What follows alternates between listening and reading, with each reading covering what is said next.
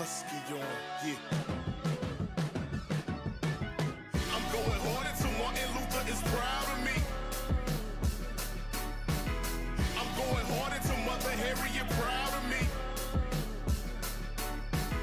I'm going hard for ancestors that's up above, the ones who fought for us when our people were shackled up. I'm going hard for our people, for the love. Black magic in my veins, black magic in my blood.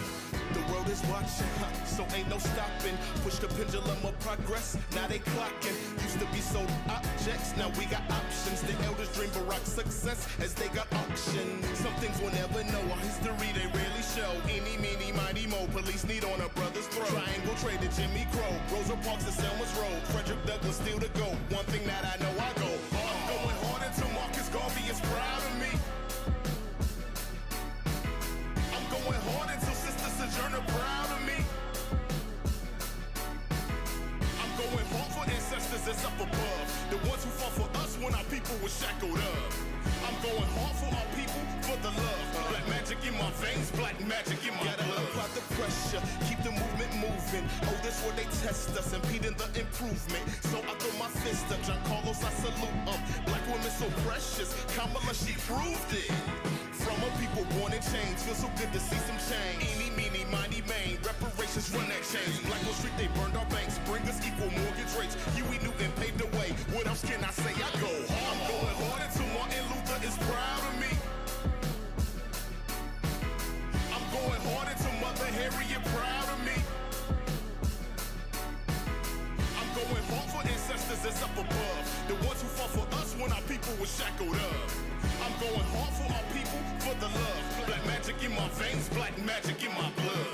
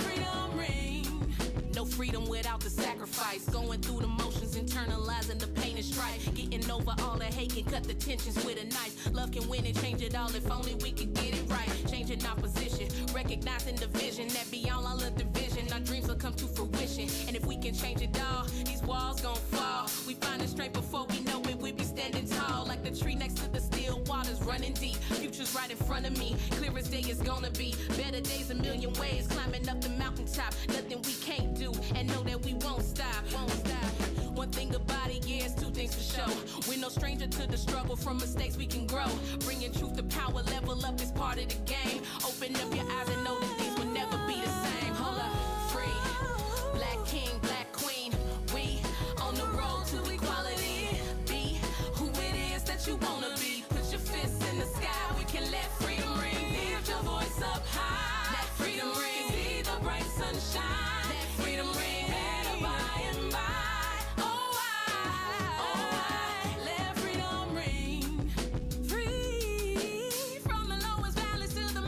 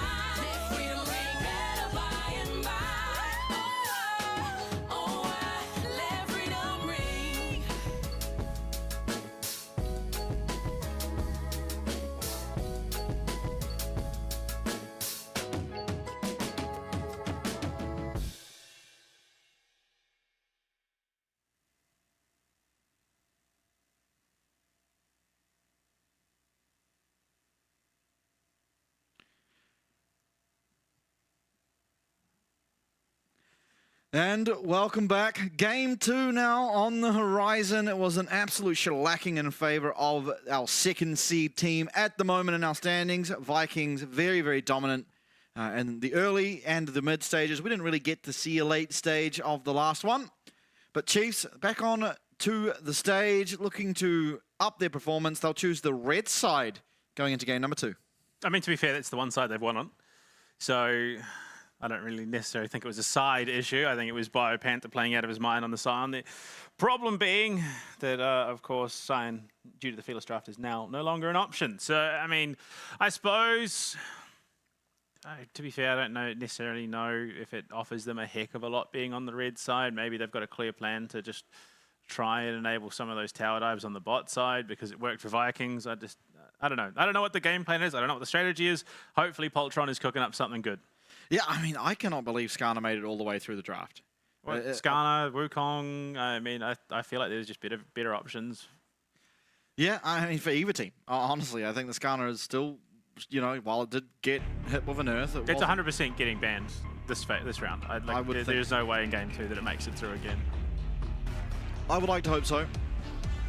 Champions League music started up in my ear. That's a good sign. What face is that? Is it confidence? Is it just resignation? I don't know. I think it's split 2 will be better. Yeah. And ultimately, for the Chiefs, they would rely on winning out the series and then beating CFO to have any chance at making it into the playoffs, which just ultimately isn't all that reliable, to be entirely honest. But still, I mean, if you're able to play spoiler for one of these teams, you can at least, you know, take home that prize. You don't really want to finish out with a 0% win rate either. Yeah, that'd be rough. Imagine Chiefs stealing away first place from Vikings and Vikings still winning that game against TLN. That could be very, very rough.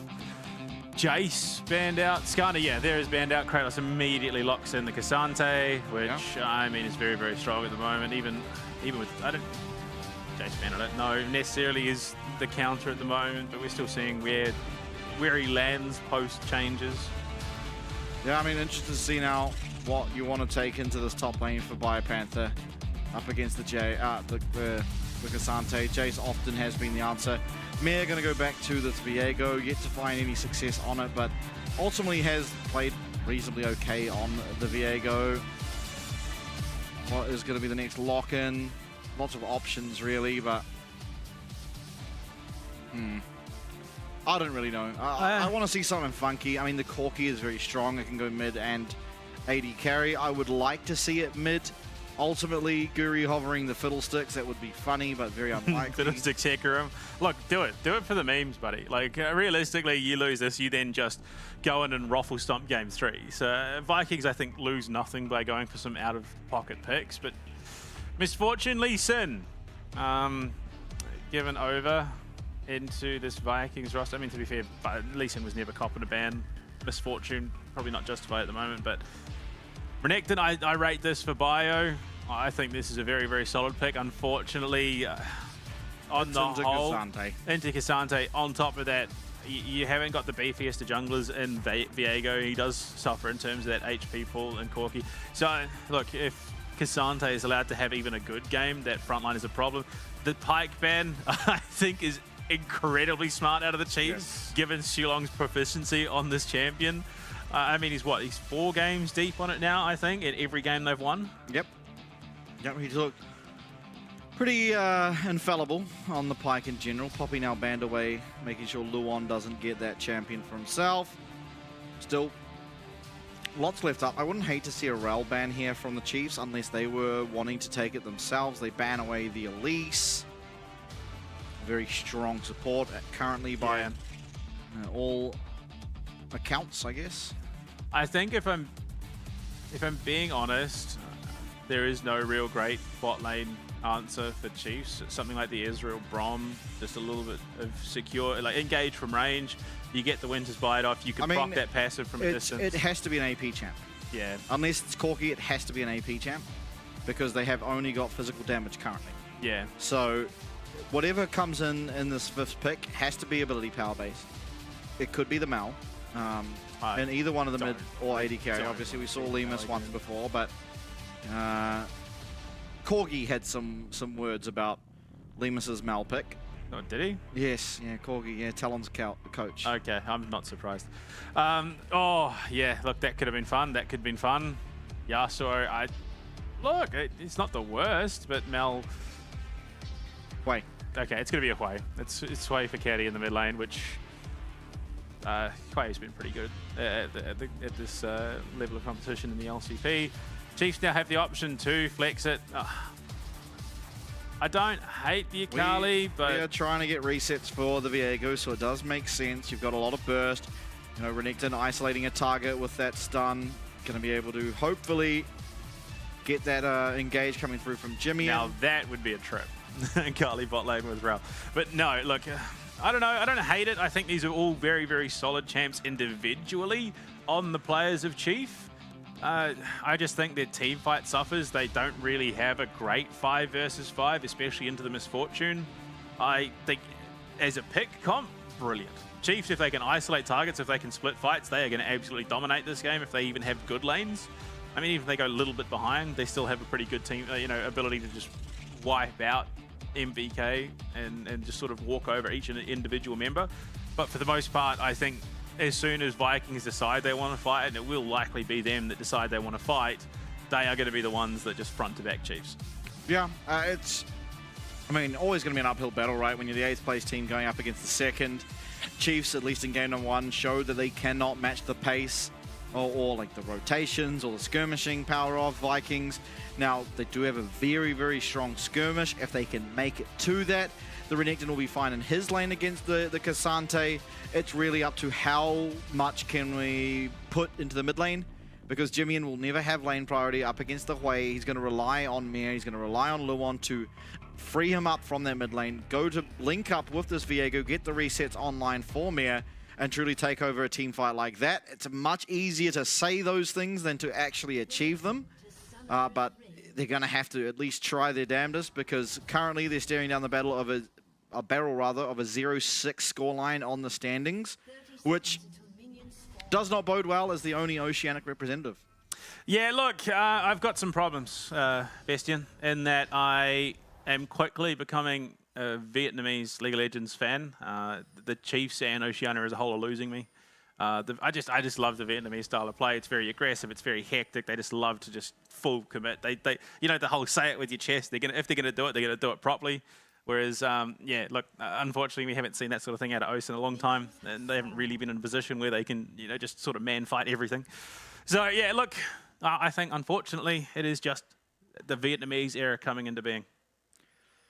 Yeah, I mean, Guri, again, starting very aggressively. He's going to be invading and looking for the top side of Mir. It will be spotted out by that ward, so now a... cross map coming into play, and interesting lane assignments. It's going to be Hui going up against the Renekton up on top, the duo mid lane here up against Jimmian, and Cassante, who will be very, very happy in his little island 2v1 in the bot lane. Yeah, I'm sorry, this is just game over. Vikings have made the right call here. Jimmian is just a non-factor now. He's not going to be able to farm at all in lane. Kratos does fine into the 1v2, and then Hui versus Renekton. Yeah, I'm sorry, the Chiefs are going to have to lane swap as quickly as they can, or look for some jungle intervention to try and set up a kill. But unfortunately, Viego really isn't, I think, going to offer much kill threat to Jimmian, who is going to struggle to get levels here. Yeah, I mean, he'll be finding levels. He'll be struggling to get gold. Ultimately, he's going to be up in levels over the duo lane of Vikings. But you'll see here, like, how is he supposed to last hit any of these minions? He gets knocked up, but he did very intelligently actually start his Shroud level 1. So he's not going to take any damage from the Grand Entrance being used there by Xiulong. It's now that becomes a problem. You see Lemus and Luon coming up here to assist. They get the lane pushed in, and now they're trying to match the 2v2 power. Hopefully free up Jimmian to go into that bot lane, who ultimately will have a very good time up against Cassante if they're able to free him up, and down he'll go. So I think intelligent play by the Chiefs to find this rotation. They also allow Mir to get himself the 2nd quadrant of the jungle. So typically, for those who don't know, the general benefit of putting your duo lane mid is that it's not really for your mid lane. not only does it make the other team's mid laner a little bit more miserable, but ultimately, generally, it allows for your jungler to get 3 quadrants of the jungler. Yeah, it's that pivot pressure, just being able to rotate the duo down with a high CC support plus a heavy hitting AD carry. Unfortunately, in the process of rotating up, the Chiefs are now at a little bit of a deficit, but I mean, they've got what they needed down on that bot side. It's not a huge one. They are just a little bit behind. It's only a little bit. But Jimmy, I mean, look, the fact that he's gotten down here, the waves pushing into him means that he is a lot less likely to be punished. Yeah, and ultimately now he's going to be feeling pretty good about himself, because against the Cassante is a lot easier of a lane than it is against the Hui. It's Biopanther on this Renekton that's going to be struggling more. You see it in the health pool. He's having to take an early recall. Jimmy's going to do much the same. Teleport down to bot lane now from Biopanther to realign where they are wanting to have these isolated 1v1s. Now, Guri, despite having that lane swap, he wasn't able to pick up the Krugs because he wanted to look so aggressively into his jungle and try and get that 3 quadrants. But because of what the Chiefs were able to find, it's not going to be possible. So a lot of damage coming through. It's a teleport as well. Cardi now losing that summoner spell. As long as Luon lives here, this is a very good passage of play for Chiefs. They just need to survive. Luon will be able to do so. And while, yes, the health bar of Luon has been cut, he shouldn't really be under any threat. And ultimately, they survive. They get rid of the teleport. Again, Jimmy's getting more free time by himself. It's Biopanther that's struggling the most. But Chiefs, I think, navigating this passage pretty well. Yeah, I mean, he holds the stun too, and he's got those Conqueror stacks up against Kratos. Yeah, Renekton toy as well, so he's definitely done well in the skin game. I don't like this Cassante skin either, so Biopanther certainly winning out. Yeah, look, to be fair, what was a rough start. They've righted the ship. Yes, there's still a 10 CS deficit in both the top and mid lane players, but Luon, buddy, they can close the gap a little bit better than you can. Same with Lemus. Yeah, I think at this stage, they've done what they needed to right the ship. Guri taking that fight, burning Kratos's, Caddy's teleport means that he's a little bit less mobile around the map. Now the lanes are all matching each other. They might look to be a bit of a menace under this tower. Yeah, ultimately they are going to do so. Kratos very low on mana. He'll have one choice if he wants to use the W or the Q. It should probably be the W, but he does get locked up and he's going to be taken down. Mir should be able to secure this one for them. Biopanther getting out of that tower damage. Luon does have to flash away. They do get the kill. Mir will be able to make it out as well, as he does get the soul there of Cassante. So a close call, definitely, but they are able to secure that kill. Where's the jungle Karthus when you need it, man? Like, honestly. Wouldn't be level 6 ultimately. No, I mean, look, if you just, to be fair, most Karthus just sit in the jungle until 6, so he probably would have been. But yeah, look, a little bit more successful than last time. They played it darn close, and I mean, Luon, purely reactionary there in getting that last hit to finish off the kill. Flashes away, Yui's in trouble. He's like, no, I just want to kill this guy. Get me away, get me away. So a kill found nonetheless, not on the ideal person, but it gives Biopanther that breathing room. He can start to even up that CS count. Shulong, though, is looking for something on the Jimmy. Tower dive here with an Akali bodes to be a pretty terrifying prospect. Yeah, the problem that Chiefs will find now with this lane swap is that ultimately you would have loved your Renekton to be at this grub fight. He loves being level 6 at this grub fight. Often we find a lot of success on the Renekton, but because he's in the bot lane matching up against Kratos, they will not have that combat power come through, and so it's just going to be Chiefs once again relinquishing control over that objective. But it does mean that they can then pivot down onto the Dragon potentially, although Mir heading... Okay, Guri's on for an invade. That's a bold call. Yep, going to be located. Jimmy and also up there, returning to lane, could collapse down, as you see Cardi doing much the same. Not really an angle now, it's a 4v4. It's going to be very scary. Misfortune a little bit stronger at this stage of the game with that BF sword in comparison to 2 longswords and a tear, and so wisely, I think both teams not opting into what could have been a game-deciding play. Biopanther, once again, I mean, he should have a completely fine time. Neither one of our top laners really should be able to take each other down. It should rely off the back of roams and whatnot, although Kratos finding a lot of damage here. Biopanther wisely does use that slice to get on out of the Natofu strikes. Yeah, I mean, holding the dominance there as well is pretty big. Means that, you know, should he need it, come and team fight soon, which I would imagine is brewing with that, you know, Drake up the mountain, Drake being, I mean, not the be-all and end-all, it's not the soul that we're going to have for this game, but it does make those beefy bruise a little bit harder to take down. Xulong and Arome has been spotted on a ward. Unfortunately, Luon is a wee way. This is going to be BioPanther trying to make something happen on his own. I mean, this should be completely fine. The Ignite comes out. Xulong does have to use that Battle Dart. Oh. The BioPanther going aggressive. He gets all out, but the rest of the team's here. Can he survive? He's on 1 HP. He's lumping away, but BioPanther will get away with murder as he does narrowly survive. They're able to take down Kratos for a second time, and Chiefs in the right place to keep that top laner up will find themselves their second kill of the game. Kratos hard griefed by terrain there. Yeah, look, Bio makes the right call, pops the Dominus, does get a bit of extra healing through the Ignite, and with Xulong taking as much damage as he did, jumps on, and yeah, hard griefed by the terrain. Like, slightly more to the left, and he stops halfway along that wall, and could have potentially gotten out with some assistance, but no, right into the Gromp pit. Now, I mean, possibly a little mispositioning from him, but ultimately good positioning from BioPanther. Microsecond decisions in that situation. I think ultimately, if I'm being honest, and it's kind of cruel to say, if you're Kratos, just forget Xulong, let him die. Yeah, could have. You would have rather the Rakan ultimately to die there, but his goal was to have no one go down. BioPanther doing a great job of threatening that Rakan's life. Jimmy in here taking a boatload of damage. Once he's in the Shroud, though, pretty Bramble untouchable. Vest is ruining Jimmy's day. Of late now, though, gets a bit of health back from that. Also, yeah, I mean, he is just sitting at a Dark Seal and a couple Amp Tomes. Definitely not that one-shot assassin Akali that he wants to be just yet. As the Dragon will also be started up here by the side of Vikings. I mean, just getting every objective around the map, both games here. Mir invading that top side will unfortunately find nothing's up. The Gromp, importantly, is spawning very shortly, however, so will ultimately be able to pick up that camp for himself. But it's still, you know, you'd rather be the side of Vikings in this instance. Yeah, I mean, they are 2 towards that feat. Oh my lord, no way they're doing this again. Dominus available. And Luon getting down here. He's going to have to pop that Dominus nice and early. He will spot out. Okay, no, they're just going to get the recall, so BioPanther will be fine. Gets a lot of damage here onto Xulong, who does go aggressive. Battle Dance there, though, and does not connect on that knock-up.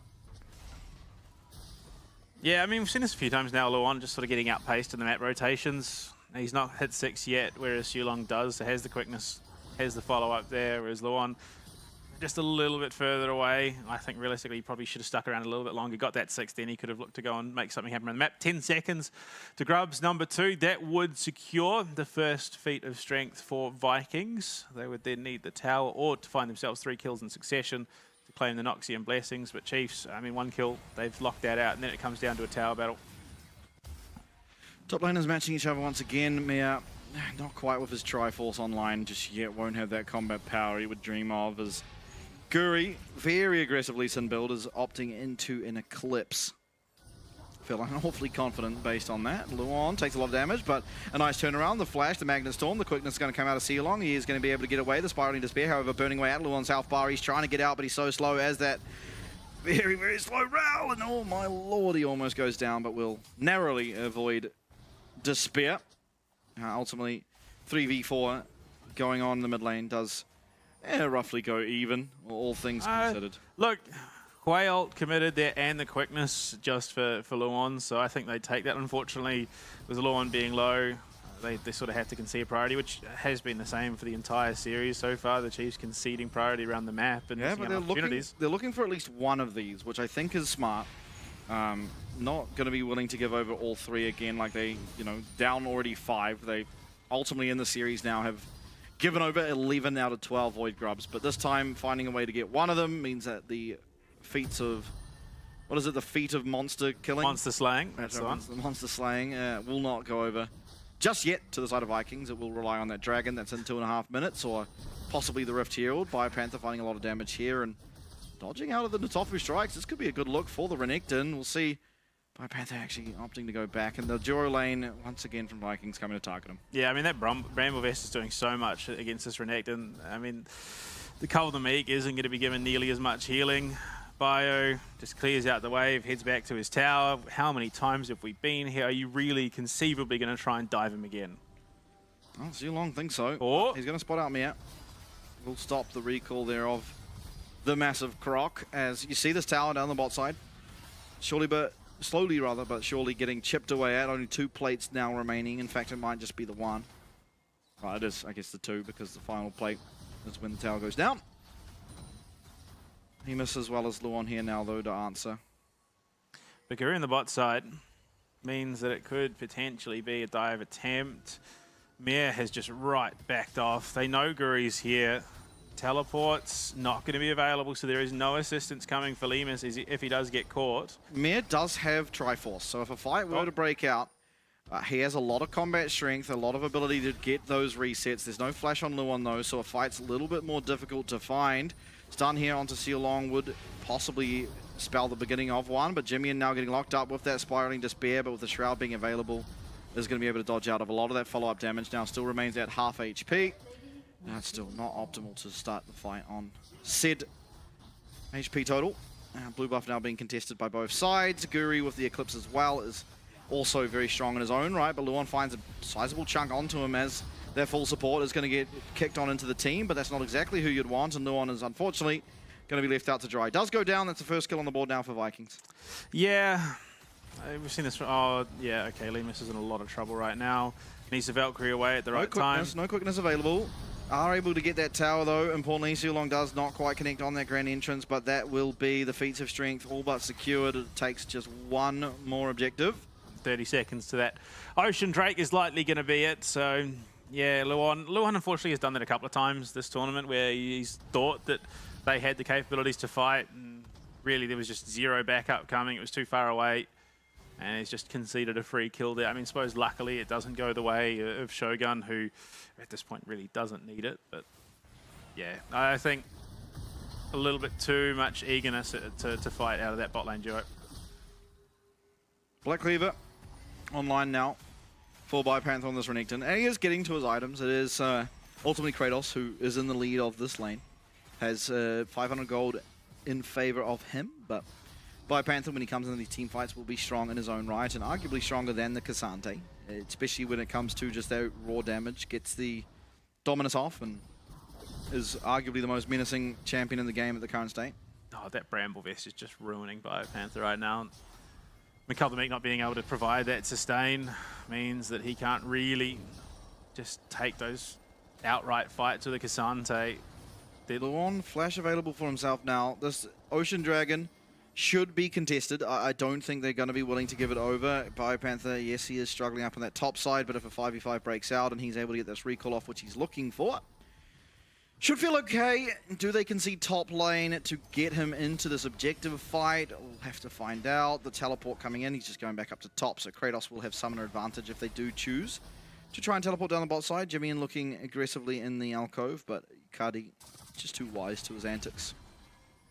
Yeah, I think the situation where Jimmy finds an opportunity to jump on Cardi is going to be few and far between. They've started up the Drake and looking for those Noxian blessings. Yeah, no contest. Nah, they're just going to concede it. That's a bit rough, honestly. Though they are setting up around this Herald, and maybe if they opt to start it, they should perhaps be able to get it, but I think delaying a little bit too long means that it will be able to be answered. I mean, look, unfortunately they're already starting from behind against Vikings at the moment, but this would be a great Drake for the Chiefs roster. That Infernal Soul, just that extra burst damage to set up Mir and Jimmy, and of course.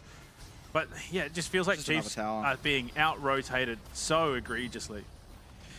Yeah, I mean, ultimately, I'm not sure what they need to look for. They're getting their items. They are, I guess, doing what they can. Biopanther, he's just getting pushed in time and time again and not really able to find much headway into this Cassante, but finding an engagement here onto Cardi and should be able to take him down. He gets the shield, but it's the bullet time, and it's a double kill coming through for the side of Vikings. Even make that a third, and Shogun chasing Lemus away. And from what looked like an absolute nothing burger, unfortunately, it is the Chiefs who lose 3 more, and we thought it was, you know, going to be maybe them picking up at least the warfare. They don't even get that as the 4 kills come across for the side of Vikings. Truly are just running away with it. Yeah. Look, I'm trying to look at the positives for the Chiefs, but I think they did, again, sort of back themselves into it a bit with this draft. I really would have liked Jimmy to be given away. Mir, they come in. Jimmy from the backside just eats the entirety of that bullet time off the back of a great fear from Cardi. Luan can't do anything. I mean, Mir and Jimmy just evaporate there in the middle of the bullet time. There's no... Luan was too focused on setting up the kill that he was unable to stop the bullet time. Yeah. Yeah, unfortunately, the fear was fantastic out of Cardi. Otherwise, he was certainly dead to the Sakali.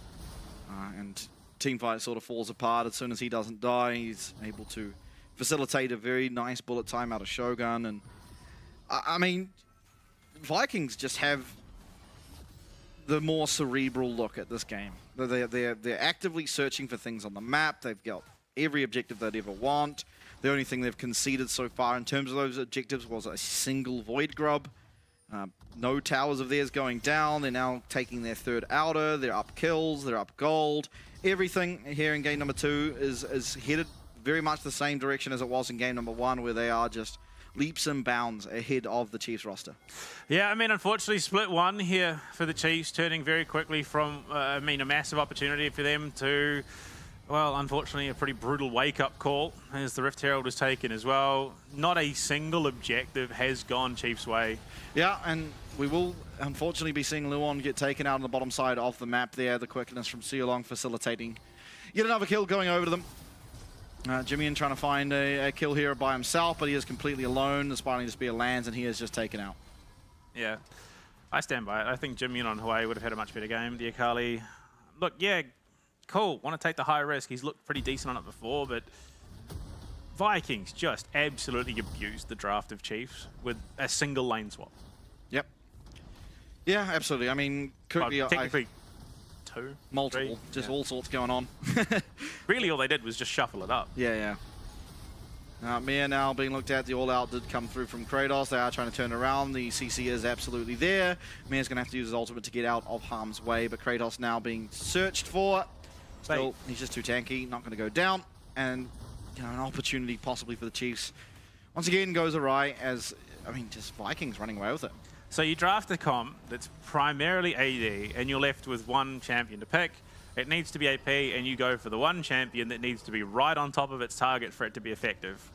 Like, you could not have set yourself up in a worse position, I'm sorry. Yeah, Akali just struggles to be that solo AP unless it does get pretty far ahead, and unfortunately, you know, Jimmy not able to do so, and largely, it has to be said, due to great lane assignments coming through from Vikings, just realizing what needs to happen. If the Akali's ahead, the game's a lot harder. So what do? They just chuck the duo lane against them.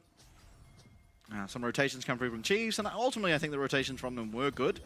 It did result, though, in all three of their lanes being down 10 CS. And it's kind of just continued to expand from there. Yeah, I mean, look, we do see that 2-item power spike just around the corner. The transformation's not far off, but Vikings can pretty freely take this. Bio's going to be walking down. The ward's not going to give that information. So once again, they are going to be too late to this party in a position where they can't really conceivably fight it, especially given that there is pinch potential. Luon and Bio aren't going to be enough of a threat. And the crazy thing is Vikings can then immediately transition this straight into that Drake because the team fight isn't there, but they're going to try and make it happen. Jimmy has teleported down. Yeah, so a 5v5 on the cards, but Lima's absolutely nowhere to be seen. He's so far away from this fight, so a 4v4 for the foreseeable future. Luon goes in, as does Jimmy, and he's able to get out for the time being, but does get fed by Cardi and is just taken out by that passive. It is answered back, though, and Mir does get himself a reset. It is onto that jungler. We've seen them succeed in these fights before as they do select themselves and collect themselves a second kill in this fight, though. Mir now being looked at. He's looking for the reset. Can he get it? Yes, he can. That's another kill going over to the Chiefs as Shogun has to try and make his way out, and he will not as Limas shuts him down with the phosphorus bomb.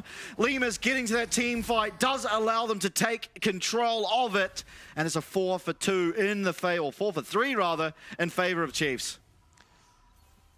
If I'm the Chiefs right now, I'm immediately going out and buying a lotto ticket because they had absolutely no right to win that fight. Jimmy was just a non-factor.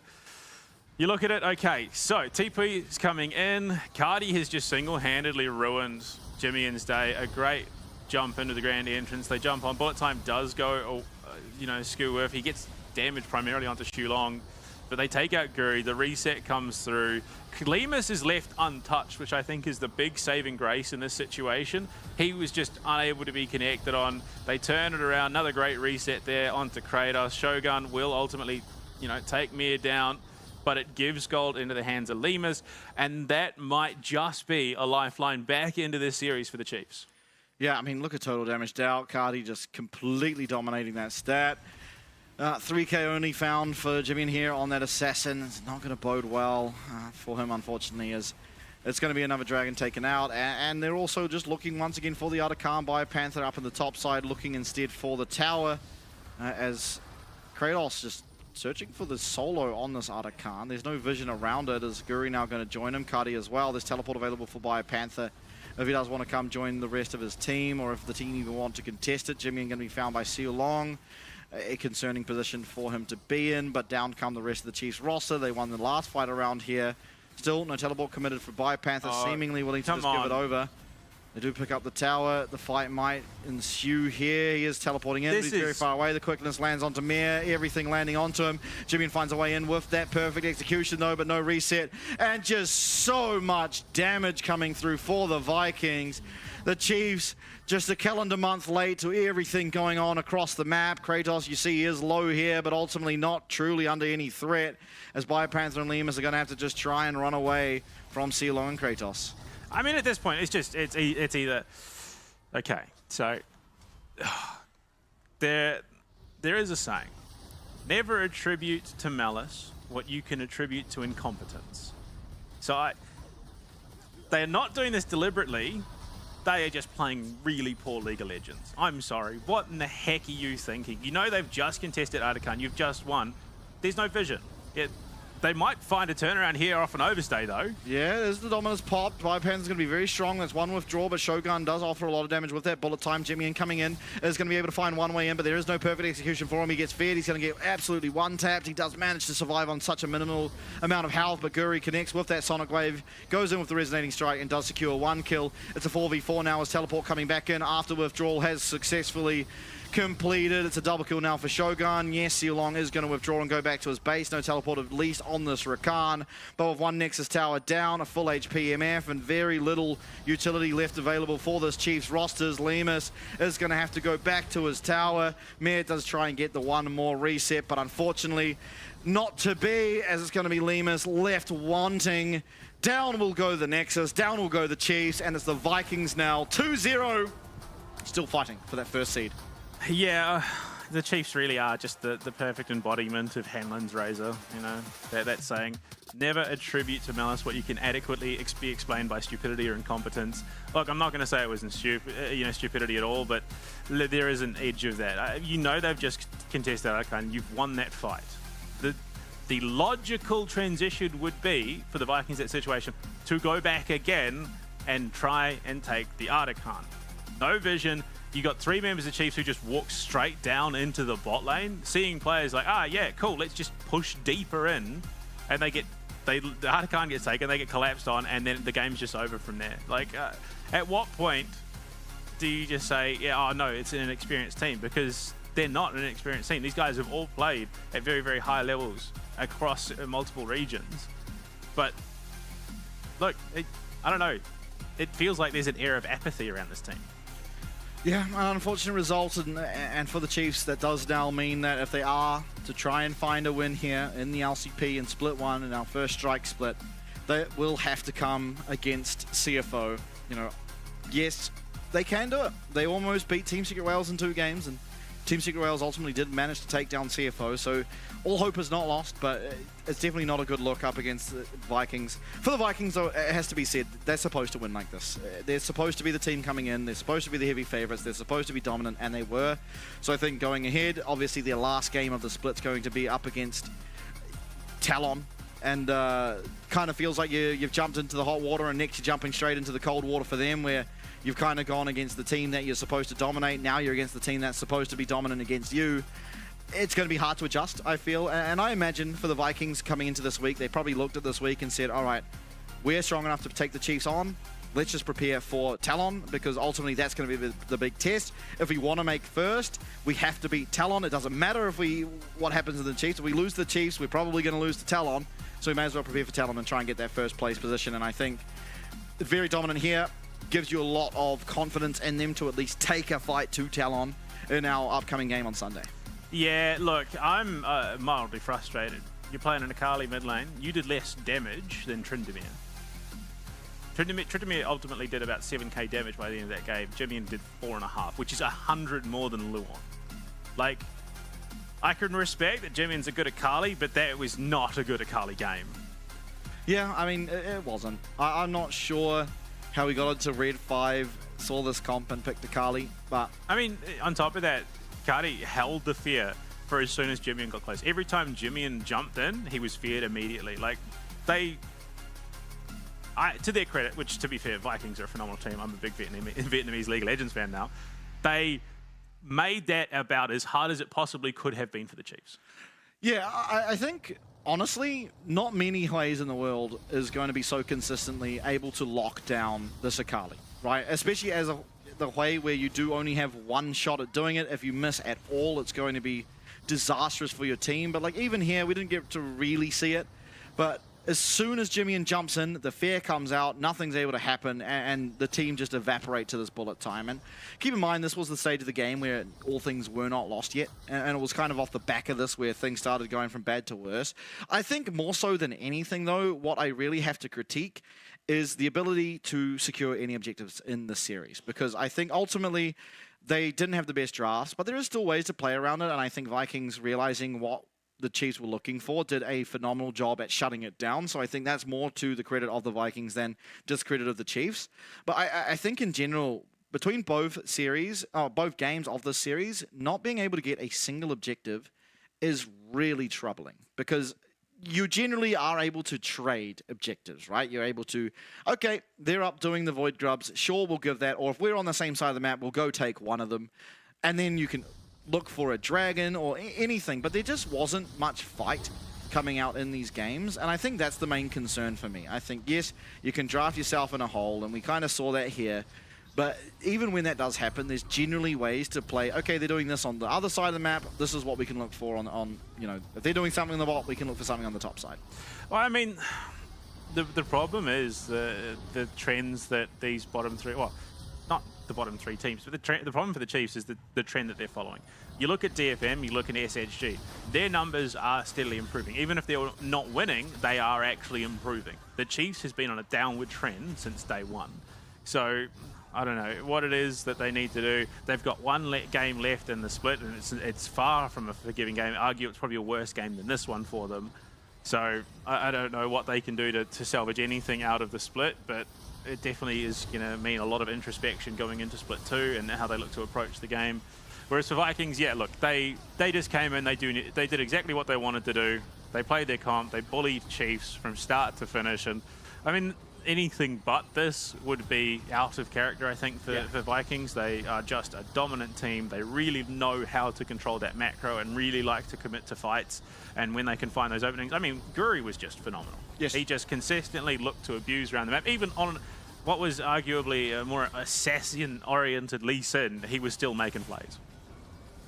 Yeah, I mean, just dipping, diving in fights, causing havoc, and being the menace that you always hope your Lee Sin is, but never is when you're in solo queue. But yeah, I don't know. Everyone on Vikings ultimately playing a pretty phenomenal series. I don't think there was any noticeable mistakes coming through, and ultimately that did lead them to the successes we did find here. But yeah, I mean, you came in, you expected Vikings to win, and you expected them to be dominant, and that's exactly what we saw. But you know, they're still going to have to carry that on if they want to secure that first place spot, because right now they are sitting at second alongside the team we're going to see next. It's going to be TLN going up against CFO. Now, this is the game of the split. These two teams are phenomenal. They've always been the story of the split, now even more so. They've traded Casa for Junja. It's a Mavericks versus Lakers story, except maybe a more even trade, but that will have to come in our second series today. Before that, we are going to go to a break, but we will see you very, very shortly. Get excited. It's the historic matchup, Chiefs versus CFO. It's hard to believe that a woman like you could love someone like me. All that I need is all that you breathe.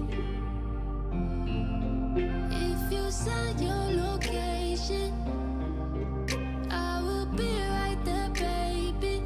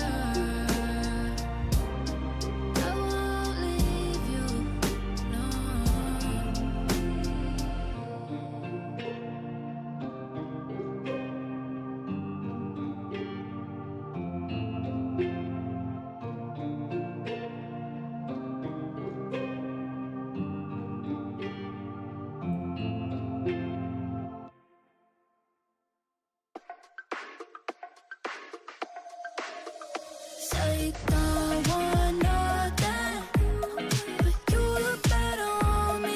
You look better on me. Let me show you something, so you don't leave you lonely. You won't leave you lonely. Tell me, baby, who better for you? Writing for a page, letters for you. She can't top all the things I do. Chasing your love, boy, I'm in pursuit. And time is of the essence. All the second guessing, asking too many questions. I'm just being honest, baby boy. I made you the exception. Kick it up a notch. Let me teach you this lesson. Rule number one, I ain't never number two. Let me take it higher. We can get a better view. We too deep in it just to let it be. I'm just saying, stop playing. You look better on me. Want nothing, but you look better on me. You look better on me. Let me show you something, so you don't leave you lonely. You won't leave you lonely. What'd you say? Let's run away. Tell me where you stay. On your hips like that, got me thinking I might relapse it. Why you throwing that back? I guess that's basic. Oh man, oh wait. A little shawty got body when she moved to the beat. Said she used to have a man but had to leave him behind. And too cute for little buddy when she wear that designer. But trust that I floss, I could keep up. Straight spaghetti with the sauce when we link up. Modified T-tops with the V12 engine. Let you whip it, baby, not to mention I got your whole attention. Now you tempted, take you anywhere that you want. That's a gold impression. Every summer in the jet just to go around the world. Promise you gon' get tired of the diamonds and pearls, girl. Don't want nothing, but you look better on me. You look better on me. Let me show you something, so you don't leave you lonely. You won't leave you lonely. What'd you say? Let's run away. Tell me where you stay. On your hips like that, got me thinking I might relapse it. Why you throwing that back? I guess that's basic. Look, yeah, I been there. Biggest player in the game, that's big facts. Two-seater when I slide, yeah, you know I do. She wanna vibe just to see how I move. And if she touch, better grip that, grip that. Tell the DJ play somewhere to hit at.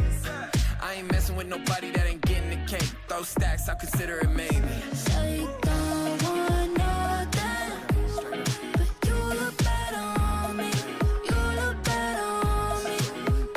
Let me show you something, so you don't leave you lonely. You won't leave you lonely.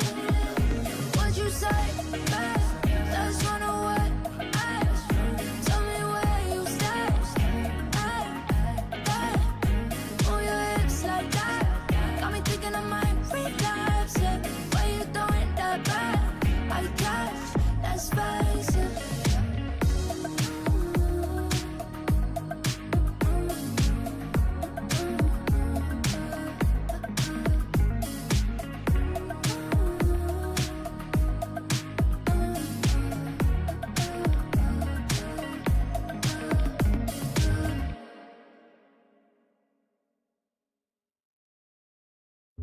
If you want it faster, say the word. If you want it louder, make it heard. If you want to ride the wave of high, you can sit back, enjoy the ride. Enjoy the ride. Enjoy the ride. Enjoy the ride. Enjoy the ride. Enjoy the ride. Enjoy the ride. Enjoy the ride. Enjoy the ride.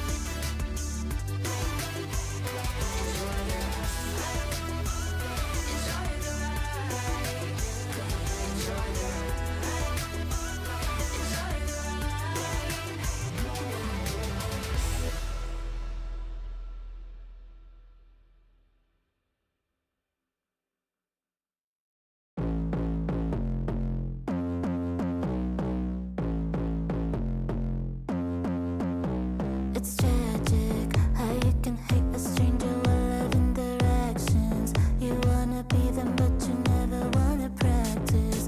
Putting in the work, you just want to wake up to magic. Straight to the magic, yeah. All I hear is blah, blah, blah. From these basics, what I blow. Wanna level up, but no, nobody wants to work no more. All I hear is blah, blah, blah. Gotta have this, give me more. While you're scrolling down your phone, I'm adding more lights to my show. Walk the talk, you know I do it, yeah, I walk the talk. You know I work extra, give me extra, yeah, I walk the talk, walk the talk. It's madness, how you can give it but can take it like a habit. You run your mouth without a warrant, it's embarrassing. You think you eat a man, it's taking and it's priceless. You're not in my league. All I hear is blah, blah, blah. From these basics, what I bought. Wanna level up, but no, nobody wants to work no more. All I hear is blah, blah, blah. Gotta have this, give me more. While you're scrolling down your phone, I'm adding more lights to my show. Walk the talk, you know I do it, yeah, I walk the talk. You know I work extra, give me extra, yeah, I walk the talk, walk the talk. Walk, walk, walk, walk, walk. Talk, talk, talk, talk, talk. Walk, walk, walk, walk, walk. That talk, talk, talk, talk, talk. Yeah.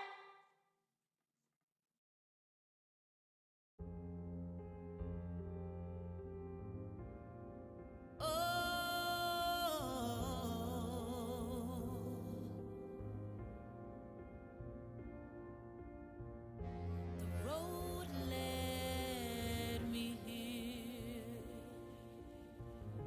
so far away. I hope you hear my soul call your name.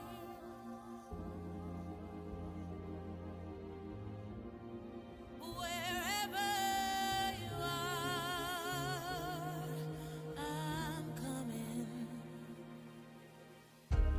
back to you, back to you, back to you, back to you. I'm coming back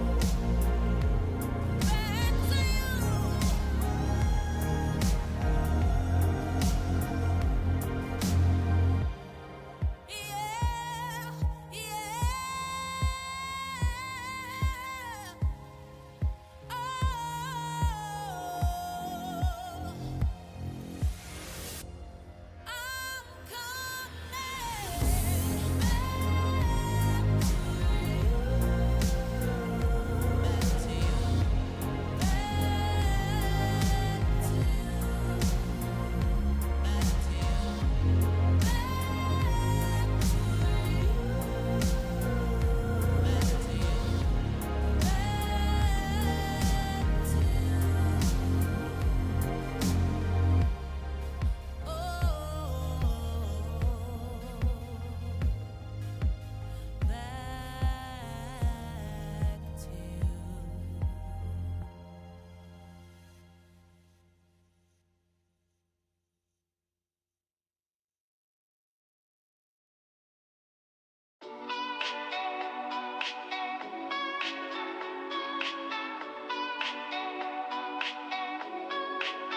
Do you like it in the sun? Got your miracles with pockets full of gold. That's the wire. Let the feeling come and take it to the floor. Let's go out. We can have it all. We can set it all. Take me where you wanna go, and I'll be waiting for you when it comes around. Feels so good. Feels so right in my mind. Let's stay up. Feels so good. I'm alive.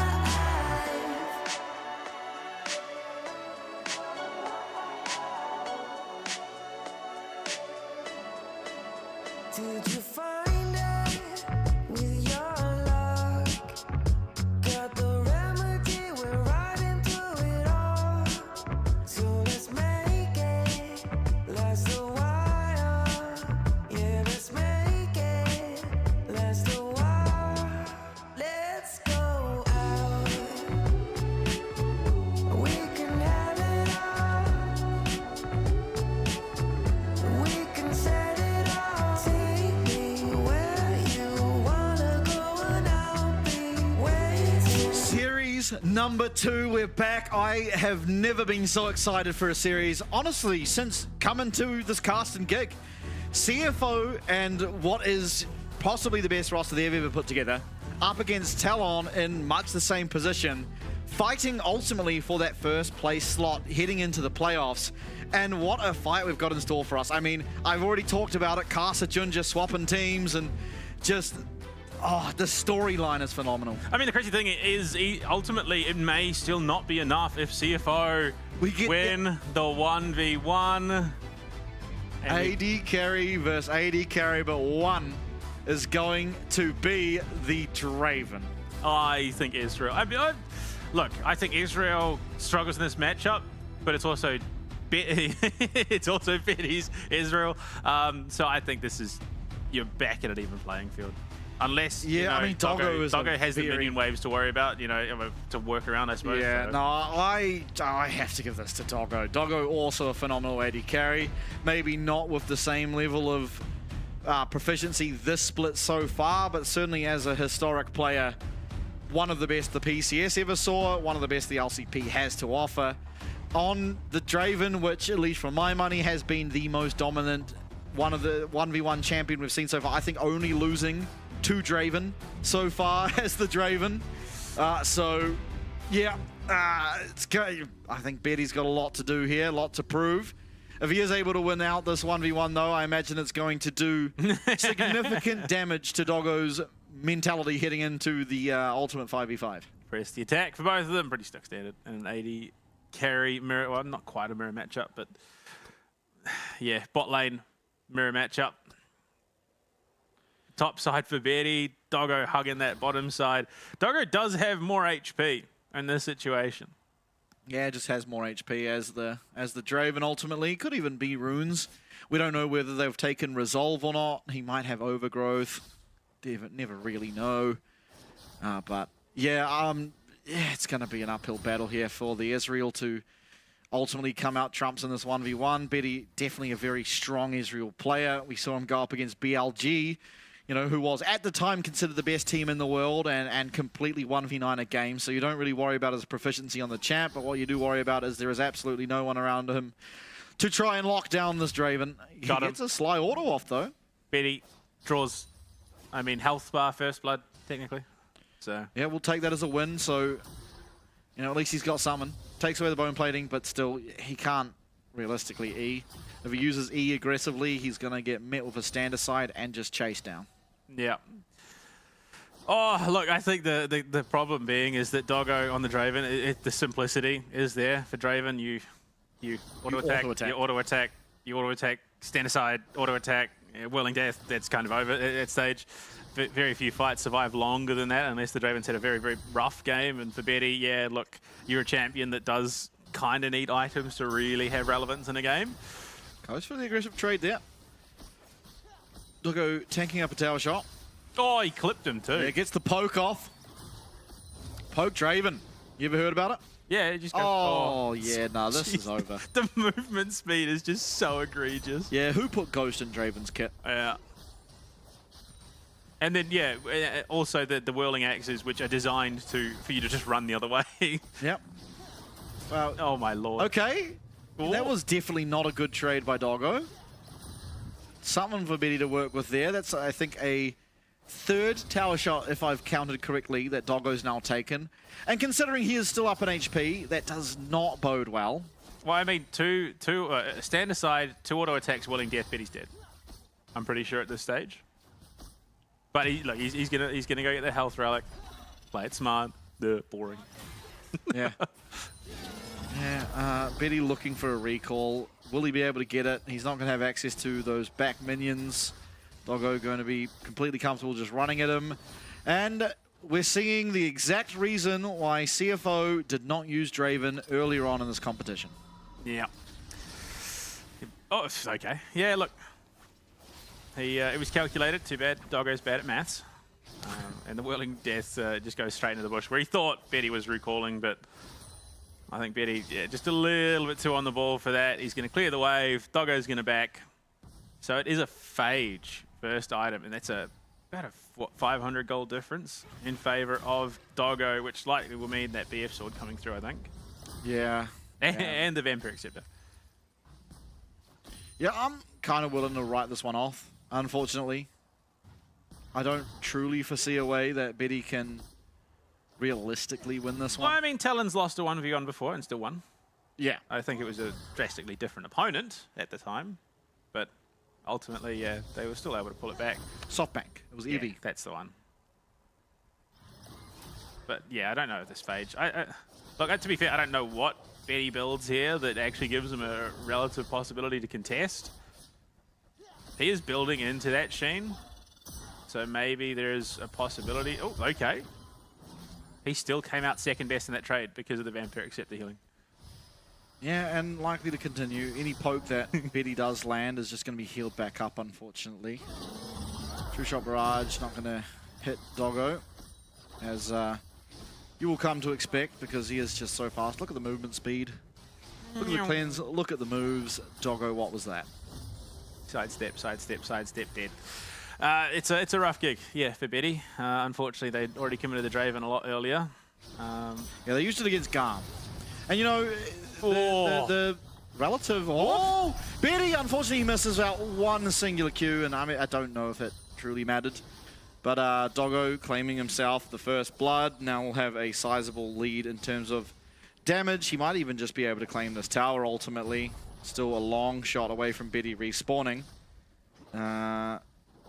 Possibly not. They'll get the plate at least, which means just an insane amount of gold that now Doggo is going to have to back, so that should be bloodthirsty. Yep. And no, nothing else. To be fair, I don't. He's and a serrated Dirk. Oh, and okay, yeah. So there was extra in the bank. Serrated Dirk. And a red pot. Oh, no. Yeah, no, I think he just popped it. Yes, actually, he would have. So he's like, yeah, you know what? Who needs boots? I'm already, streaking across the map at ridiculous speeds. Sheen is there for Betty, so I think there is a world where maybe he does win in just a poke fight, but I don't think Doggo's going to give him that. No, there's a Bloodthirster. There's absolutely no world. Okay, yeah, no, he does no damage. Never mind. This is over. Unfortunately. Copium. Even if Betty wants to look for a recall here, which he's trying to, this tower might just go down. Doggo actually, he doesn't have ultimate, so this might be the last opportunity Betty does get for this recall. He does get Triforce online, so at least that's something to work with. Is it enough? I don't think so. Actually, this tower very rarely could go down. Yeah, no, I think he's just going to go for it. Doggo realistically can. Yeah, tower's dead. One more, oh, no, he's auto-attack Betty, so Doggo, honoring the fact that kills are way more fun than a tower. But next minion wave, he will have choice if he wants to end this through towers or end it through just running at Betty. I suspect he's just going to claim the win. Actually, the tower is right there, but he just tower dives. Not a whole lot Betty could do. Yeah, look, there is technically something Betty could do to try and even the odds going into the game, and they draft the Draven for themselves. I think Eddie Draven would be a great opportunity for him to get some revenge. But look, I don't think ultimately Talon are all that concerned. Honestly, yeah, look, side selection has not really impacted how things have gone for them so far this split. They are just an absolute tour de force in this competition. They've dropped a single map, and then they still won the series anyway. Yeah. Yeah, absolutely. I mean, they are just a force to be reckoned with ultimately here. And Talon versus CFO, I'm just honestly so excited to see this. It is ultimately a battle for first. If CFO do win this series now, they put themselves in a fantastic position because they're going up against the Chiefs next, and that should be a surefire 2-0 for them. Talon, they still have to get through Vikings. Yes, it's going to be a battle for them, but you would still favor them. So CFO winning here, going into the following day on Sunday, it truly, if they're able to take this win, probably do set themselves up for first. Well, I mean, the crazy thing is, there is a world where CFO enable Vikings to take first place. So if CFO win here, if Vikings also beat Talon in the final play day, Vikings would take first. Just because Vikings, I think, have the higher seed at the moment compared to CFO. Now, look, it would come down to that final matchup for CFO of the season. There is potentially some points issues that come in, but I think there is a very real possibility. There are 3 teams currently vying for that top seed. Yes. Yeah, and I think after today, we will work out which of the teams claim it. Ultimately, I think either of these 2 teams winning here, you'd probably favor them to be able to take it out, because ultimately CFO, again, they go up against Chiefs on Sunday. You'd imagine they're picking up 3 points for that one. Would almost certainly tip them over the scale to get that first place. But still a lot to be seen. There is still a lot to be seen. Will they be able to take down Talon? 8 Ball is suggesting no, just based on the rest of the split. CFO, they're coming off the back of a loss to Team Secret Wales. Talon not coming off the back of any loss whatsoever. Yes, they did finally lose their first game against Garm in their last series, but still ultimately cleaned it up completely for game number 3 and completely stomped. I mean, they're also like the only team in the competition whose average game is shorter than 30 minutes. I think the only other team there is SHG, but it's again for drastically different reasons.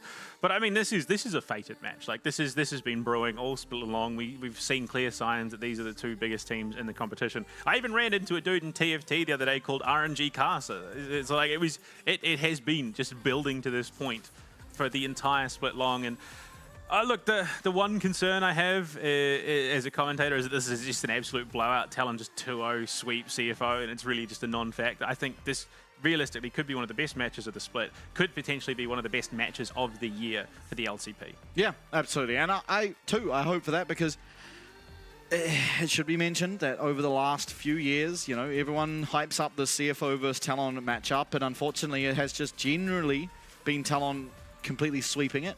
I'm hoping today to see a much closer fight. I think the story between Kasa and Junja is a very exciting one, because they are vastly different junglers. A little bit more cerebral is Kasa in general, but much more controlled and consistent generally is Junja. I think so far the split, you would favor Junja in terms of that head-to-head. I think he's played a lot better. But the rest of the map, I think you'd give it over to the side of Talon. But, the jungle does generally can control the ebb and flow of how these games are played. If we see Junja on something like that Zyra, which was by far the greatest jungle game we've seen so far this split out of anyone, this could be a massive game for CFO to pick up and ultimately could lead them to a series.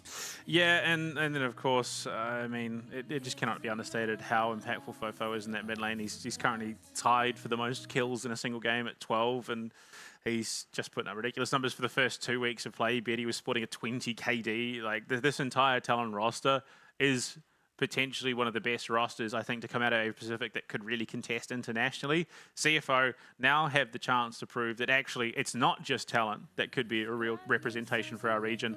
And look, First Strike might not be the chance if CFO lose out here, but going into obviously MSI and Worlds, where we're going to get to see more of LCP playing internationally, we could actually have some very, very viable international rosters. Yeah, absolutely is. You see there, blue side was selected by CFO. Just looking at Panda's face, not surprised, not looking particularly surprised by that one there. Kasa on your screen, always wielding an absolute house on his wrist. I think the socials from Talon have done a great job recently of portraying that, asking him how much his watch is worth and asking if he's in fact the one that is paying for the Talon roster. He did answer no, Talon pay him, but This is where, you know, you really make your claim for yourselves. Not wearing the watch today. Not wearing the watch. That could be cause for concern. Nah, not at all. You know, just to free up the wrist for some crazy movement around the map. Yeah, he's got some big plans coming into the day. And, I mean, you can see just the shift in mood for all, you know, all the players on your cams. There is just that lock-in. You can see they're now laser-focused as to the challenge that is now ahead of them.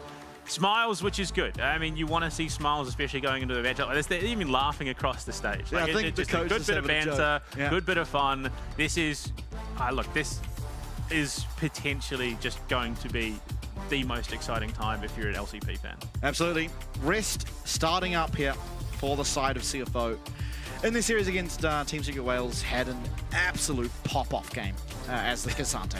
And then got benched for the subsequent two. Yes. He's like he's the starter. He is that high impact starter, and then you've got, of course, Driver coming in. He's coming off the bench. He's coming in fresh, and then he just, you know, has too much energy to really deal with. But I mean, heading into the pick ban phase, Rumble, Varus, Callista, so already targeting down towards the bot side, and then Skarner and the Zyra taken away. So priority around the bot lane, priority around the jungle. Yep. I mean, you kind of go up against Betty, you realize, all right, if we're not first picking Callista, they will. Let's take that one away because he is, for my money, the best Callista player here in our league. Now, what do you target with this third ban? There's a lot left open. Corky, so taking away Hongju and Doggo. They've both had great games on this champion. You see Doggo laughing to himself there. Jace. Yeah, definitely leaning more towards the Doggo pick. He's played Sante's open. I think they'll swap back. Oh, Aurora, Mel. Ooh. Honku definitely much worse of a game on the Mal than we saw out of Fofo, but leaving it open and giving it to Fofo I don't think is what they want to. Oh, okay. Little bit, Interesting. ironically, a bit of a streamer shuffle in the draft. Okay, if I'm Corgi here, I'm saying Casante Mel. Yeah. is what I'm saying. But you could even just Casante Aurora. There's a lot left open. Yeah, I mean, look, I think at this point for Talon, to be fair, while we have been critical of the Jace in its current state, there is no one better in this competition, I think, than RG to prove that it is a viable champion. Completely. But in saying that, I mean, for Talon, the evident weakness for the CFO roster is Honku, which is saying something because it's not really a weakness. He's just not the strongest of the players on this team. He's still got a bit of growing to do. He's still insanely good. So that could be their point of execution, their point of leverage. Casante. Always going to be Casante here for rest. Already had a great game on it. Expect to see much the same here in our first game. Third pick to come through. Could look for one of those 80 carries before the bans. Most likely would be targeted towards them. Or perhaps Junja going to try his hand at the Nidalee. He's always been very good at this champ. It's also a champ that Casa has succeeded on, but most likely will be on the Pantheon here. Vi, the hover, has been banned against Junja time and time again, but eventually bans on the Zinzao. I think I rate that a little bit more in terms of the disrupt of a team fight, just being able to jump in and then also just negate a lot of that range damage coming out is going to be big. Means that they have to then commit and closer to the Zinzao, which is always a rough time, especially with the Casante in his ear on the board. And Mel for Fofo, he went 12-0, if I remember correctly. The last time he played it, he tied himself, or tied, I think it was Artemis, for the kill record. Now, it was Fofo playing against Garm for the 12-0 game. It was then Garm versus the Chiefs, where Artemis went 12-0. So a little bit of punching down, I think, honestly. So, yeah, I mean, I'm so scared. That's a bold call for Chawi and CFO to let that through the draft for Fofo. Yeah. Yeah. The one thing, the rebuttal doesn't really do a heck of a lot here. It doesn't. I do believe it does rebut Streamer Shuffle, however. So very quickly, Honku, if used at the wrong time, can find himself getting shuffled further away from a team fight than he perhaps would like. It doesn't shuffle the entire thing. It will only shuffle a few of the soldiers. But still, it is, you know, a predicament that would be unfortunate for Honku to find himself in. Ash targeted away. The Leona Rakan there for the side of Talon. I find it so funny that every time we see a Mel pick, Leona is a must ban just because of how the Zenith Blade interacts. Yeah, I actually don't think it's that. I think, you know, most of these players are a little bit better than the players we see in solo queue, and we'll be able to not use it incorrectly, but I think ultimately it's just the Solar Flare. The Solar Flare is the main reason why you ban Leona with the Mal, because it functions similarly to when you verse the likes of, you know, Paris, Jungle, Callista, Ash, Brand. Misfortune, bans out of CFO. They are 100% looking to handicap Betty here by removing the vast majority of the viable picks. Yeah, I think they're trying to force him onto a Jin, which has typically been his comfort afterwards, but now instead going to opt into the Israel. It's for my money. Betty's forced back onto the Israel again. Surely Doggo goes Draven, right? Yeah, Like, surely. I don't think you want to play Draven into this comp. Oh no, but look, it would make the matchup. Or Jinx, Zeri hovered there. Okay, I mean, Zeri's good. Do you pair it, though, with the Lulu? Because that is not a Kaiwing champion. Pretty much only ever plays Engage. Okay. So Kai'Sa, now we'll get an Engaged support out of Kaiwing. Nautilus still available, makes sense to pick. You can rebuttal the hook, but that does leave Malda going in. But I think more importantly, it is just a great lane pairing with the Kai'Sa. Yeah, I do rate it. I don't see anything else that you'd probably pair it with. Yeah, Nautilus just makes too much sense. The Alistar's an option for maybe enabling tower dives in a 2v1, but realistically, that's level 6 you're looking for. It's far too late to come online, whereas the Dredge line is really, really solid. And the Braum is an insane pick. I mean, Poppy or Braum both do an amazing job here. The Elise much more aggressive, but not as likely, I don't think, here. You can actually do it, though. It does pair well with the Pantheon. Okay. Alistar much the same. I think I would have liked to see Braum. Yeah. I think Braum does just so well against Cassante, against Xin Zhao, as well as against Nautilus, but opting in for the Alistar, it does much the same job. It's able to peel, maybe not as well as the Braum, but it does also have the option to engage alongside this Pantheon, so don't hate it at all. Yeah. Absolutely, I really do rate it. Alistar is a great pick at the moment in terms of You're what just he an offers. Alistar one-trick, Yeah, mate. no, I'm not a one-trick, all right. I just like the champion, but I think, you know, once Alistar hits that 6, there is just, it opens so much possibilities, not to mention the fact that he plays very, very well defensively as well. That headbutt is just an absolute lifesaver for an AD carry. Pulverized, just the Stampede as well. There is just so much lockdown that comes out of this big purple cow that I think he fits so very, very well into any comp at the moment. Yeah, I think in general that's true. You kind of don't want to play it against the likes of Braum, but after, you know, you get that red side 5th pick, you get to take your choosing of the support. And yeah, I think both teams definitely have ways to win this game, of course. We'll see how Rest and Archer do in this Cassante versus Jace matchup. We've seen it now go both ways. More often than not, though, the Cassante has been doing very well into it. But, you know, I think here we have two of the best top laners in our league playing against each other. We're going to see a more accurate representation of how the matchup should go, as well as just two very capable junglers to allow/disallow the opponent to, you know, find success in that side lane. Very excited. CFO versus Talon. It's taken a long time to get here, although, you know, in the grand scheme of things, not that long, but wait until the second to last day of games for these two teams in particular, till we finally get to see the matchup, and it is for all the marbles. Ultimately, whatever team win here, as we said, is viably, or most likely, I'd say, to pick up that first place position, and very aptly so. We have some hype music, rather. It's CFO up against Talon, and what a day it is to be an LCP fan. Yeah, I mean, it's crazy coming into the final week of regular season. You know, the last 3 days also produced some of the 3 arguably most anticipated matches. And then, of course, that's the way we start. Yes! This is just quintessential. The League of Legends Championship pause is going to come into play here. I mean, we see a lot of people up on this top side. A fight is brewing. Who do I favor? Level 1, Kai'Sa, he's out of there. Archer's out of there. Everyone not having a bar of this game. Not happy whatsoever. Nope, Kai'Sa's back. That's it, game over. Yeah, look, I mean, if we do get like the crazy level 1 fight, which, I mean, how long has it been since we've seen like just a 5v5 level 1? Yesterday. And Yeah, Eddie yeah. lost Flash and then got dove on repeat. Yeah, no, but like, I mean, like a 5v5 a river fight. You know, when everyone, they used to like, you just line up down the river and then you just go and fight, see who walks away and then head back to like. Yeah. That's a Nexus Blitz minigame now. Yeah. No, look, I love it. It was, you know, sort of back in the day, like, you know, seasons 4 and 5, that was like, yeah, let's just fight, let's do it. What's the worst that could happen? And then ultimately it kind of just ruined the lane phase for them. But yeah, I mean, just both teams primed and ready. There could be an explosive fight after the pause. Tensions are already rising. Stress is getting to some more than others. Who do I think I favour in this first 1v1? I'd have to favour the team with Jace. Ultimately, Nautilus, he can go in, but Alistair can then knock you up. You've got Jace, who has 2 abilities, almost cheating at that point when you are just at level 1, as well as Azir doesn't offer a whole lot level 1. I don't even... Oh, Mal can hit you... Yeah, no, I definitely favour Talon. They even have an execute. Yeah, I mean, Israel as well. Just that great poke is the Mystic Shot. If you let Kai'Sa free hit, it will do a lot more yeah. damage, but shouldn't realistically happen.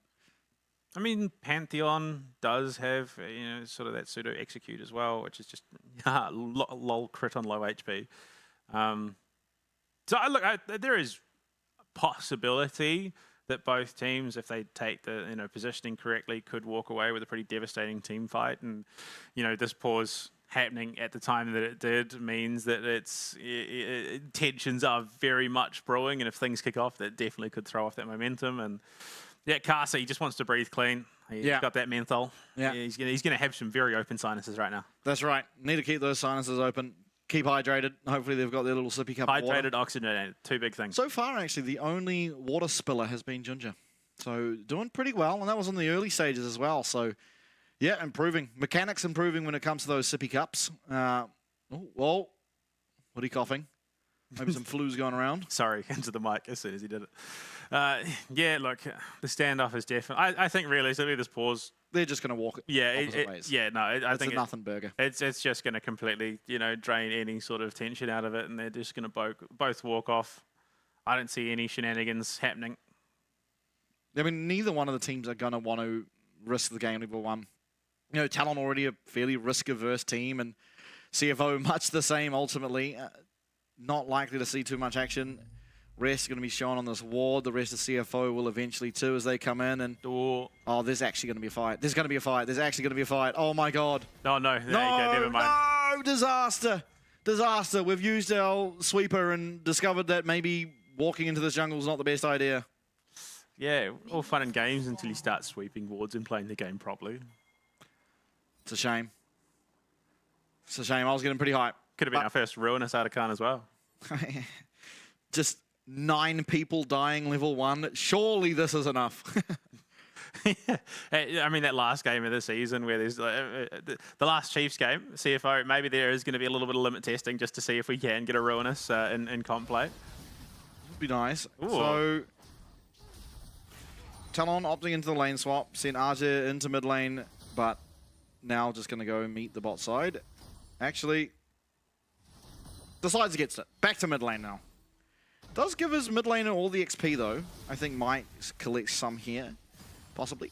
No, doesn't look like it. Oh, we'll collect that 1 minion, I believe. And rest. I mean, trades a little bit of HP, but nothing to write home about, really. Yeah, I mean, the problem probably starts around level 2 for Woody. Okay, rest is just keen. Boom. Pulverize. Ooh, he does dodge out from the Mystic Shot, so limit testing, saving some HP. But Arji... Looking to dive Arja. Still level 1, didn't get much XP. Climbing hooks onto the tower, getting that demolish proc. There's 1 played already. That's going to be going over to CFO. As is often the case when you have a 2v1 down the bot side, that fortification not available on the bot lane tower. I mean, it's interesting. Arja opted into the Doran's Blade and then also opted into the lane swap for Talon. Like, look, I'm not saying it's not going to do something for him, but you would have thought, especially for a team like Talon who are more risk-averse, that it definitely would have been the Doran's shield start.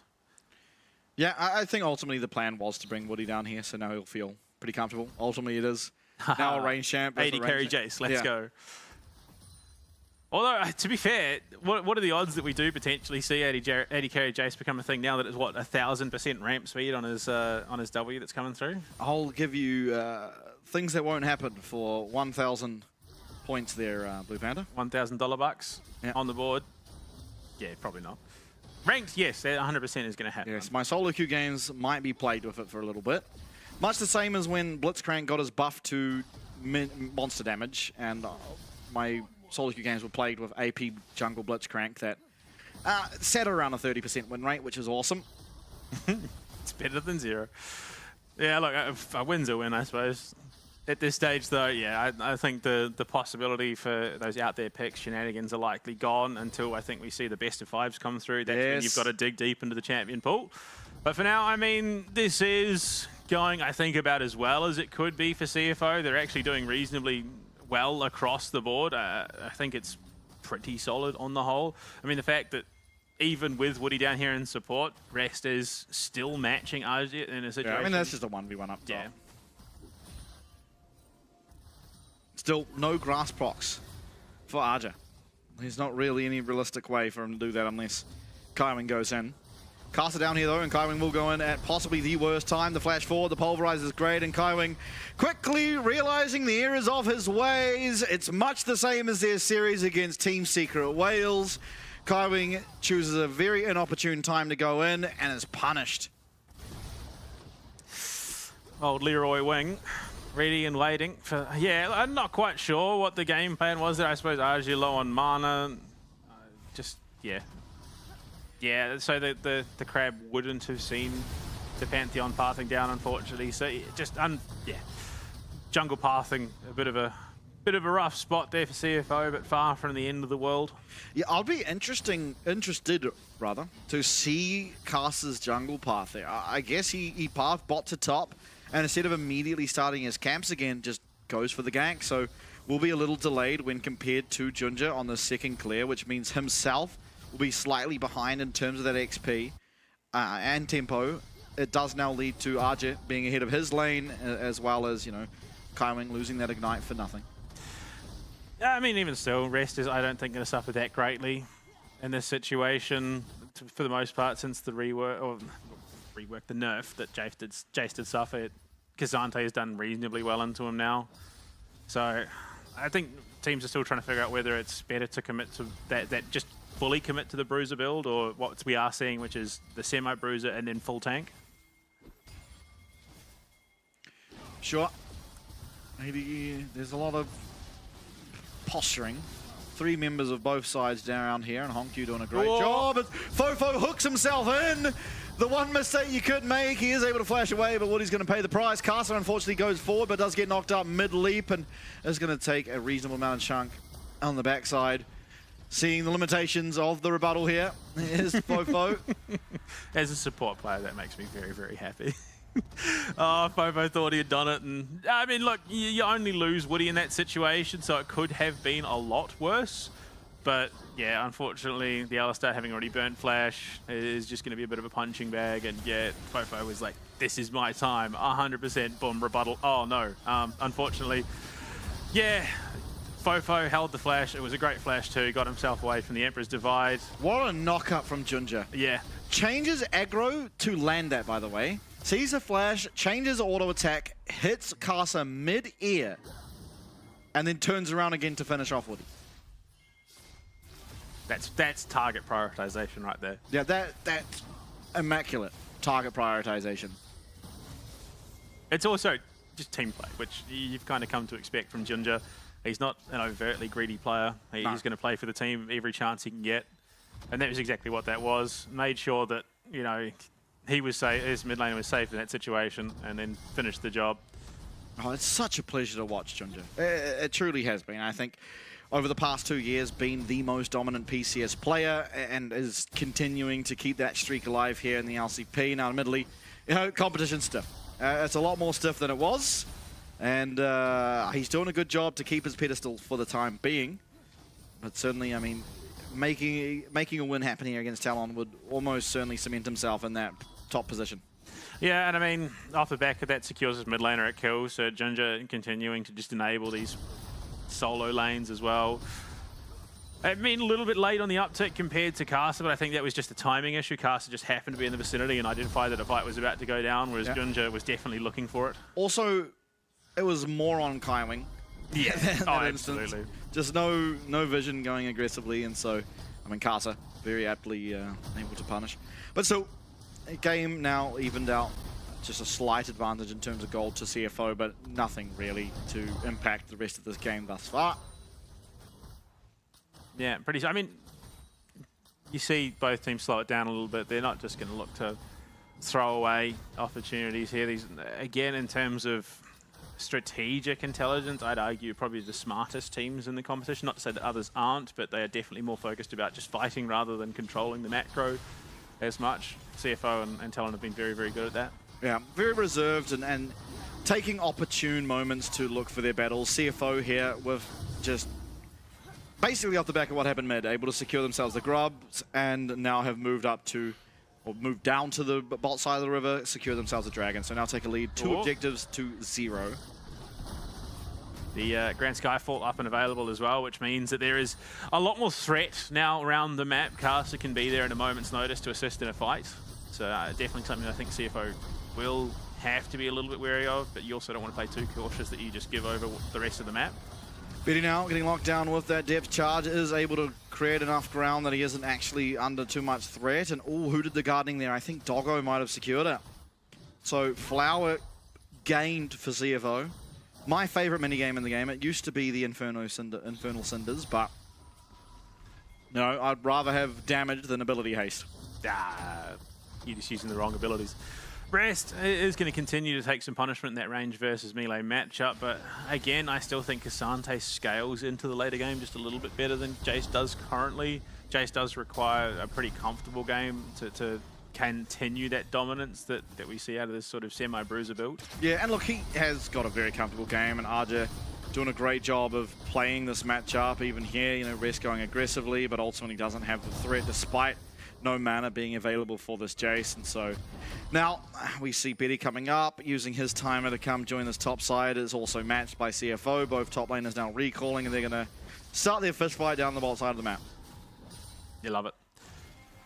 Doggo, Betty both already here, but that static shiv is finished up for Doggo, so he is just going to have a little bit more in terms of clearing these waves and dishing out that damage to Betty on the back line. Woody and Caster again aggressively positioning. They're going to be looking to make plays off the back of each other. And I mean, the brilliant thing about it is that Pantheon does just have so much kill threat on his own.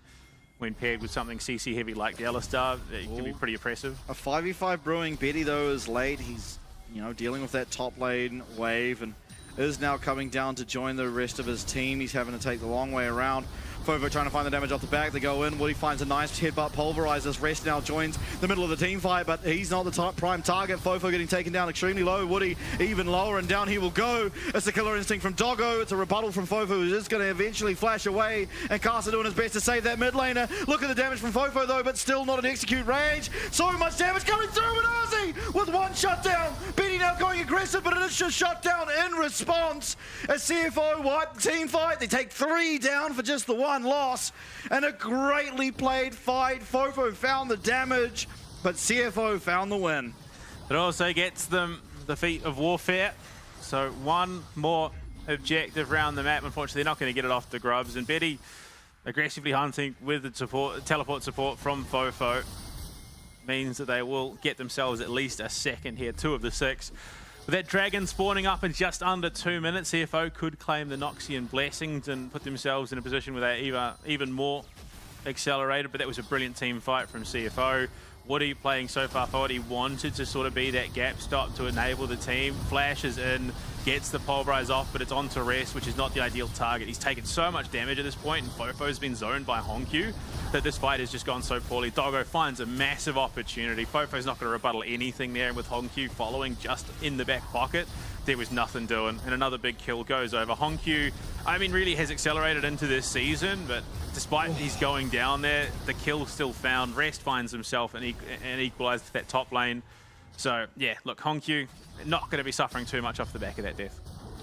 Yeah, absolutely not. It is a bit of damage, a bit of gold back into the back pocket here of that Jace, however, as we do see Arja being one of the main member with a gold lead, really, up against this Cassante, but Rest having a great team fight for himself, able to do exactly what you'd want out of your Cassante, and now feels very comfortable in this game.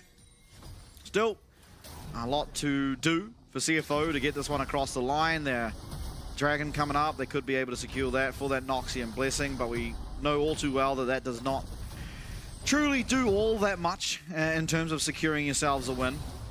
The combat power it does offer is, you know, not all that impressive. Rest, all out come through. Arja trying to do what he can to dip and dive, and there's going to be that grand skyfall and rest now. He does go unstoppable, but he's not able to connect with that W there, and Casa almost certain to go down. He gets knocked up by Junja. Both junglers joining their top lane, but unfortunately the damage not quite there to take out this Cassante this stage of the game. And it's once again CFO that will be able to win out in this skirmish. Yeah, I mean, it's unfortunate. Junja, for the most part, has been playing reactionary compared to what, you know, Casa's been trying to achieve, but it is just finding more success on the whole. They're going to try and do as much damage to this mid lane tower as they possibly can, CFO, to open things up so that they can take this final feat of monster slaying. And yeah, I mean, it was just a 1v1. Rest felt comfortable enough that he could take this fight, and I think post-nerf, Jace would have done a lot better in this situation, given that you are building more tank than just that black cleaver.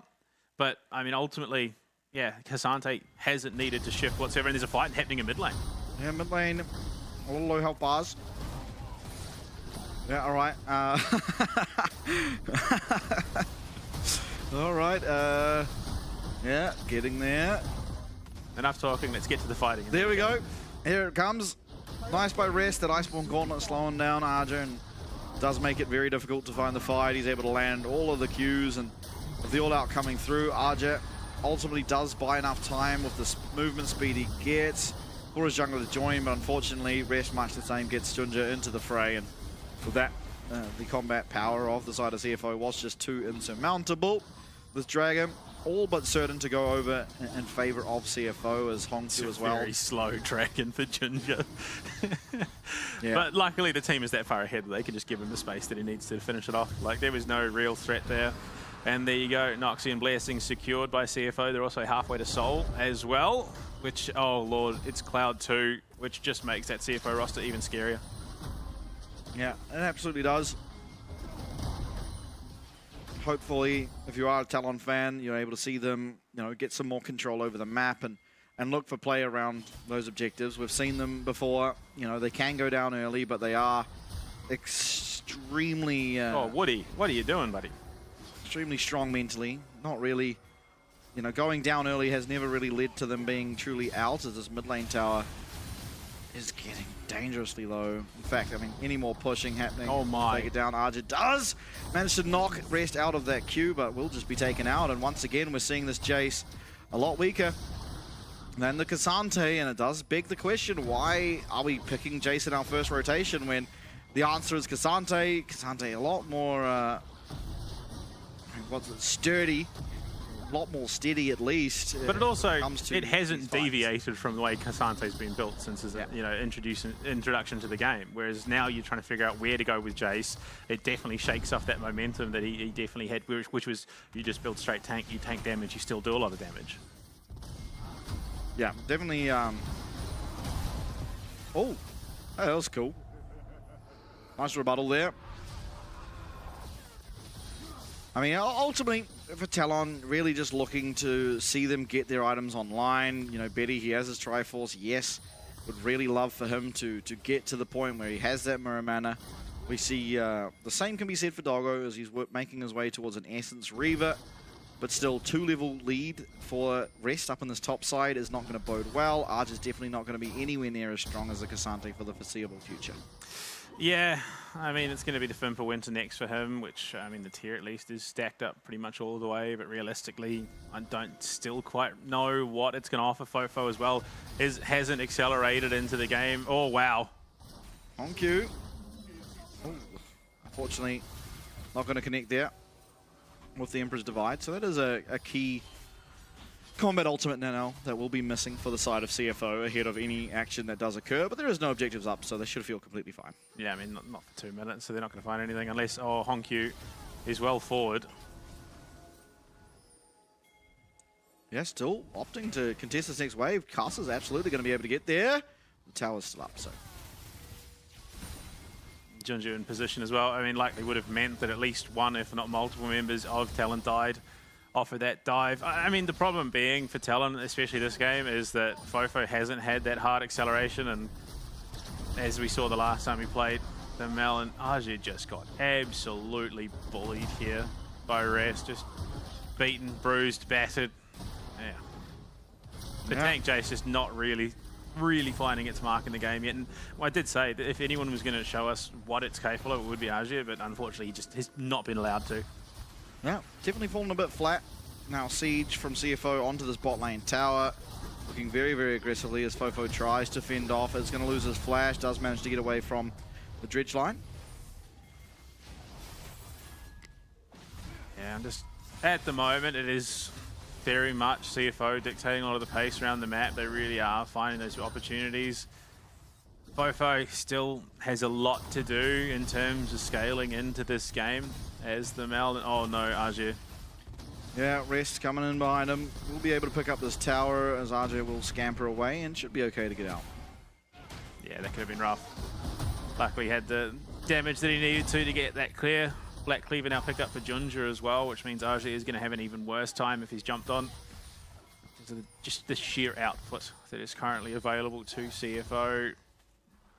Yeah, I'm trying to see an avenue back into this game for Talon right now that doesn't rely on us going to, say, 40 minutes and seeing a full build mill.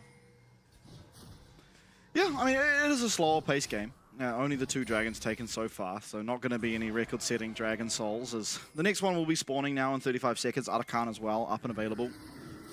And still, you do have a lot of potential to poke around these objectives, right? You have the Jace, which, while not the same amount of damage as the full damage Jace does have with those pokes, will still be offering a reasonable amount. You've got the Ezreal, you've also got the Mal. Things aren't in the worst position, but certainly not the best. Empress Divide gone for this coming team fight. Unfortunately, Betty takes a lot of damage there off the back of Doggo, who, I mean, he's 2 items deep and he's not slowing down anytime soon. He's hitting very, very hard, and poor positioning from Betty could really be a death sentence. Still, he's still only got the Triforce done as well, despite not being involved in much of anything around the map. That Muramana is just going to be so integral to him having much effect, and once again, another objective just handed over to CFO without contest.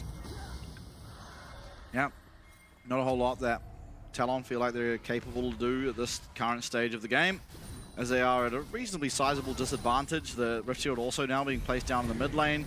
Betty here to answer, gets clipped unfortunately by one of those Void Seekers, and you know, with the Hextech Alternator online now on the Sky, so will be doing a reasonable amount of damage. Rift Shield will not be securing the tower, but still, I mean, one dragon away. Other side of CFO. I think that emote perfectly sums up how things are going for Betty. I mean, the one saving grace, he might be 1,000 gold behind, but that's purely off objectives. He's keeping up in farm. It's not as massive a deficit as it would really seem. And there you go, Manamune taken, and I mean, he's almost got it fully stacked here. So once that comes in, he's actually going to be contributing a lot more to the team fight, and suddenly Talon really do have a lot of poke threat. Yeah, and 2 items are coming online in the key members here of Talon. They have the Fimbulwinter now completed up on RG on the Jace. They have the 2 items with the Leandries being completed now for Fofo. So the spikes are up and available now for the side of Talon, where they can realistically, you know, find angles in fights to actually win them, where it wasn't, you know, 2 minutes ago when that dragon was taken. So you can really look for Talon now to try and find their way back into the game. If they're ever going to find it, it has to be very shortly, because you know, this Ocean, or Cloud Soul rather, going over will almost certainly spell the end of the game almost. Team like CFO, you know, yes, Talon have come back from bigger deficits this season. Not as likely against this roster. Yeah, it's definitely an opportunity that CFO are likely to allow to be exploited. They're going to continue to try and accelerate this game on their own terms, rather than letting Talon dictate that pace, which I think was ultimately what was Team Secret's downfall. Suddenly Talon find a fight, and from there they can start, you know, exploiting the map the way that they then want to with that comp that they were playing. Right now, Casa and the rest Talon, you can see that they're hunting, they're fishing for an opportunity, but CFO are not giving it to them. Yeah, and wisely so. Impressively enough, RJ is actually up gold, despite Rest sitting 3-0 and 2. 30 CS will do that. For sure. And, I mean, to be fair, the objective gold hasn't really been going into the pocket of Rest so much. Most of his gold has obviously come from those solo kills on RG. Yeah, absolutely. Which are very impressive in their own right. Let's have a look though. I mean, both teams are hesitant to begin any attempts at Artikan. I mean, how many times already this split have we seen that exact objective kind of spell the demise of your team, despite, you know, how far ahead you may be? It's a pretty difficult objective to take. It's very, very tanky. It does a lot of damage. It shreds your resistances. Ginger, yeah, this is could pretty be really deep. problematic. Yeah, he is way too deep. He does get a very nice ultimate off, and a very uncharacteristic mistake out of him here on the Xin Zhao as he is just shut down. RJ will claim himself that one. Very nice influx of gold for him on the Jace, and yeah, just very uncharacteristic of Ginger, going way too far up in the enemy jungle and gets punished, rightly so. Yeah, I mean, look, it's not sort of the tipping point by any stretch of the imagination, but at least it's something, some reprieve, some gold going into the pocket where it just sort of accelerates Talon, who, look, Fofo, it's an uncharacteristically quiet game from him, not for lack of trying, but Mel does struggle a little bit into this comp, which is looking to dive straight onto your face. She does prefer a little bit of gap, a little bit of space to dish out that damage, and then obviously go for that execute. So yeah, the threat of obviously the Nautilus and the Azep, Xin Zhao and K'Sante, of course, is just going to cause Fofo to be cautious. Yeah, absolutely. Now, vision control over the bottom side given over to the side of CFO. They're now going to be able to look for the recalls. You have to check to see if Kyming does opt in for one. He's only got the 2 stacks left of that support item. As Talon now, you know, it's their turn. They're going to go into this bot side of the river. They're going to clear out some of this vision already set up. But again, CFO, if they get those recalls off, are going to be able to come and fight back for it in the next mid-wave. Just complete priority over it, given over. Casa with a nice block of the most of the damage that does come through there. We'll see if any poke can truly land. I mean, you know, land someone to rest. Not the ideal target, but still important nonetheless. And you know, the shield's coming through from rest, blocking out a lot of what Mal is trying to do. Oh, nice. Good rebuttal. I mean, those Void Seekers landing very, very hard from Doggo if they do connect, but if they connect on himself, will also be taking a significant chunk. Now, Talon, they have started up this dragon. It's Casa that has priority over the pit. Rest looking for something on the back lines. Junja, though, he's always been very good with these smites. They're looking for it again, but Casa with the Executor is going to be able to take it. It's a 1-for-1 as things stands, but Betty's going to be locked up and taken on out. Woody as well, getting very, very stuck in there as Fofo tries to do as much of the rebuttal as he can. Emperor's Divide used just for good fate.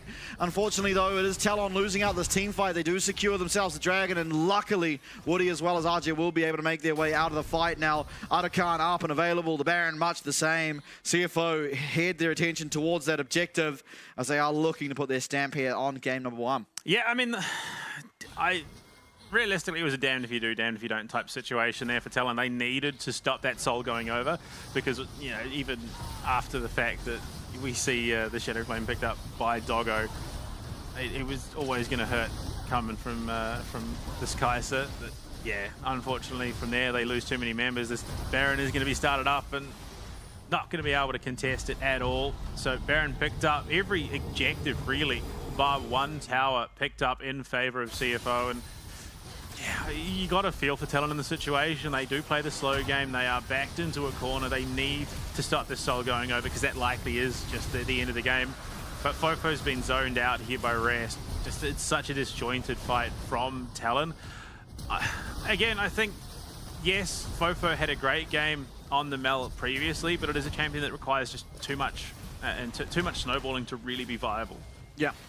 Yeah, no, absolutely. And you know, game not over by any stretch of the imagination. I think Casa ultimately getting that dragon over to the side of to Talon as long as they're able to thwart off. As we come back to live, it's going to be Fofo going down immediately. Woody in the midst of the team fight, and Arts are definitely going to go down. Betty needs to get out. Woody's not going to be able to do the same.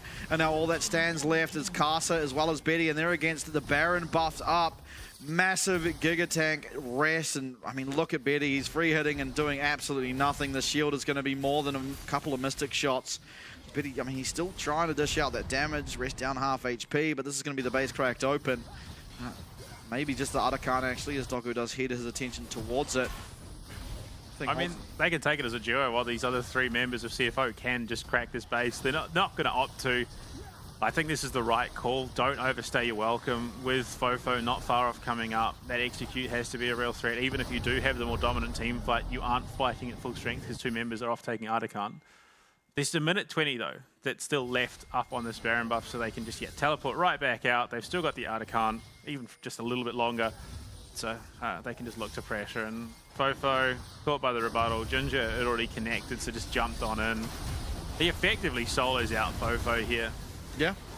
Like, it's just, I think it's one of those champions that we're going to see fall off priority in the mid lane. Yes, it's good on paper, but it is just too situational. It requires a very good lane phase. It requires gold to be funneled into her. Those items are just too key to her scaling. Yeah, absolutely. 2.5 items is he sitting at now, as the Baron will be running out shortly, but not before at least one more tower goes down. They're looking for the fight. Ginger actually getting fairly low from the tower shots, and in fact takes a true shot barrage for good measure as well. Fofo desperately trying to deal with the mid lane as well. I mean, look at this massive minion wave. It is so rough to deal with if you are Talon. Yes, Fofo can hit pretty safely, as can Betty, but still a reasonable chunk of damage dealt to your bot lane tower as Doggo goes aggressively. We saw him do this last game. Not able to find the kill. Oh my lord, Betty playing with fire there. Rest going in. Gonna find absolutely no damage for the time being. In fact, his withdrawal might just be used up here. Execute, not enough damage, and you're seeing the limitations of the Mal for the time being. The burn is still available, but the withdrawal will not be coming out. This Rest does just manage to limp away. Still Baron buff now down. Woody looks for it engage, and they're able to find at least Junjia. Maybe no. The amount of damage being blocked by that Xin Zhao ult is enough as Fofo rebuts another Void Seeker, and Doggo quickly heads back towards this dragon. It will be the soul for them. 50 seconds, and they do still have Artican available to them. Yeah. I think we're starting to see the problems with this draft. And look, this is a good team, but when you're playing champions who have one on the side of Mel, who just requires too much for her to be, a threat. Like I said, it just requires too much snowballing for her to genuinely be viable in the current state of the game. She's great in the poke comp, but we're very rarely seeing poke comps at the moment. It's always either pick or just front to back type deals. You are going to be looking to fight more often than not. So someone who's looking to just sustain out, sustainably put out those Qs and the damage and all the rest of it. Yeah. This is a gross Mal build. Going for the Shadow Flame and realizing, wait a second, the people I'm hitting have magic resist. And now trying to get himself a Void Staff. Just splitting your gold as well when you are 4k behind your opposing laner. I mean, dire straits, to say the least, for Fofo here on the Mal. 8k gold down. Dragon Soul as well will be picked up by CFO. As I mean, we are on the precipice of Talon for the first time being actually down in a series. Yeah, I mean, dire straits indeed. Seems money is for nothing and the picks are for free. Because right now, at any point, CFO could pull that trigger, and I don't see them losing this team fight given how strong they are. Going to be awfully difficult. Doggo does take a sizable amount of damage, and so trying to get some of that health back with this Gromp, but it's not really all that much. You're tugging on strings here as Talon. Both upgraded Sork Boots out of, Honkyu and Doggo as well. Caster going aggressively, finds his way onto Honkyu, but Honkyu going to be able to deal as much damage, if not more, back. Rest of the front lines, Talon are able to get Caster out there with that Blast Cone, but it's Woody that's going to be sacrificing his life as the All-Out does come through, and Rest is certainly going to be able to take down this cow eventually. Down he will eventually go.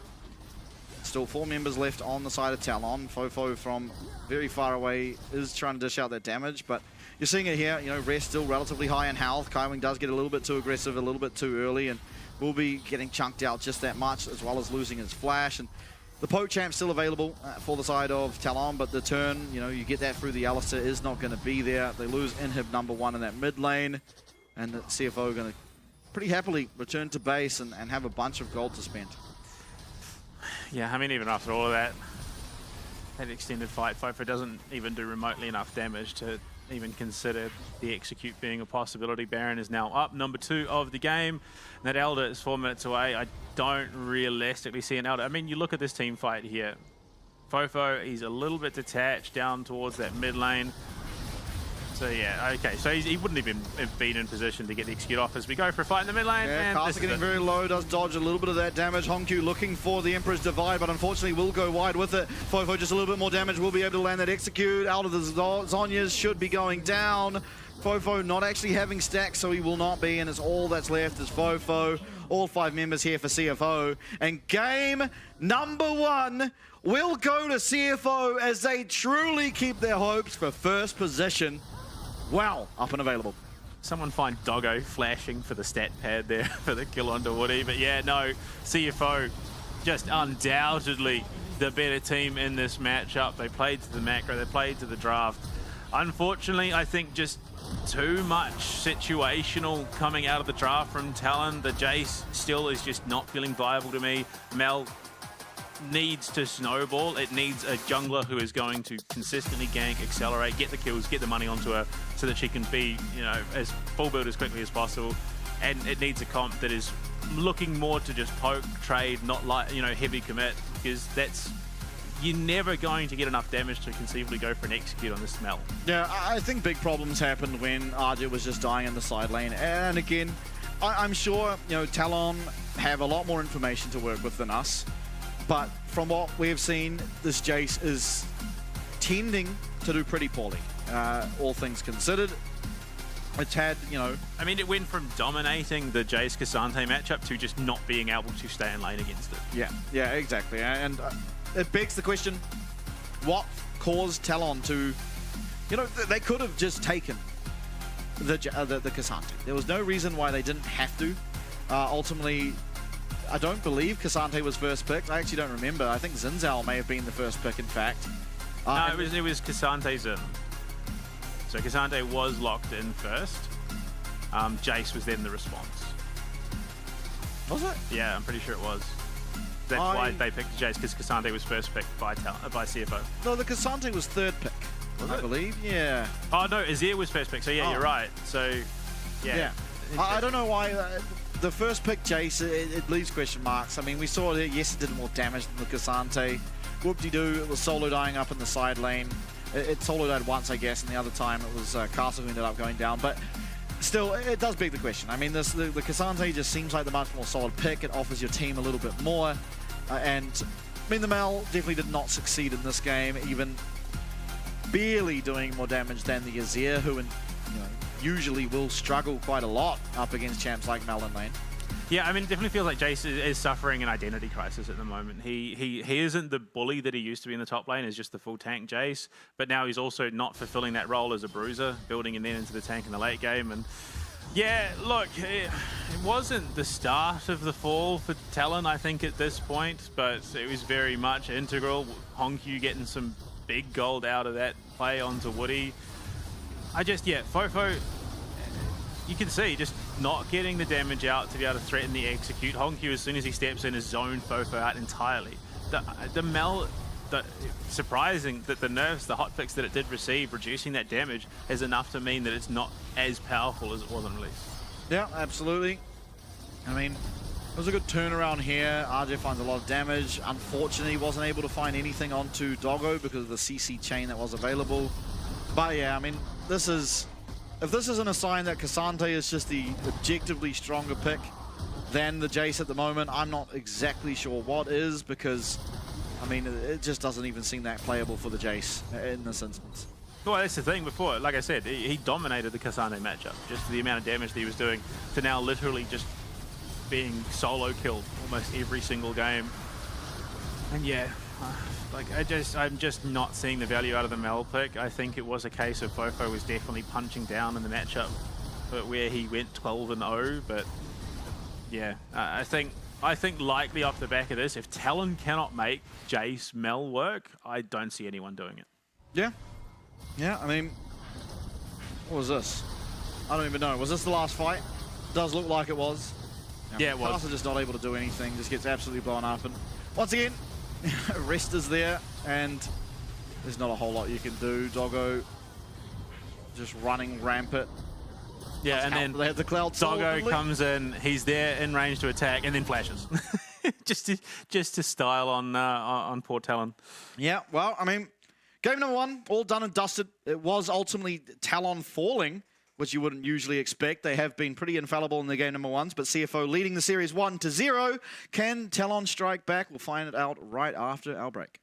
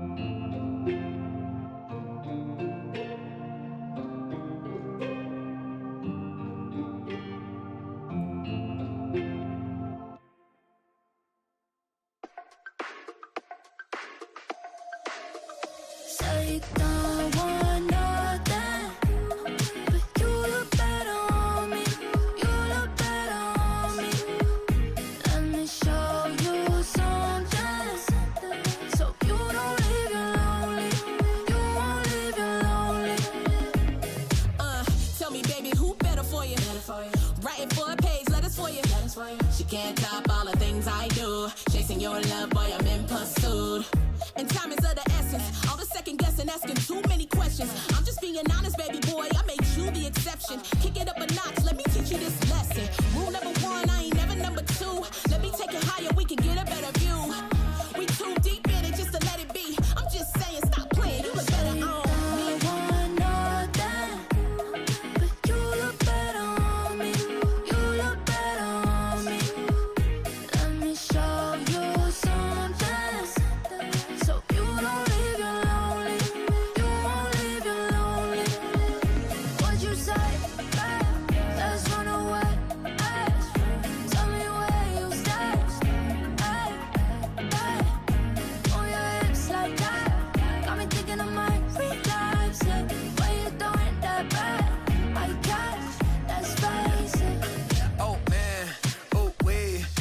Shawty got body when she moved to the beat. Said she used to have a man but had to leave him behind. And too cute for little buddy when she wear that designer. But trust that I floss, I could keep up. Straight spaghetti with the sauce when we link up. Modified T-tops with the V12 engine. Let you whip it, baby, not to mention I got your whole attention. Now you tempted, take you anywhere that you want. That's a gold impression. Every summer in the jet just to go around the world. Promise you gon' get tired of the diamonds and pearls, girl.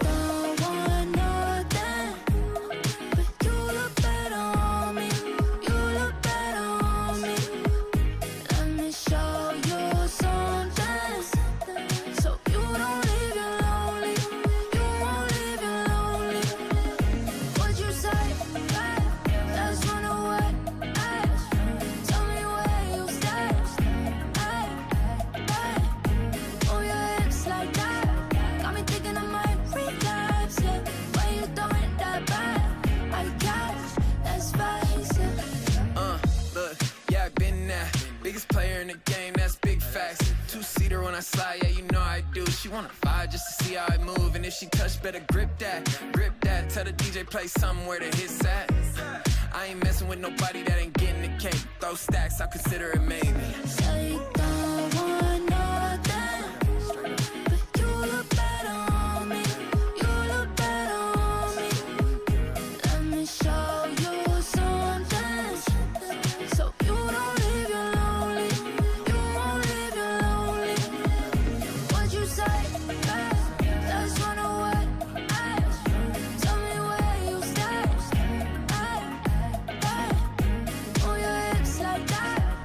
Thinking of my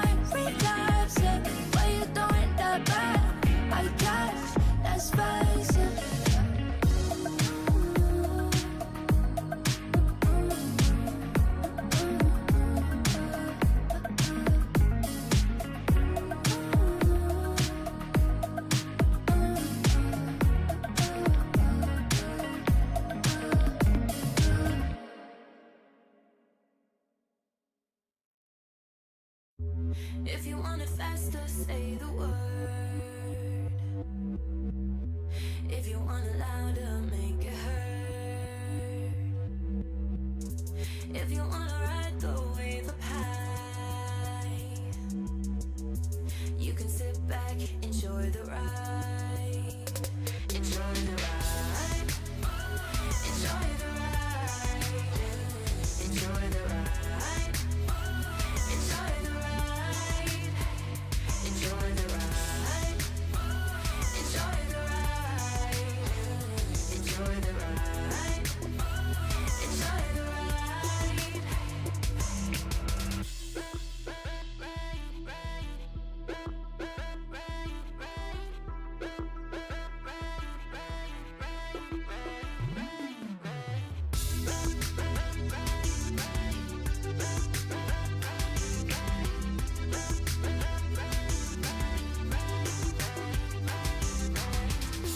If you want it quick, then speed it up. If you want it down, then let it drop. If you wanna ride the wave of high, you can sit back, enjoy the ride. Enjoy the ride. Enjoy the ride. Enjoy the ride.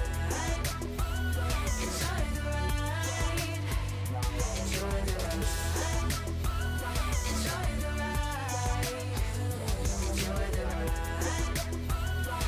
Enjoy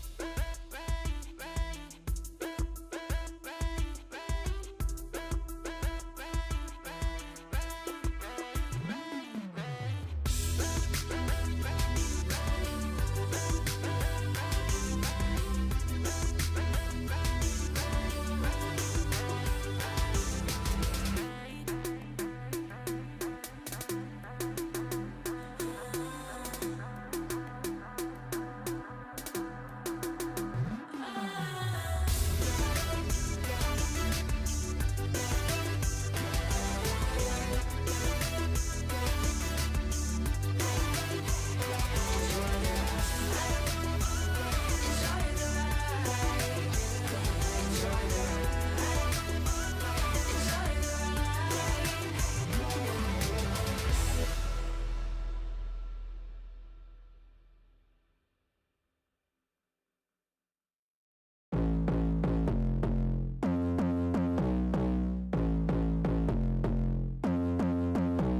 It's tragic how you can hate a stranger while loving their actions. You wanna be them, but you never wanna practice. Putting in the work, you just want to wake up to magic. Straight to the magic, yeah. All I hear is blah, blah, blah. From these basics, what I blow. Wanna level up, but no, nobody wants to work no more. All I hear is blah, blah, blah. Gotta have this, give me more. While you're scrolling down your phone, I'm adding more lights to my show.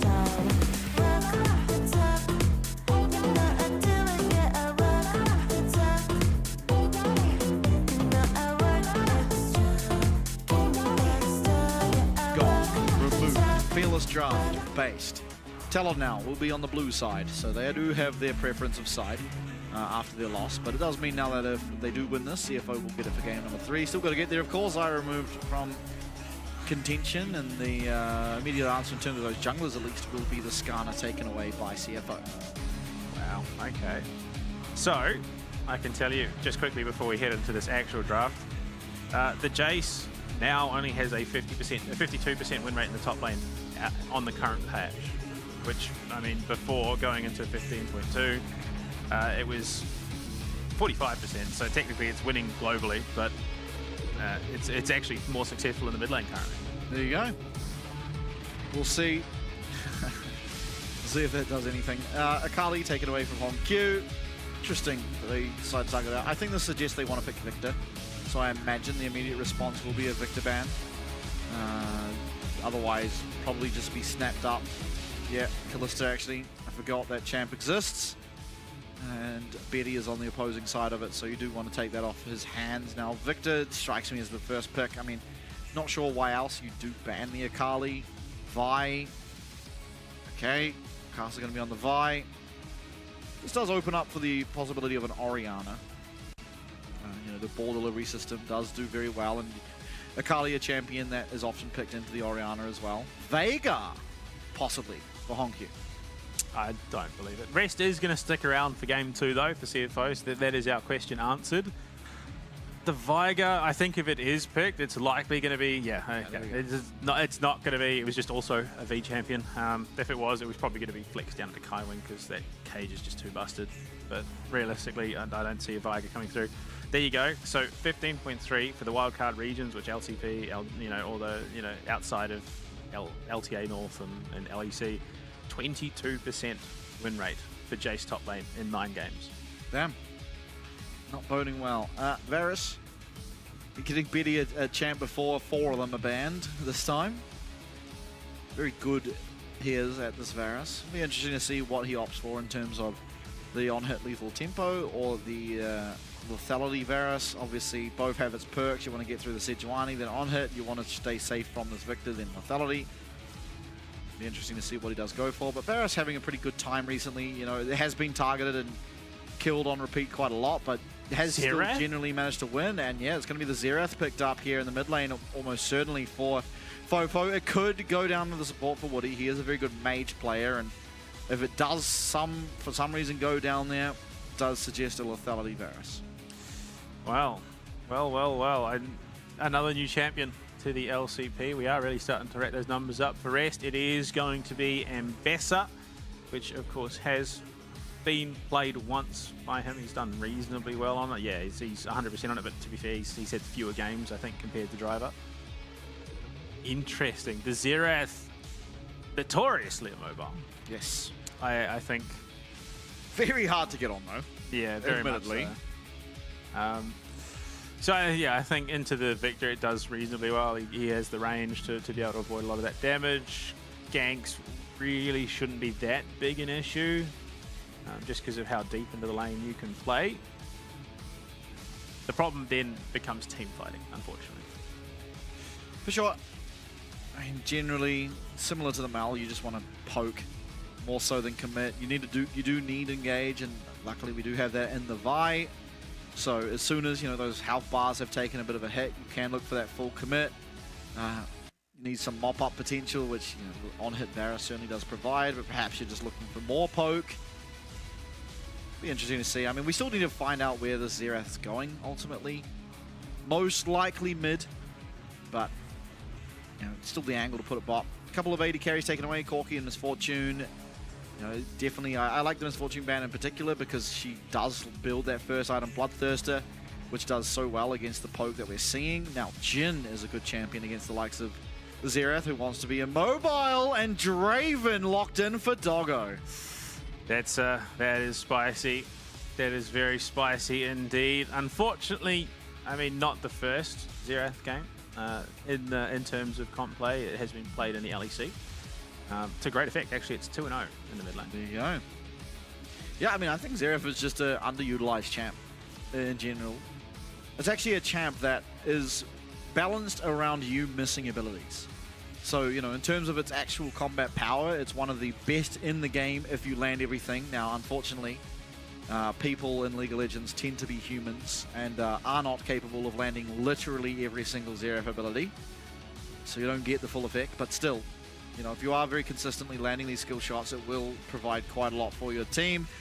Leona, I like this pick. It's, it's going to force the cleanse out of the Draven. It also means that it's an added layer of safety for your Xerath. Leona, a champ that's really good at locking down these long-range immobiles because the Solar Flare is just so powerful at the range it can be casted. No, sorry, my bad. It's the NLC player, so that's where it's been played. But yeah, Udyr, Leona, oh my god, there's just a lot of team fight. Support Braum. Draven Braum is just a terrifying combo. You land that stun. Very good this game too. Doggo is just going to chew through people. Very strong. I mean, Braum very good against the Udyr, very good against the Leona, very good against the Vi. Ultimately, it doesn't do the best into the likes of Varus and Xerath, but if you're able to completely shut down the front line, then that should open up a massive hole in the Talon comp where you are able to burst through. I mean, I'm liking what CFO have put together ultimately. I think all all the pieces of the puzzle to be able to get this one across the line. If any Sejuani ults, if any, public executions do land onto Fofo, then all of a sudden you're finding yourself without a mid laner, without that consistent AP damage, and things do just fall apart. So I think coming into this game, it's up to Fofo to really perform. Otherwise, CFO, they have the much easier to execute comp, and I believe they have all the pieces of the puzzle to be able to take down the Xerath. Yeah, I mean, it's an interesting, it's an Eastern team taking inspiration from a Western team. Nord Esports out of the NLC have found great success on the Xerath. It will be interesting to see if Asia Pacific's, the same success can be found, but then obviously you look to the other side of that equation. There are tools. I mean, that public execution is really going to ruin Xerath's day if it's used appropriately, which, to be fair, I mean, in the right hands is a deadly, deadly piece of utility. For sure. I think I'm looking this game towards Arja to have a better performance than last. Not typically the kind of player you expect to be getting solo killed, but Rest certainly had his number for the duration of game number 1. Fofo, he's innocent. Hands are up. Getting ready for game number 2. Yeah, look, I think Fofo definitely has a big task on hand for himself. And then, of course, Barris down the bot lane for Betty and Woody. I think a good game out of them would definitely take us to a third and force a decider, which, I mean, look, I kind of really want a decider for this matchup. Sure. It definitely feels justified in the caliber of match. But look, it wasn't for lack of trying for Talon. Unfortunately, the draft just definitely felt a little bit disjointed. Yeah, I mean, similar here. I'm still interested to see what Varus we're getting. I think that'll tell the story of how Talon want to play.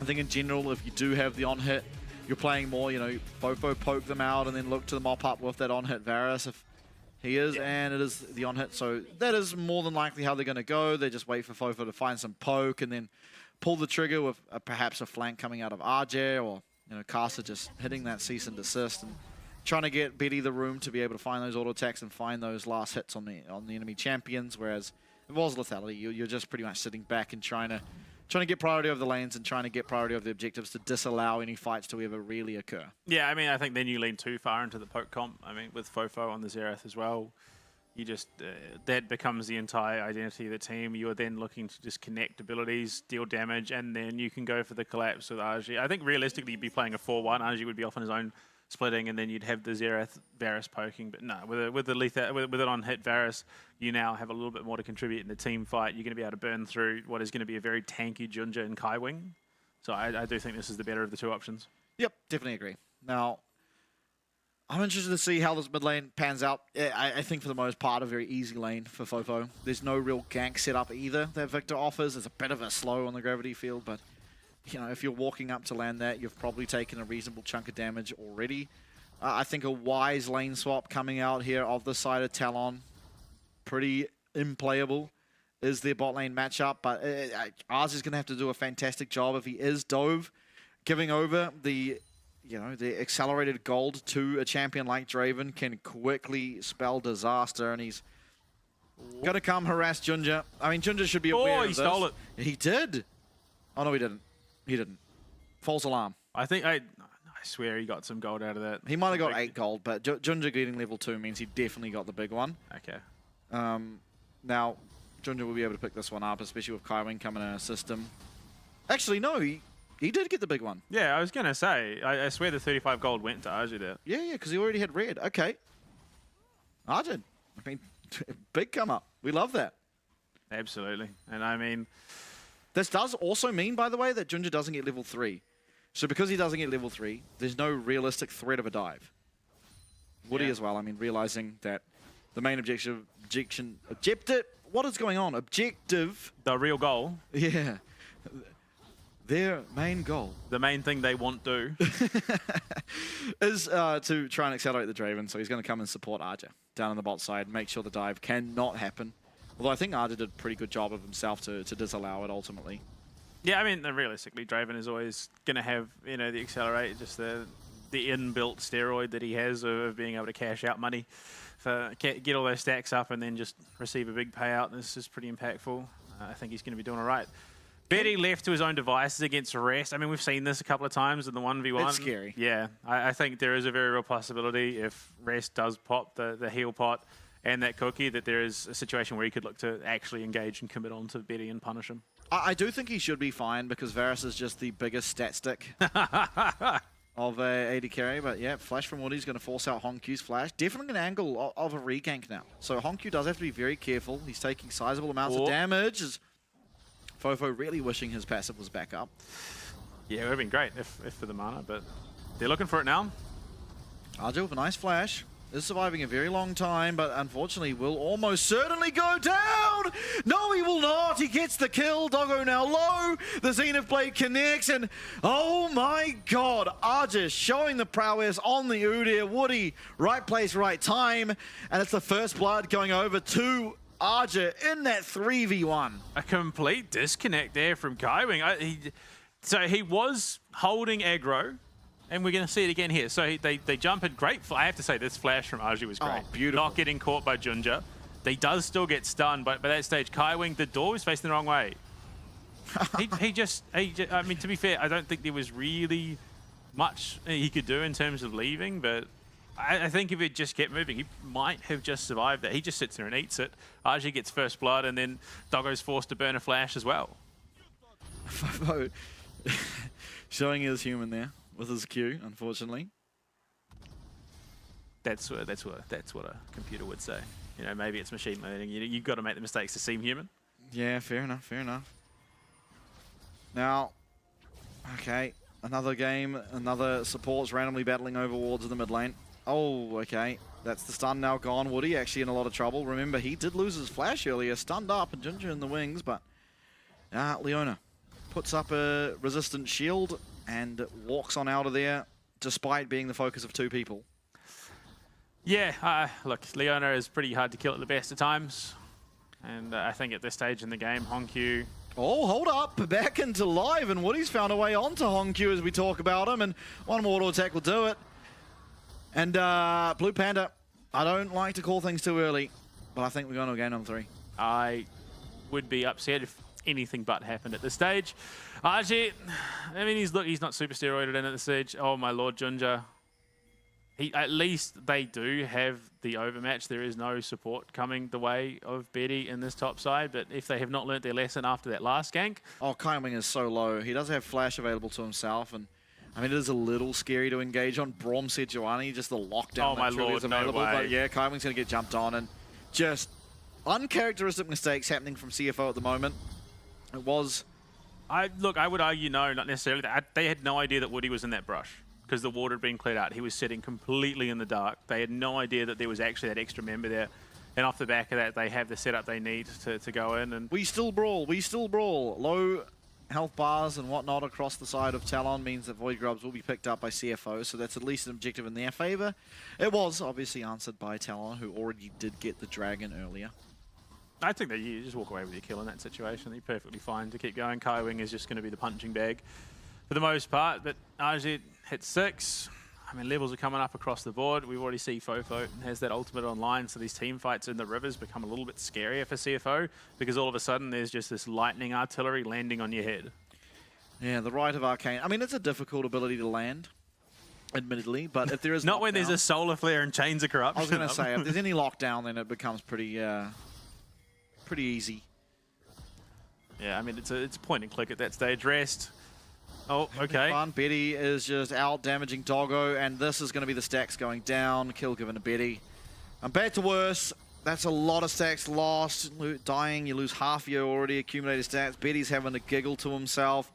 One of the very few AD carries that can realistically stat check a Draven is Varus. You are... I mean, every lane has its stat stick of a champ, right? Varus is that for the AD carry position.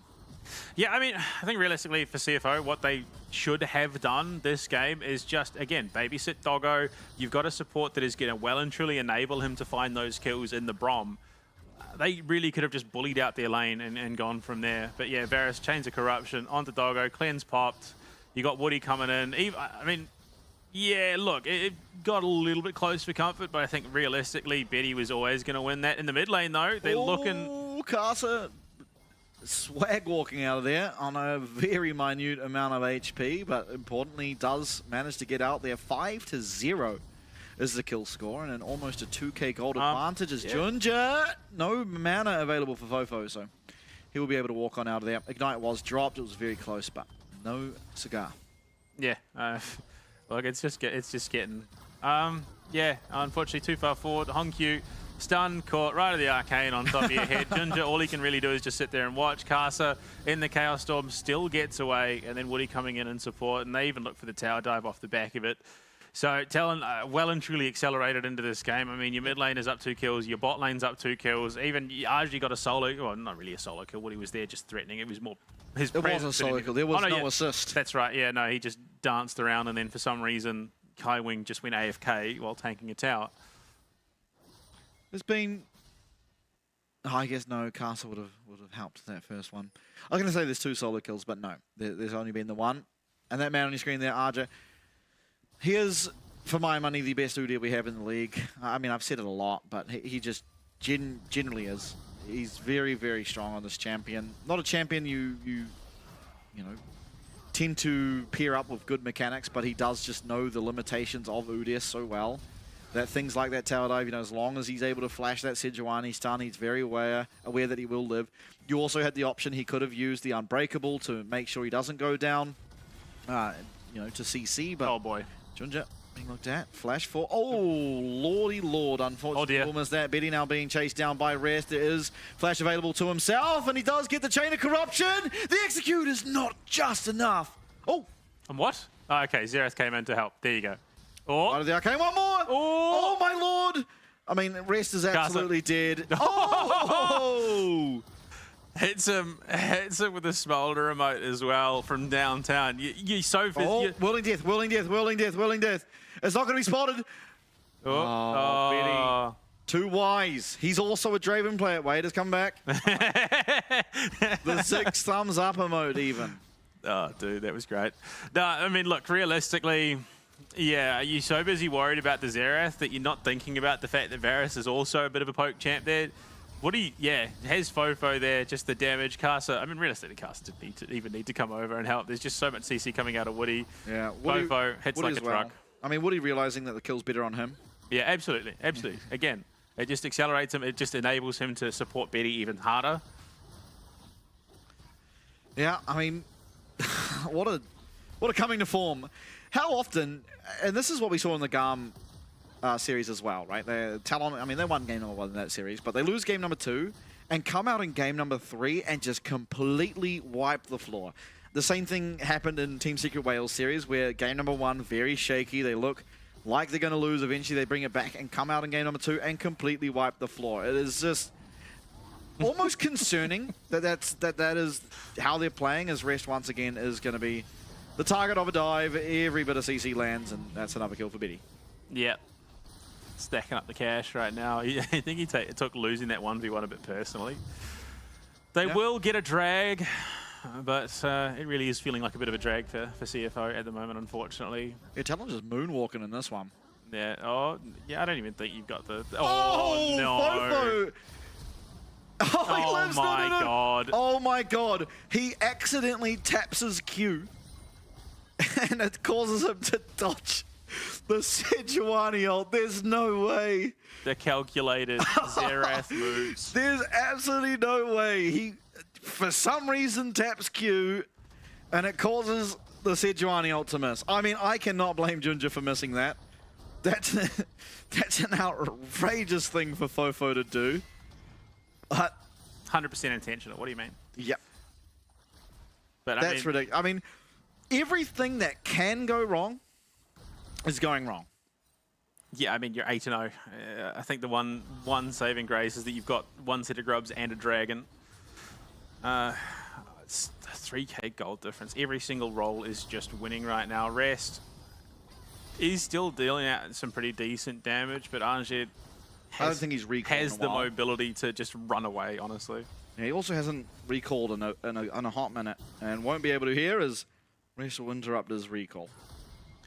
And Ajay just, yeah, smacks, heals, stuns, heals, shields, runs, damages, yeah.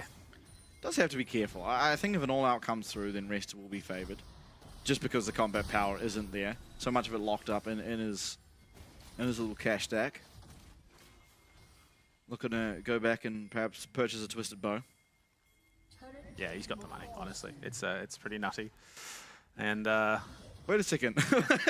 it's an interesting game. You check it out. It's a real fun time, honestly. Hopefully we get the game back on the screen in the near future.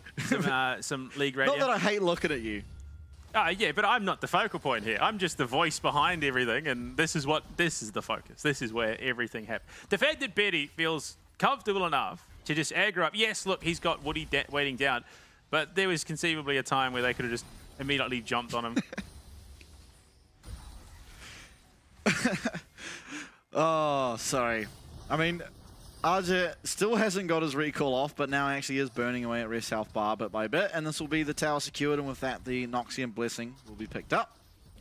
So a good sign for Talon. I mean, the whole game is going very well. They're up 4k gold and looking, I mean, extremely dominant. No one showing many signs of strength. You've got the Bloodthirster now coming in for Doggo, which is something you can somewhat play around. I mean, ultimately, it doesn't feel like a point of power, more so any poke that lands on him now, it can be dissuaded or brought back if he is able to hit a minion wave.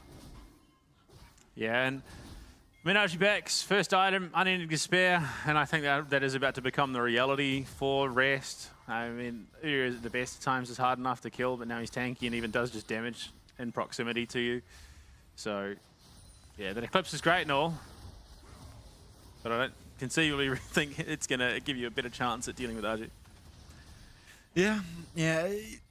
Bleak is game number 2 here so far for CFO, but I mean, this is the Talon you want to see heading into the playoffs. This is what you kind of expect from them.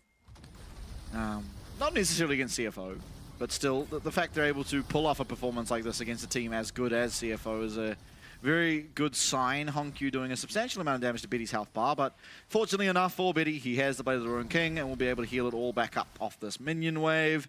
Looking now to take out this bottom tower and have to favor them.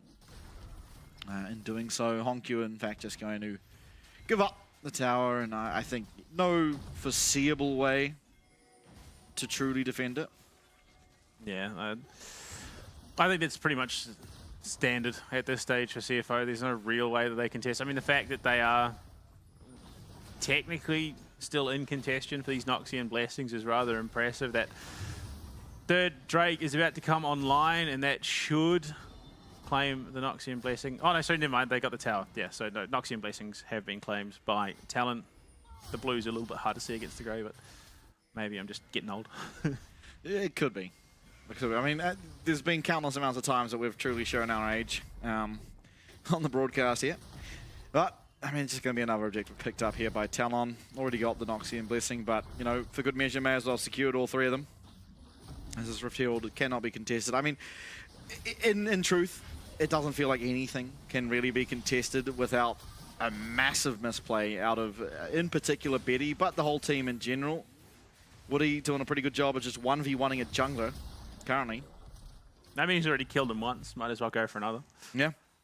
I mean, despite being 2 levels down, the Rift Herald is just going to be immediately popped in the mid lane. That's how the damage is done. They finish it off, open that map up even more.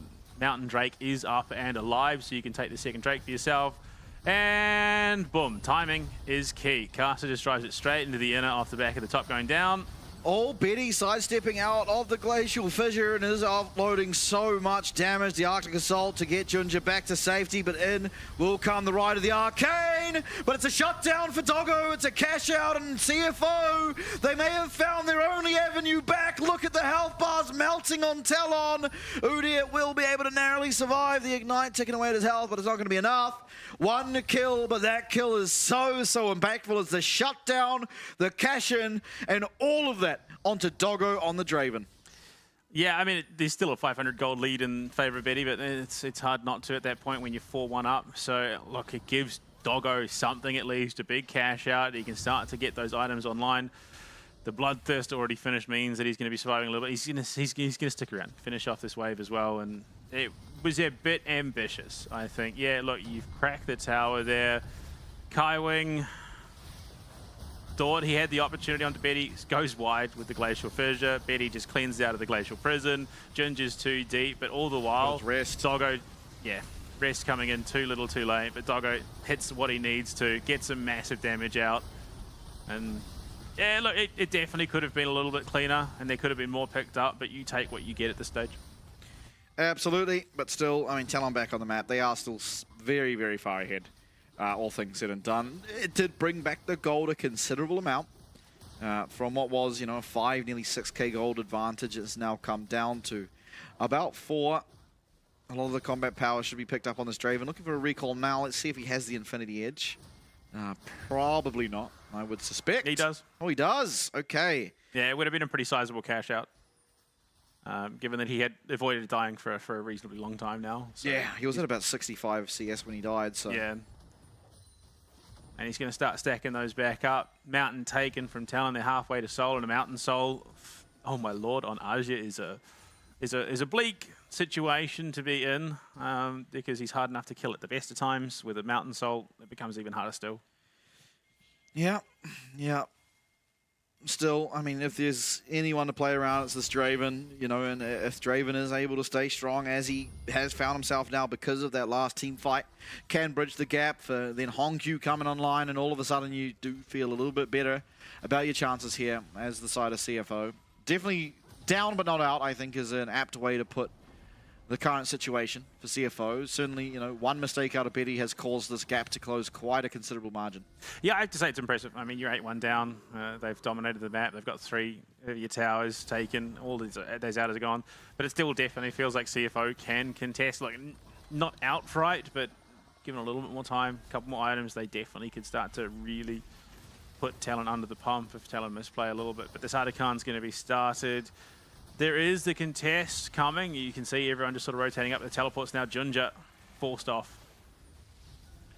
Yeah, absolutely. I mean, they're trying to contest. I mean, this Artican's dead, and unfortunately, RJ could just start up a fight as well. Castle's going to be able to go in. Doggo needs to do so much to find any play in this fight. It's a nice whirling death. They're going to at least get one.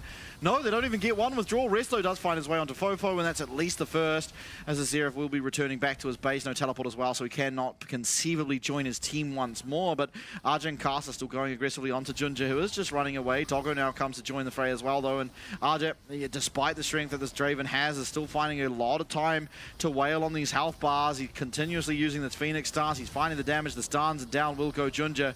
Doggo trying to find what damage he can over the wall, but it's not going to be anywhere near enough to actually mount through Arja's health bar. And with that, they get the one withdrawal, but ultimately it is Talon who once again takes the teamfight victory. They've got the Artican still, and they're now looking to take out this top lane inner tower. Yeah, I mean, it takes so long for Doggo to do anything conceivable to Arji. Same with Woody, especially once that W comes up for the Leona. It's a rough spot to be in. Draven definitely needs some armor pen before he can really start contesting anything at this stage. And I mean, Hongq not having the game that I would think that he'd like at this stage. He's definitely been shut down a little bit, but yeah. I think this Artican contest was over as soon as Aja teleported in. He's just such a huge front line in the face of Talon that Doggo can't do any damage to anyone of any significance. Yeah, and then they just kind of run through it. Yes, Rest manages to take down Fofo, but it is just the withdrawal. So 200 gold is, you know, okay, but you'd rather have had that shut down. It's not to be. Summon is used for both sides, but ultimately it's just another objective going over to Talon. More gold going over to them as well. And yeah, I think ultimately there, Archie comes out health positive after Doggo attacks him 3 times. Like, that's crazy. Yeah, it's an unfortunate fact about how this game's going. You kind of need to now get that, you know, he's got the heal cut now, but ultimately you're still going to require some armor pen to ever truly wish even to kill RJ. I mean, look at him. He's just walking in 1v3, completely unfazed, not yet to lose any health. I mean, look, he's got the Fimbulwind, he's got the Unending Despair, he's got the Warden's Mail, Plate, Steel Boots, and they're not even the upgraded ones either, so... Chaos Storm used. Is RJ going to be locked up, but puts out the turtle stance. He did some damage. Yeah, that was Victor ult, ladies and gentlemen, in the current state of the game. Seraph's is completed for him, but no Cosmic Drive. He's really not hitting how you dream of hitting as a Victor, especially at this stage of the game. I mean, RJ just building nothing but armor and still not taking damage from a Victor does not bode well.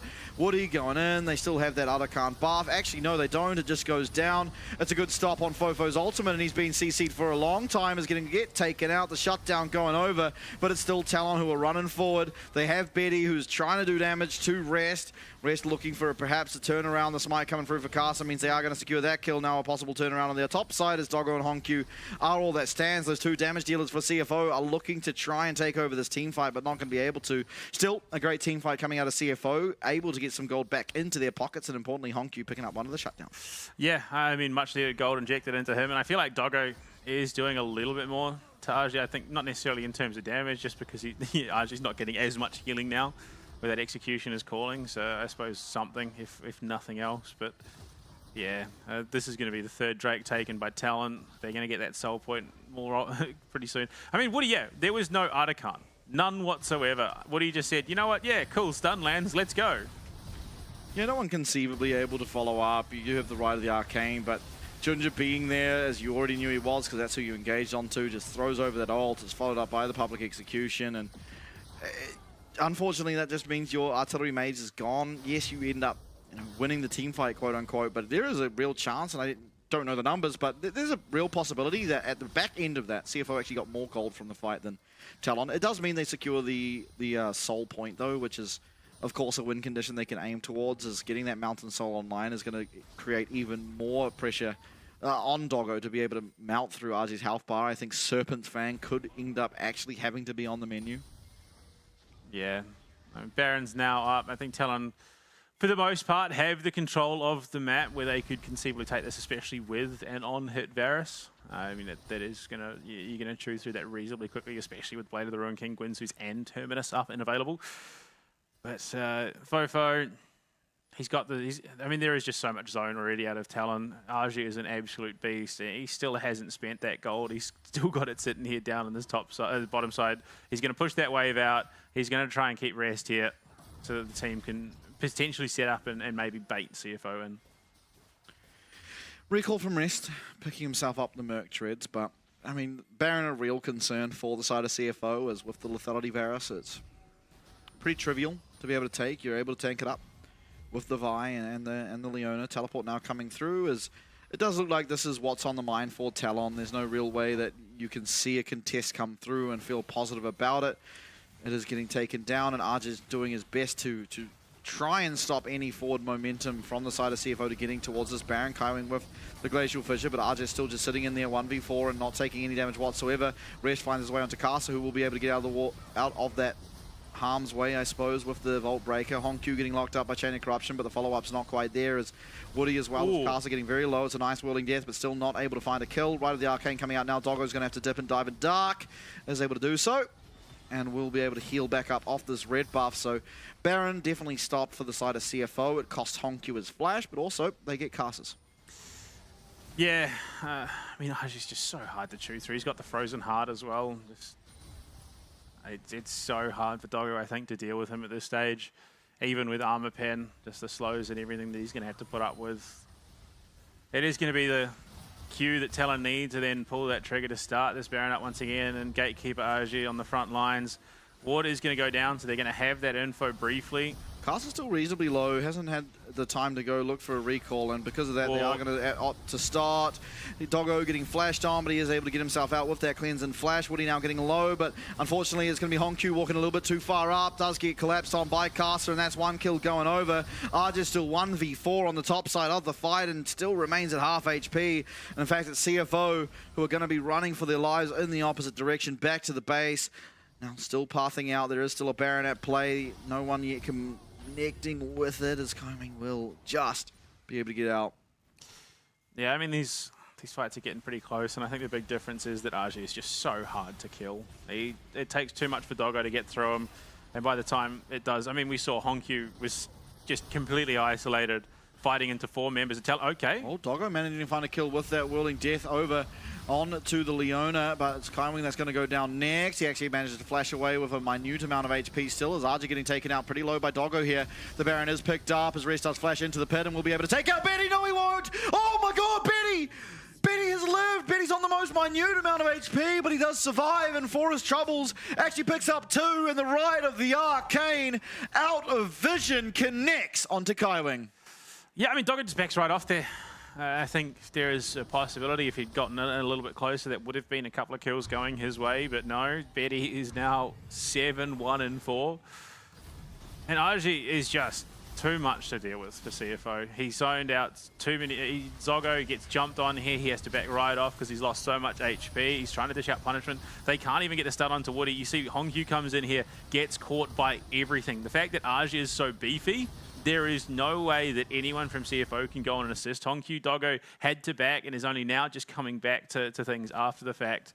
And you can see Whirling Death does go out. He does get the kill onto Woody, but the rest of his front line is just so weak. Oh, the Chain of Corruption even hitting means Kaiwing is in a lot of trouble. I mean, I want to know how Fofo knew where Kaiwing was, because that was a crazy ultimate. Rest flashing in. I was sure Betty was going down, but just got support out of Kaiwing was in the minion. He jumped to the minion wave. Okay, so as soon as the first one hit, so the first shot was a prediction. Horizon Focus. Yeah, Horizon Focus then reveals Kaiwing, and the rest is history. I mean, well played by Fofo to find that. Not the easiest of abilities to land at the best of times. Now, it is going to be Baron minions marching down the bot side. RJ going to be pretty comfortable standing in front of the wave. And, I mean, even this tower is going to do minimal at best amounts of damage to that health bar. Void Staff close to coming online for Hongyu, but yet to be there. So still, you know, RJ, while pretty much building 0 magic resist, has the equivalent of essentially 1 null magic mantle at this stage, is still tanky up against the Victor. Tower will be going down in the near future. There it is. It's a really nice gravity field, but Betty's going to have the flash available to himself to get on out. But Doggo claims himself yet another shutdown as Castle was off soloing that Dragon Soul. They do pick it up. They lose RJ for it, but it's still, I think, ultimately a win in favor of Talon. That's 500 gold into the pocket of Doggo, though, so he does cash out. He does have that armor pen online, so he is chewing through RJ just a little bit faster. Not much, but still some. Some is better than none in this situation. Yeah, problem being now, you know, he's struggling already. It's just got made a lot harder with the 3 mountain dragons as well as the soul off the back of it. Yeah. Available for Talon. And, you know, waiting for Arja to come back means they do lose a bit of time on this Baron. But they can be pretty happy. They got 3,000 gold back into their pockets in favor of them. And you can see everyone feeling pretty comfortable here for Talon at this current stage. Cast is having a great game. He's 2-0-8, and Levi is just been helping out where he can, isolating targets. Fofo's had a pretty comfortable... I mean, realistically, everyone on Talon has had a pretty comfortable game, bar Woody, and he's only got 2 deaths to his name, which is just pretty phenomenal for Leona support. One of them being to a tower, unfortunately. But yeah, 9k gold lead over CFO at this stage. Elder just over... well, just under 5 minutes technically away. The next Baron, 2 minutes 30. Talon have free run of this map at the moment, and I think Arja, he's probably the worst culprit of that. Yeah, we'll have a look. 2.5 minutes probably is the next objective. I mean, ultimately, it's going to be pretty difficult for Talon to tower dive consistently. There is, I do believe they can do it, but why risk it? You know, Talon should probably stay a little bit risk adverse. They can still throw this game. They have been on the other side of things where a game like this was thrown against them. So I'm sure just, you know, making sure you cross your T's, dot your I's. Oh boy. Doggo getting right of Arcane and will sidestep the last one. Thumbs up. Feels great getting sniped away from 3 screens off. Yeah. What malicious she was. Very much so. I mean, 16 hit there for S, so public execution potentially going to be a tool to shut down either Fofo or Betty, but I think Rest dives that deep is dead in a moment. Betty having to be careful now. No flash available for himself, and unfortunately Graceful Prison will go wide, and all the CC in the world here for Ginger. He does flash away. Rest is just battling alongside Casa, but won't really find much headway in that 1v1, as Casa's going to be able to heal it all up and shield himself as well using that Vi passive. He is going to have to flash away, however, as the chase is definitely there. He gets himself over the wall, though. What a play by him, actually. Managing to actually make that one out. Yeah, so it draws all the aggro down, and it allows that top tower to go down. Now, certain other teams in the competition at this point would ultimately lose, unfortunately, but Talon likely not to make that mistake. Yeah, absolutely. Solar Flare comes down, but Woody is going to miss it. But in will go Caster. He finds a way onto Doggo. That's Flash. Right to the Arcanes there, though. And Fofo, that artillery mage, is landing everything. Betty still full on HP. Rest not the same. And Archer does claim one more victim to this Udyr. It's the carries of CFO that remain available. But I think both of them struggling to deal with the might that is this Varus. Eventually, they do push him off thanks to the gravity field. Still 3 members available here off the side of Talon, as Doggo gets sniped away at by Fofo on this Xerath. I mean, Honkyu's cleared out the minion wave, so still a little bit more time left in this one. Talon, though, they are absolutely marching this one down. 11k in advantage and 10 seconds left on the Baron. I think all but certain this game is going to be going to them. Yeah, it's just a matter of time more than anything. 4 seconds on that Baron, 2 minutes 4 on that Elder. So I think it's just a matter of get the Baron, clear out the rest of these waves. If need be, you bide your time and then go for the Elder Drake, but I don't think conceivably Talon really needs at this stage. And yeah, Glacial Fissure off the mark, that was the first big mistake, and from there they can turn and burn. There's only so much damage in lying with Woody going down. It's much of a muchness at that point. He's largely done his job. Fofo can sit clear in the wings and just do all that damage. Doggo cannot consistently sustain himself in a fight.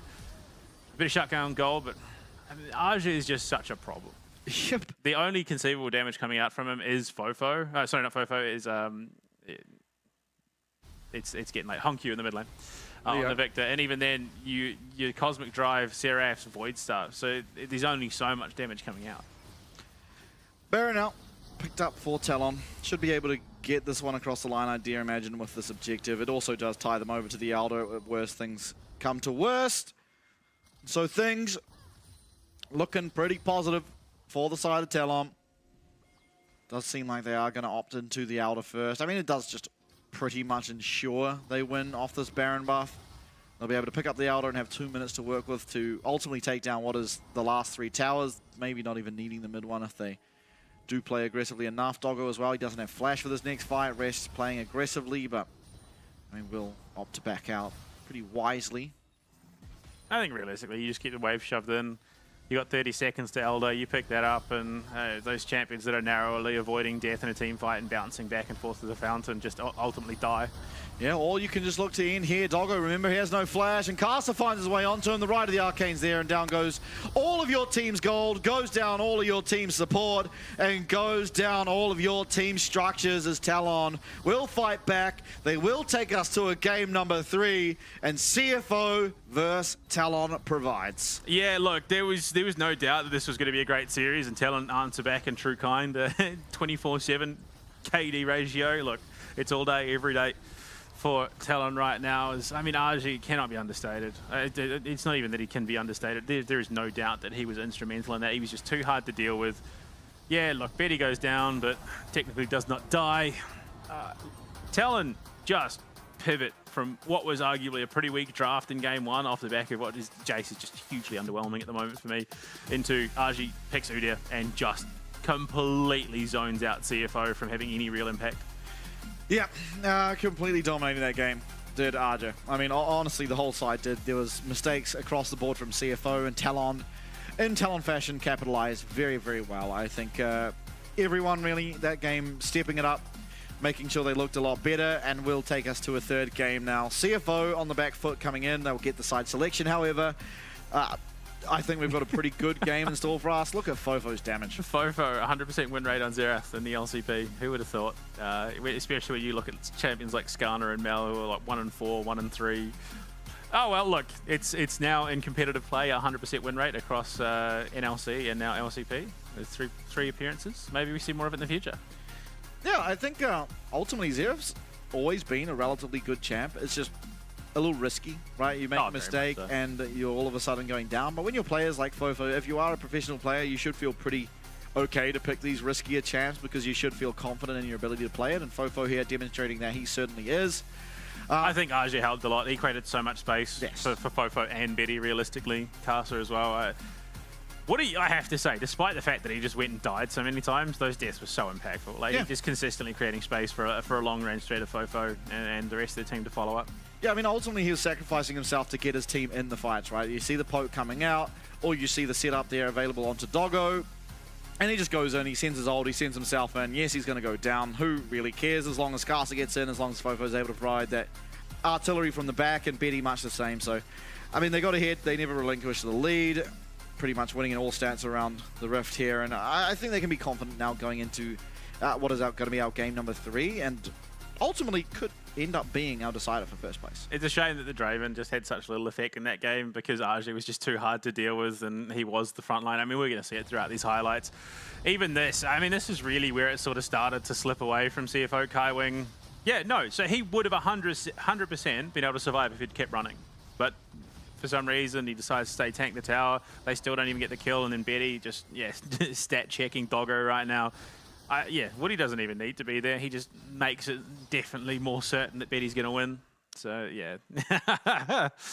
Look, there is definitely cause to pray a little bit after what TLN just put CFO through. Yeah, absolutely. I mean, ultimately, the end scores of both games, awfully similar.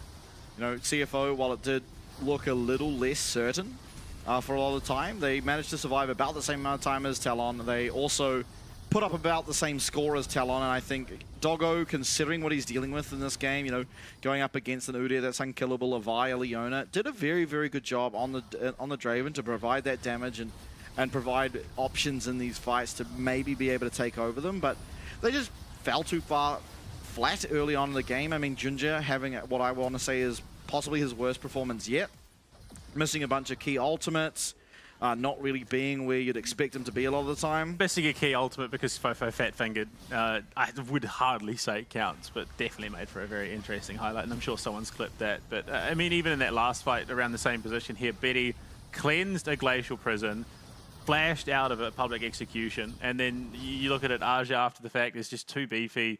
They can just completely isolate Hongkyu while Aja just tanks up the entirety of CFO. Woody was really, for the most part, just a consolation prize on so many of these fights for CFO. Yeah. Yeah, you're glad you got Summon. You're sad that something was the guy that is just sending his life in to ultimately get the fight started. Rest, I mean, Betty living here was just, if that wasn't the tale of how that game went. The Casa Vault Breaker just knocking Rest out of position, and then, just from downtown. Yeah. It's, that door's good and all, but if you're arcing the shots over, obviously it's not going to block anything.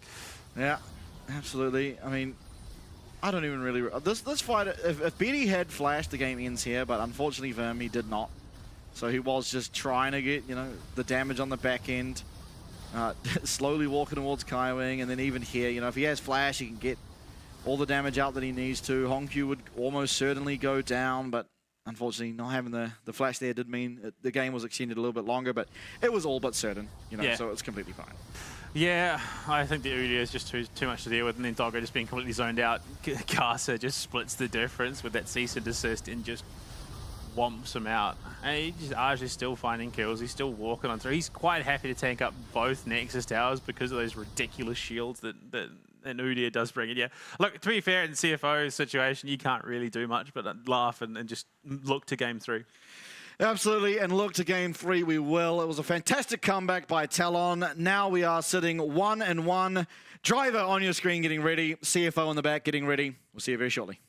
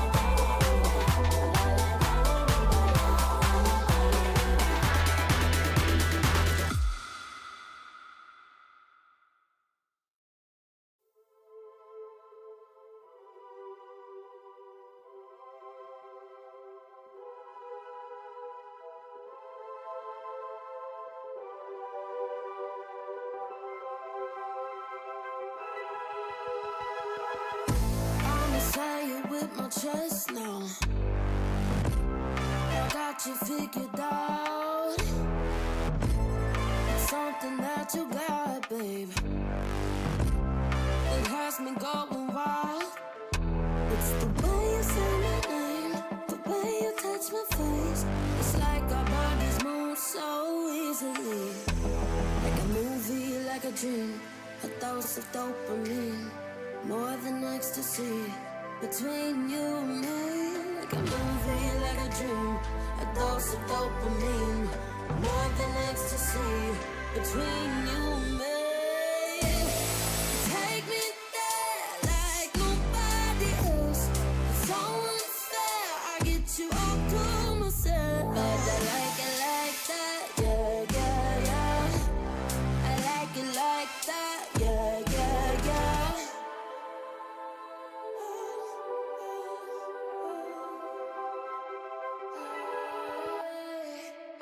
Got you singing like a choir boy. I'll take you back to church. Won't stop until you say so. I like the roles reversed. It's the way you say your name, the way you touch your face. It's like our bodies move so easily. Like a movie, like a dream, a dose of dopamine, more than ecstasy. Between you and me, like a movie, like a dream, a dose of dopamine, more than ecstasy. Between you and me, take me there like nobody else.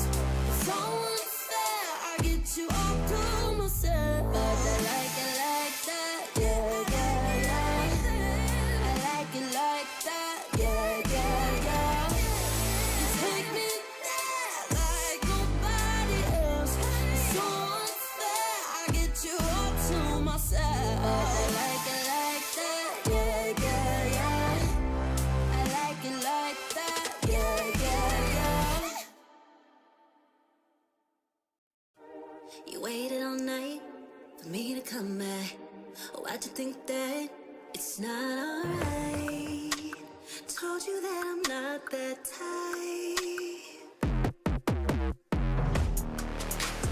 Didn't mean to get you so excited. Tried to tell you not to fall in love. Why you always hit me uninvited? Was hoping you would get the picture. I've had enough. Now it's time for me to turn around. Thought you knew what this was. Yeah, I am superstar.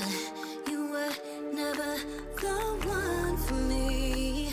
Never should have fell for me. Take back your heart. Why don't you take it back? You never had a chance. I'm gonna take back your heart. Call it a savage love, just till I had enough of us. I'm good, babe. I'm on my own. This ain't a phase. Just let me go. Told you that I'm not that type. Don't bother wasting breath. Begging for one more chance. Yeah, know you got carried away. Ooh, you made me to say you've been messing with greatness. Faces, stay in your place. I was looking to play, then you got in the way. All the love that we made got me stuck in your brain. Got no time to stay here and say goodbye.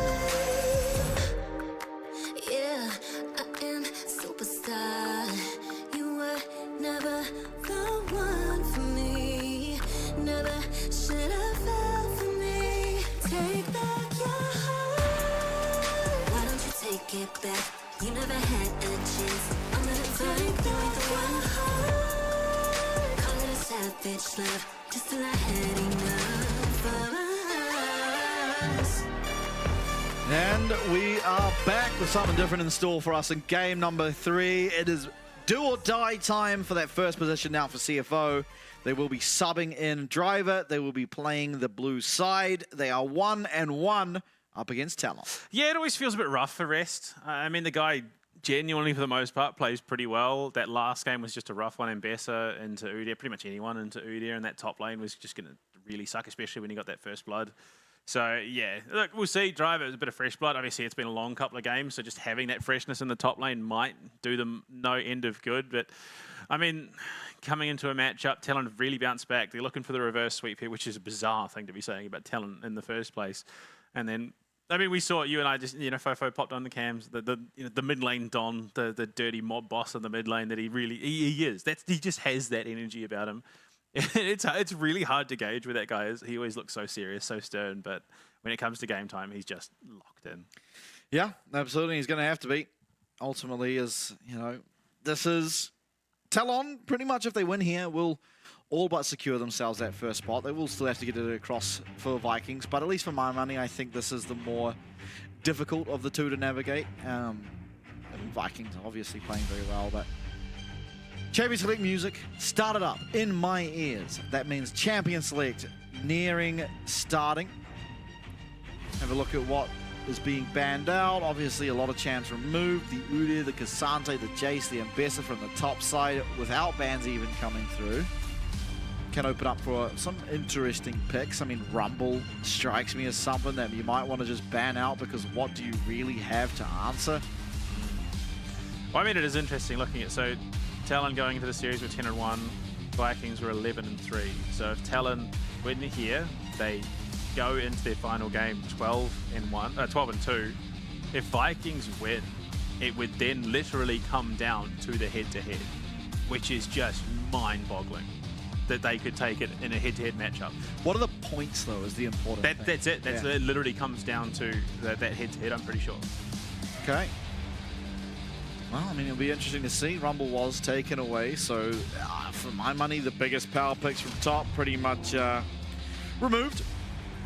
Now I have to see what it is that Talon can bring out. Yeah, Renata taken away.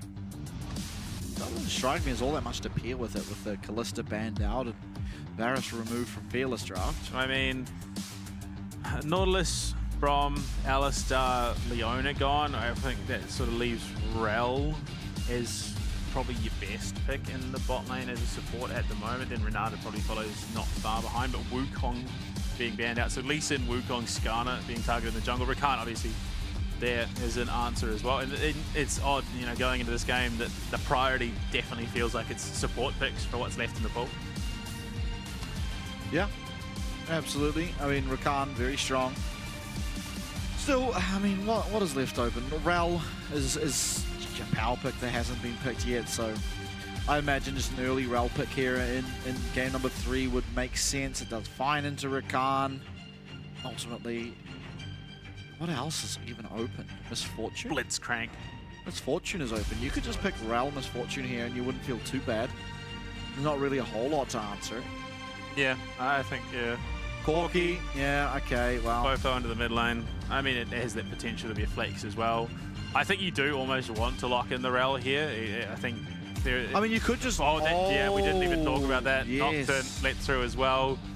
A little bit unassuming. I think unless Fofo locks in the Rel there is a chance he gets banned away in the second phase and you get put into something really uncomfortable down the bottom. I mean, your choice is you pick Rel here and Orianna gets banned, or you pick Orianna here and Rel gets banned, is the way I see it. Ultimately, the Rel very strong. What other supports do remain open, though, is the question, of course. Poppy is definitely open, does well into the Rakan, doesn't do so well into the Xayah. Bard is still up and available, which, I mean, it has been played. Yeah. Ari, Rakan's Xayah. Yeah, the Xayah Rakan, it does well into the Nocturne, so... Ashe is still available, by the way. So, yeah. But then you're struggling to find AP. Yeah, you have to somehow find an AP top laner, and, I mean, Gragas instead being locked in, so... Elise is going to be available, so, I mean, there is potential Gragas, top side. Yeah, I think... Yeah, what do you prioritize more? Do you prioritize the Orianna and you just give over the fact that it's a Corky bot lane, which Aurora. Okay, Aurora Nocturne. I mean, Nocturne turning off the lights and Aurora being able to find, this is a great draft. Coming through, honestly, for mainly Talon, but, you know, Xayah does do very well into Nocturne in isolation. Yeah, I mean, the question still, how do you support Betty in this?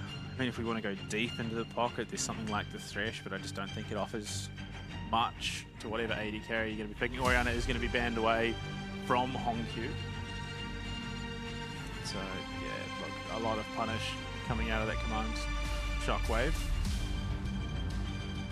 Yeah, I mean, interesting that, I guess, yeah, they've already picked the Aurora. Flirting with the idea of Ahri with CFO. We'll see if they opt to take that one away now. I mean, what else really stands out as something we've seen a lot? You can look at things like the Akali. Probably doesn't want to be playing into an Aurora. Yeah, I don't know. It will be a mid lane ban. It's just what? Talia. Yeah, look at the worst idea. Yeah, Hongqiu's been playing a bit of that. And we saw especially yesterday the effect that champ can have by Arya. Very, very strong champ in the right hand. Surely this has to be a rel ban, right? Like, I would think so, yeah. You've got to force Talon into an uncomfortable situation. It's already a Corky. So you know what the AD carry is. Do you I couldn't justify, I think, a top lane ban. So Elise, I think rel's probably a little bit more scary than the Elise in this situation, but I mean, it gives Woody an out now. Yeah. Yeah. The rel just going to be picked up.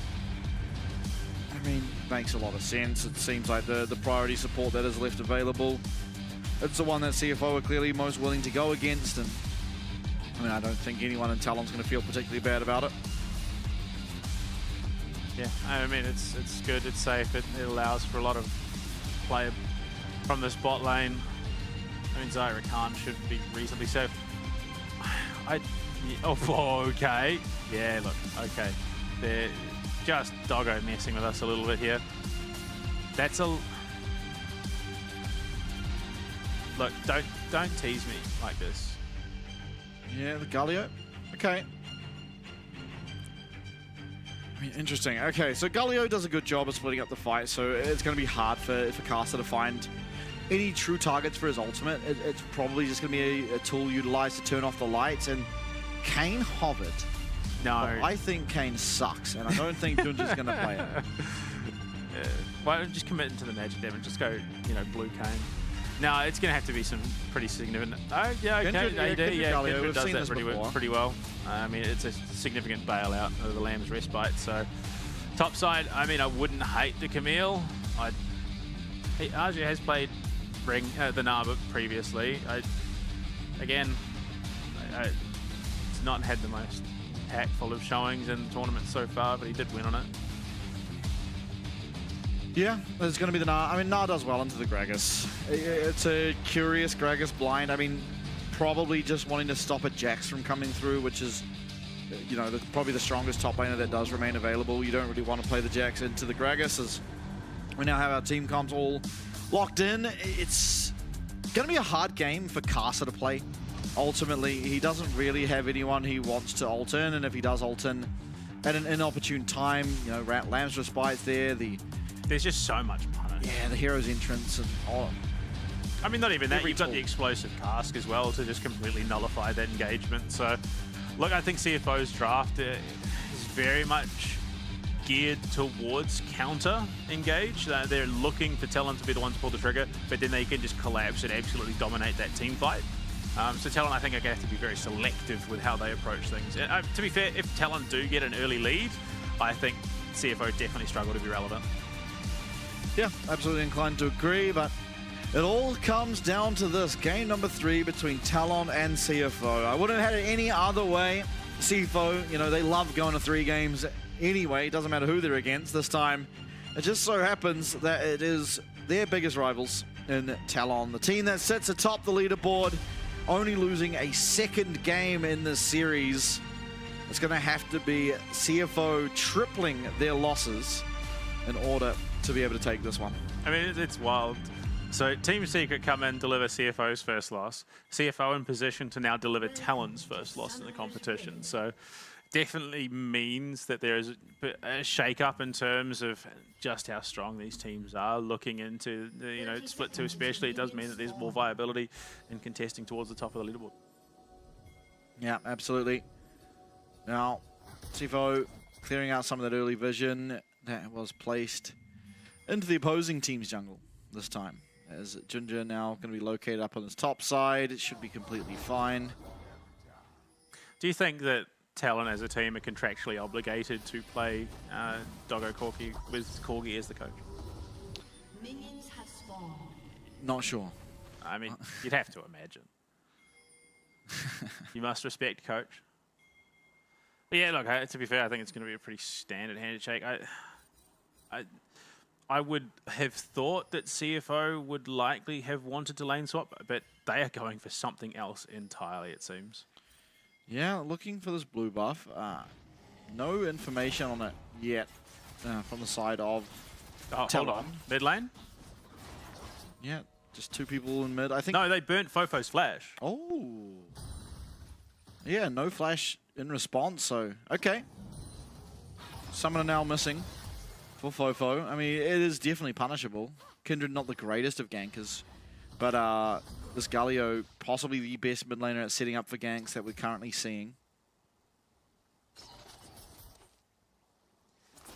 Yeah, I mean, interesting that we did see, yeah, there you go. So just came down for a roam. Too far forward, belly slam, yeah. Brilliant play out of CFO to get that early advantage. Yeah, and I think wise from Fofo. Ultimately never under any real risk of going down there, but choosing to conserve his health bar so his lane state's still fine, and it just means that, going forward, he's going to have to be wary of ganks, but ultimately, if he does get caught there, that changes the entire dynamic of this mid lane matchup for the early stages, and so wanting to keep the pressure up with that range versus melee matchup, will just choose to conserve HP. Ginger, I mean, Casa was spotted there as he crossed the river. Yeah, and this is problematic. I mean, Casa shouldn't be able to get this, barring a smite, and he doesn't even have it, so Ginger's going to be able to claim himself this blue buff, but Casa making sure it does reset.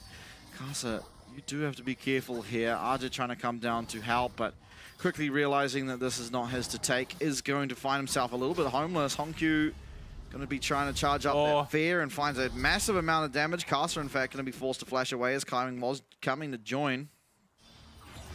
Casa with a rough start, 3 quadrants taken there successfully, or will be taken successfully in short order by CFO.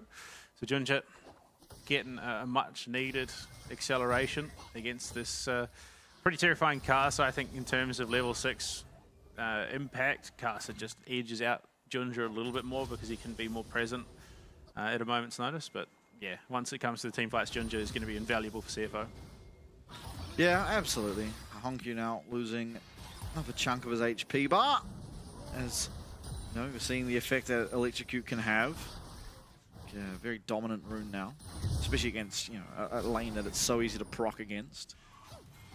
Pretty much any time it's off cooldown, it will be just being used. Now Fofo is 2/3 of the way through that flash cooldown, so it's going to start feeling a lot more safe. I haven't really seen any action towards him ever since that original roam from Driver. Down the butt. So, I mean, I think this is ultimately how we expected the lane to go, especially with Kai Wing roaming as he has. Doggo has to play a little bit more cautiously. They don't want to throw away early advantages. So it's going to be interesting to see how these lanes transition into the mid-late game, because you can already see that while CFO are playing as the aggressors so far this game, neither team is willing to overcommit. Yeah, absolutely not. Now, Waves going back to the side of Betty. Much more quiet game than our last 2 at this stage. Already a lot of deaths had occurred. Mainly off the back of lane swapping, of course. Ginger claims his mark. Pretty safe one for him in that scuttle. So, and, oh no. Oh, no flash available for Fofo. He does get locked up. He's trying to find a way out, but Ginger's going to be able to get on in there. And Fofo all but certain to be taken out first blood. Going over to CFO here in game number 3. I mean, that all comes down to Driver's roam to the mid lane at level 1. I mean, it's just insane. But what that has ultimately resulted in, as a result, I mean, Fofo didn't have much mana to work with anyway. Realistically, he probably should have backed just a little bit earlier. Yeah, I mean, he had minimal, and Hongkyu just spots the opportunity, knows Junja's coming down. So, yeah, I think a bit uncharacteristic for Fofo. It was a little bit careless, I think. Yeah, absolutely.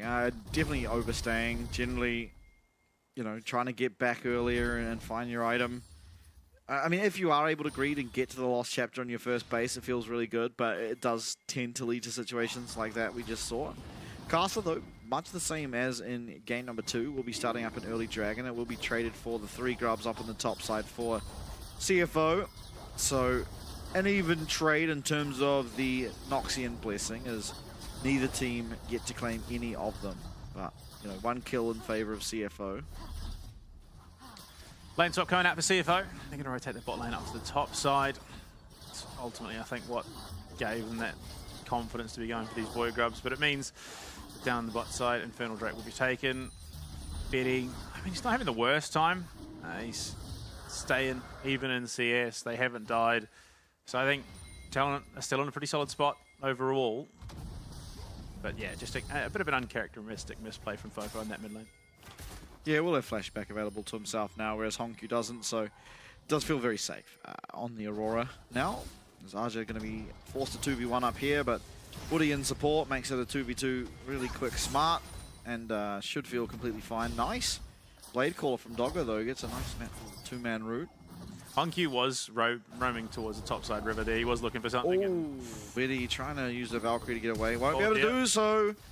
I think now the explosive cast was used, Betty should be wise to the fact that he is being currently hunted by Junja on the Kindred, and so wisely backing on out and trying to play safe at his tower. I think he does need some support, though. This could be a very dangerous position for him to be in as that AD carry, especially now that he is flashless. Ping does come down onto Junja, so at least the side of Talon are aware of the position of Kindred, and I suspect if he does, you know, make his way towards that tri-bush, Betty probably just willing to concede the tower, at least a few plates, but... Casa is heading towards the bot side jungle. Does have the Paranoia up and available as well, so if they were to dive, he would be there and able to try and counter. So it's going to be interesting to see whether or not they do try and make something of this play onto Betty. Not for the time being. Next objectives will be the Void Grubs. We'll see if Talon opt to swap Betty back up there to have that AD carry presence, which oftentimes is enough to sway the scales in your favor. But I think if you are the side of Talon, you probably just want to play to get at least 1, you know, 2 ideally of these Void Grubs, and disallow CFO from picking up their second of the Monster Slayer feats. I think the team fight at a Talon is going to be enough to cause a little bit of concern, at least for CFO. I mean, the World's Divide being paired with the Paranoia, if Arju's timed his Gnar properly, which, again, could be a bit of a problem, especially playing around these team fights. If CFO don't give Arju the time, or they time it perfectly off the back of a Mega Gnar, then Talon really just become very, very weak. Absolutely. You can tell how much this game means to both of them, though. They get into game 3 and all of a sudden, you know, a lot more passive in our lanes outside of a bit of early aggression coming through from Driver. And obviously the capitalization thereafter. But both teams avoiding risks as much as possible. Betty once again coming down, so 1 minute until the grubs, and it seems if the side of Talon do want to contest, it's going to be after the back of a Gnar, most likely Mega Transform. I mean, I think that is enough. I think Mega Gnar paired with Paranoia, plus, you know, paired with Fofo just being in the right place, and Woody there as well, is going to be enough of a threat to deter. Unfortunately, there's nothing to stop Driver from getting involved. They've rotated Fofo down, giving Betty mid lane, so he's a little bit closer. Bit of a chunk on timing would be very good, but, you know, the reduce CC timer on the Ral Q nowadays does mean that it's not going to be enough to set up for any true follow-up. Now, vision battle beginning. Will be red ward for red ward. But oh, Junja got a mark on this camp. He is going to want it. I've seen junglers around Scuttle Crabs at the best of times. When there's a mark on it, it elevates it to a whole nother level. Arja, though, you see him. He's peppered that Mega. He's ready. In goes the quickness, and they're able to find a nice engagement onto Caster. He turns off the lights, and Ginger looking for the kill, but not able to find it. Back in will come Caster. They're looking for that kill, but not able to find it. Honku getting very, very low. Woody as well, much the same. Does have to flash away, and Betty does not have that ability available to him. Can he get the Valkyrie across the wall? No. He's going to get locked up. He's going to get rooted up. He's going to get taken down. Double kill going over to Doggo, and the Void Grubs will follow. Yeah. I mean, within sniffing distance of those Noxian Blessings, a great start to the game. You're getting 2 kills onto Doggo, who has, I mean, just been exceptional this series. I mean, the Draven, not necessarily his fault that game, but yeah, look, Beganar was close, but they'd already done so much damage to Caster. The Paranoia is just nothing at that stage. Arja takes so much damage. He's going to get the kill onto Honku, but I mean, Betty backs himself into a corner. There's nothing he can do. Yeah, that is just a very rough situation to find yourself in. And down he will go. So, yeah, little DJ mix, making sure we know that Betty has in fact been taken down. State of the game, CFO very much ahead, looking now towards securing themselves a dragon. As Betty, you know, he's getting his flashback online. Really want to see the impact from Fofo, I think, at this stage now. Everyone else falling pretty far down. The gold lead majoritively is sitting in the pocket of Doggo, and because of that, it's not looking like Talon are particularly ready to fight. That's the Monster Slayer, as well as the Warfare going now over to CFO. So the Noxian Blessing secured, and I mean, forward momentum. Look at Fofo. How is he going to get out of this? The Hero's entrance is good. The Between Worlds, he's trying to dip and dive, but he gets stunned up by that taunt, and Woody may be able to save his life, and it might just be turned around. It's a disaster. The Lance Respite is a little bit too late, and Kaiwing and Junja so low. The Featherstorm coming out, but Fofo able to dodge around it, and he will be able to take the shutdown. Fofo playing immaculately. That's what you want out of your mid laner. Your star player as Caster now. Paranoia just online. Just vision. You just need vision. He's found it. That's another shutdown, and what a butchering of the lead as Talon will fight back. Money, money, money in the back pocket. Everyone getting involved in that conversation, and that was just pure greed trying to take out Fofo there, and there were some big shutdowns, and you look at that, the gold swings back to only a 200 gold difference. Now that gap is closing. They might have the feats of strength. Yeah, it was purely Fofo. He played that phenomenally. The jump on, trying to take down Woody, trying to force him off so that Fofo is in a dangerous spot.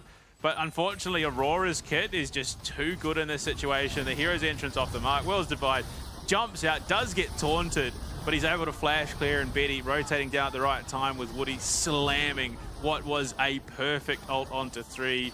And that Lamb's Respite, you're on a timer. Doggo's already taken so much damage, and then Fofo, yeah, look, just money in the bank. It was a battle of inches, ultimately, as CFO, you know. Caster one more was just attack. salivating here. Yeah, looking for Ginger, finds him, manages to get back in time. Kaiwing maybe delaying a little bit too long, ends up getting caught. And they hand that money over to Betty, who they know he desperately needs it. Yeah, and like that, I mean, Doggo's still ahead, but Fofo getting so much gold back for himself that really, if you are the side of CFO, you cannot afford to give over. Kaiwing, though, found a little stray Aurora, but won't be able to go on him. That topside matchup, just going how you'd expect, honestly. Actually does a lot of damage just out of those auto attacks in the mini-Gnar form. Oh. It starts off with, and will finish with, a pause. Yeah, look, tension's building. It is. I mean, the fact that this game is now close is criminal. I mean, ultimately, yes, every outplay is off the back of a misplay. But for Fofo and Woody to have played it that immaculately, the only way they ever survive that scenario is exactly how they play it. Woody losing his crash down, trying to get away, trying to keep himself alive, coming back in, uses the remount, knocks up one, gets a 3-man Magnet Storm, keeping Aurora alive long enough for Fofo to return to his tower. Doggo almost connecting with enough of those feathers to ultimately take Fofo down. Missed out by about 1. And then Fofo able to turn that around, pick up his shutdown. Kasa coming in at the right time to be able to find Junja in his base and even make it back in time to secure that Betty will get a kill. I mean, I think the big problem was the hero's entrance was used too early. If they'd held off like a second or 2 more and it was literally on the tower, there was no real place for Fofo to go. He either used the World's Divide to try and escape purely and then probably dies anyway. Whereas they used it a little bit too early. The hero's entrance did not connect onto Fofo. It means that he has that little bit of time to drop the World's Divide, jump across to the backside of the fight with Woody coming in as well. So that went about as perfectly as it could have gone for Talon in that situation, and as poorly as it could have gone for CFO. yeah, I mean, getting no kills and giving over 3 is not ideal, of course. But I mean, there's always arguments to be made. I think if Galio uses ult later, then there's the argument that the Between Worlds would have actually gotten Fofo out and to Woody quicker, and Galio wouldn't have been there to taunt him immediately. There's so many micro things that could change either way, that change how that develops. But I think Talon just played that essentially as flawlessly as possible. And, you know, from a team of this caliber, that's what you want to see. You're heading into playoffs very shortly. You're up against your stiffest competition here in this best of 3. You're taken to a 3rd game and, you know, backs against the wall essentially after what was a very poor early game. He is just mob boss energy. Like, this is the mob boss of the mid lane here in the LCP. Like, bow before the Don, pay your respects, and then get out. Yeah. Like, Talon, social media person, whoever it is, they need to make that photo shoot happen. Just Don Fofo. Yeah, I mean, he's performing like it too. I think there's very minimal amount of players, even in our league, that manage to navigate a play like that, but he certainly is the one to do it. I think, you know, for CFO, though, in their credit, they are still very far ahead in the AD carry position specifically. Doggo doing very well for himself. Up 1k gold ahead of this pause. So, you know, as the Xayah, you've got... It's not often you get a good game for Xayah. It's very rare that you do because she just suffers so much against range. But here, you're against the Nocturne. Very comfortable for Xayah to play around. You're against... what is, you know, Aurora, not the longest range mage you have to deal with. Even the Corki isn't the biggest struggle. Yes, later on when those rockets actually start putting out a lot of damage, it can be a bit frustrating. But ultimately, I think all around, you're feeling pretty good. The Meganar, very easy to deal with as well as the Xayah. So he's in a prime position to carry it. And I think ultimately you look at these two teams and the star performer, like, while yes, I think Junja's been the best jungler in the league so far, he's not the X factor of this team. It is Doggo. And you've got X Factor Doggo against X Factor Fofo, as I see it at the moment. So it's a very exciting game number 3. Yeah, it certainly is going to be.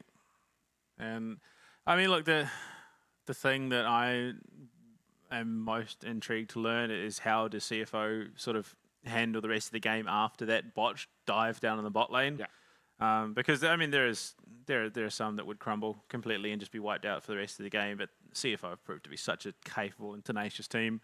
They are very much still in this with a chance if they keep playing well. I mean, this Rakan Xayah bot lane in the hands of CFO has already proved to be pretty potent. They know exactly what they're doing. Doggo, look, the Draven game sucked, but he's now feeling a little bit more comfortable. He's got some room to work with. Yeah, it's a lot safer for him to play this game. He's not got so much threat on his life, and he also has the safety tools available to himself. You know, the peel that can come out of Rakan as well as the Featherstorm, but deals well with what we're seeing from Talon. But again, it's not the easiest to navigate against things like Aurora, who can lock you in this cage. And, you know, birds typically don't enjoy being in cages. That's one thing you can just go outside and notice. But, I mean, hopefully we'll find out about the pause and get back into game very shortly because, I mean, we're in the most intense best of 3 that we've had so far. And I'm just excited to see how this pans out because immediately it looked like a pretty CFO favored, but yeah, that dive really turned things. Yeah, look, it's curious. I'm wondering what is the cause of the pause. I didn't notice anything. It could rhyme. Yeah. I'm a poet and I didn't even know it. Yeah, there you go. See, look, that's what I'm paid for. But yeah, look, it's intriguing to me what's going on here because it didn't seem like there was anything too evident as to what was causing the issue. And I mean, you're not seeing a flurry of action across the board. Oh, the item that was banned. No, that's only New Despair. That's back. That's Yeah, back. no, We've seen it a lot of times since that. That was a funny game, though. Yeah, no, it was a... No, it was... What's the other one? It's late. It's late. The one that is Unending Despair, but not quite. Do you mean the AP one? Yeah, is it the MR one, I think? Yeah, it is. Wasn't that the one that was disabled? Nah, No. it was Unending Despair that was. And then Levi having to Yeah. slowly walk back to base and sell it for a different item. Yeah, because, I mean, we see it on the Gallia, so I thought maybe for a moment at 3:30 in the morning with my adult brain that's what it was. But, I mean, we haven't had any confirmation as to what the reasoning is. But, I mean, you look at you look at the faces. Obviously, there's not a huge amount of concern. Yeah, Ginger's pretty happy. I also think in that dive, Ginger may have altered like a literal split second too late to save Braum. Was it Braum? Their support's not Braum. Their support was Braum last game. Rakan. That's it. Yeah. That's it. Kylan Rakan. Oh, Doggo's throwing up love signs. I mean, look, what else have you got to do in this situation other than sit and wait? I mean, even Talon having a bit of a giggle. Yeah, like, Caster's probably wishing he could look at his watch. yeah, a little bit of wordless banter across the stage. I mean, look. Oh, he's getting the sinuses cleared. He's a dangerous man when his sinuses are cleared. Oxygenation, baby. It does a lot for the brain. It does. It does. Fofo is still pretty expressionless. This menacing energy. Yeah, he's just looking around. It's like, come on, guys. Get me back in. Archer's struggling with his water. Hold it down, pal. Oh!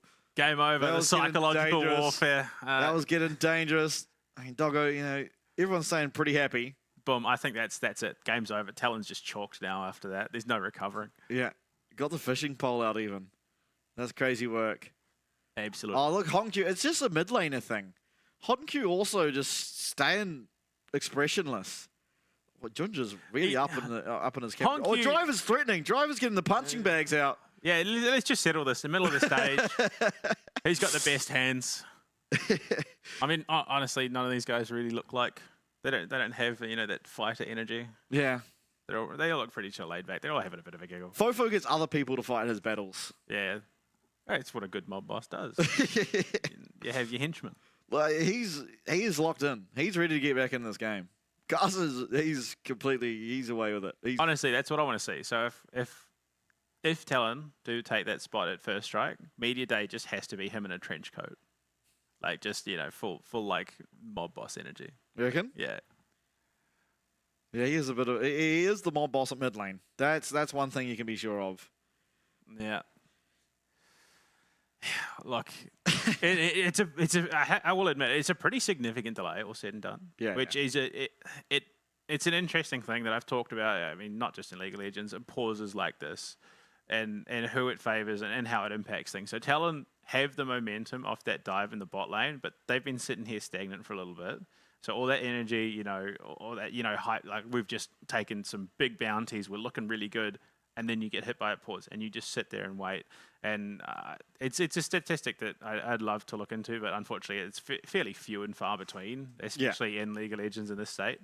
And how that impacts ultimately who had the momentum beforehand and who ultimately wins the game afterwards, because it can really affect, especially your mentality, because you go from being locked in the moment, it's all about the game, you're focusing on that win condition, to just sitting there.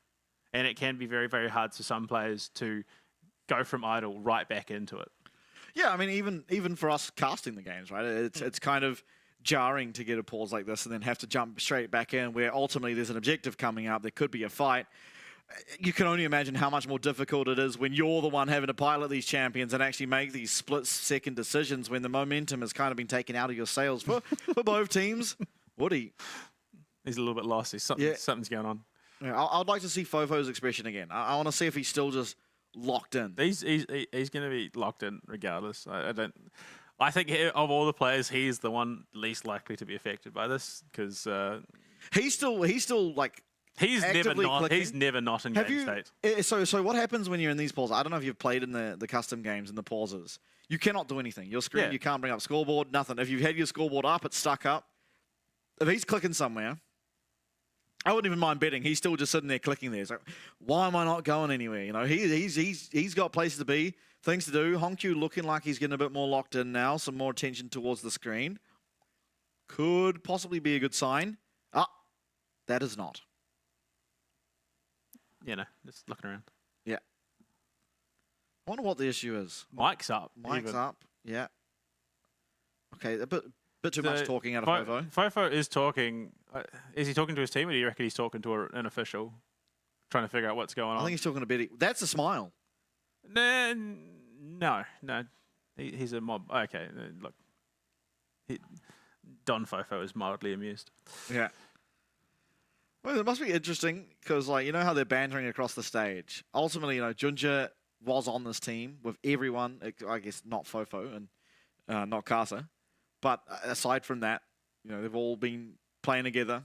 I'm sure there are some inside jokes they've accumulated over the past 2 years that they can somewhat throw back and forth over the stage and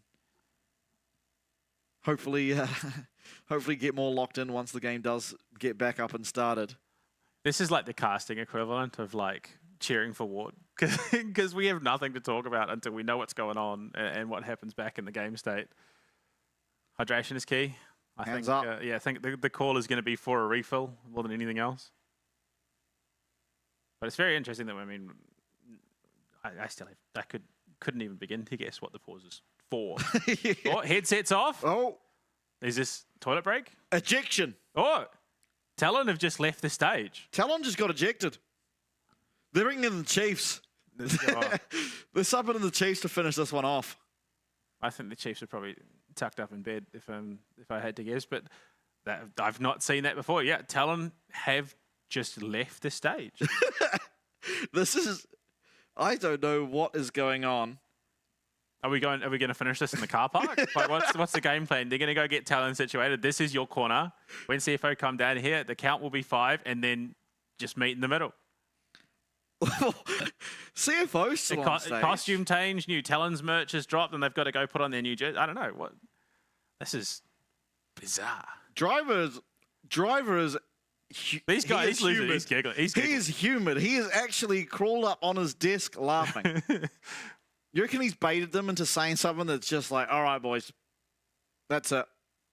To be fair, I think if anyone on this stage could have been penalised for that, it would have been CFO potentially. But it definitely had nothing. There was no maliciousness or whatsoever. They're just having a good bit of fun towards each other. This is a first. Definitely. This is actually. I've watched League of Legends since season 2. I have never in my life seen this.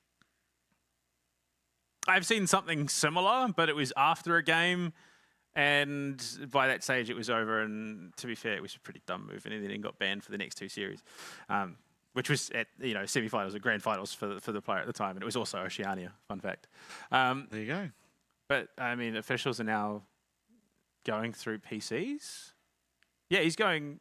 He went and checked the top PC, Archie's PC, clicked something, and then he's now standing behind. No, fun fact, Woody sits there. Oh, it's like reversed. Yeah, where they sit on each side. But seems a bit. You want top on both, like in the middle. Like those are your big dogs. Like those are the ones who want yapping across the stage at each other. Those are the ones where ultimately push comes to shove, and there was a brawl.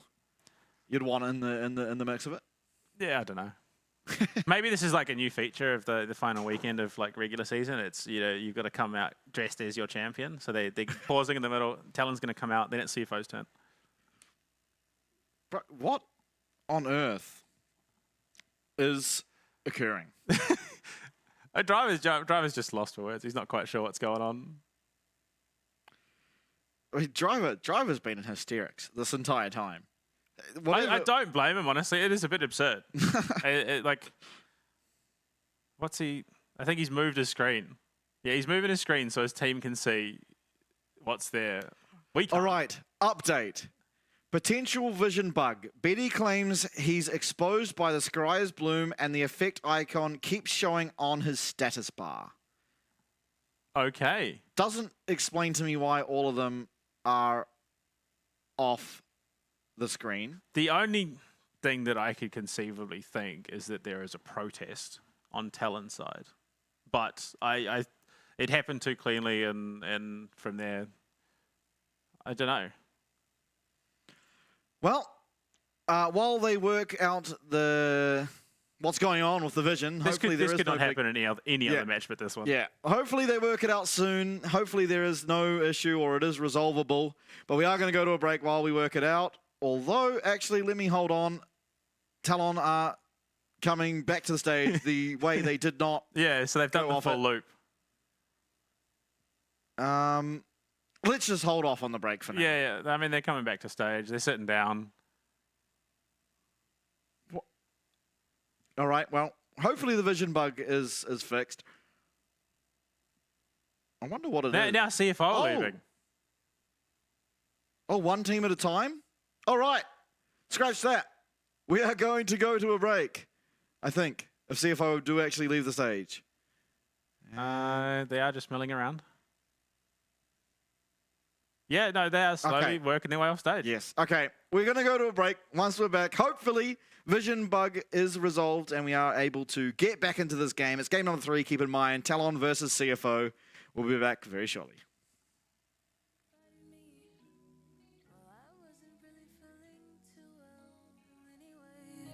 I've got a bad case of FOMO.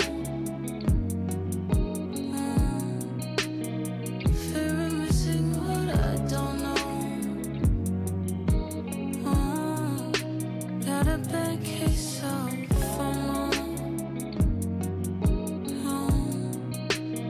Don't you tell me what I don't know. 'Cause I don't wanna hear what I missed.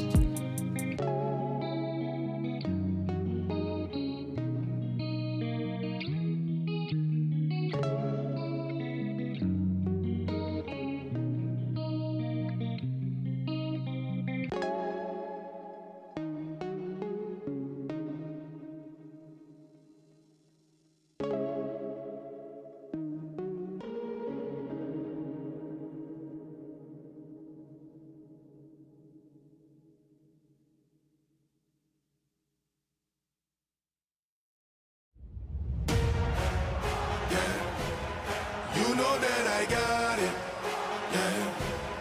You know that I got it, yeah. All this game up in my pocket, bet that you can't stop it. You know that I got it, yeah. You know that I got it, yeah. You know that I got it, yeah. This game fits in your pocket, guaranteed to watch it. You know that I got it.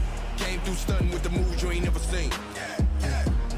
Handle so dirty, jumper wet, so I keep it clean. Hand down, man down when I come through dripping. Back turn on the oop, I'ma catch him slipping. Yeah, no look, don't look. Nay, dancing in the sky, boy, no hook. Serving up a big plate, what I just cooked. Yeah, that line got 8, pride got took. Yeah, yeah, yeah, yeah, yeah. And now you on a poster. They can't even coach you. I did it for the. I no look, don't look. Nay, dancing in the sky, boy, no hook. Serving up a big plate, what I just cooked. Yeah, that line got 8, pride got took. Yeah, yeah, yeah, yeah, yeah. And now you on a poster. They can't even coach you. I did it for the culture. Yeah. You know that I got it. Yeah. You know that I got it. Yeah. All this game up in my pocket. Bet that you can't stop me. You know that I got it. I want it all.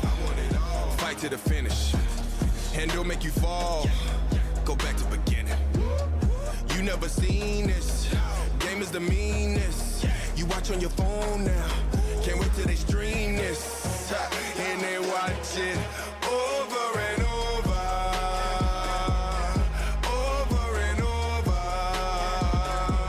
Reporters can't approach ya. Your teammates wanna roast ya. I did it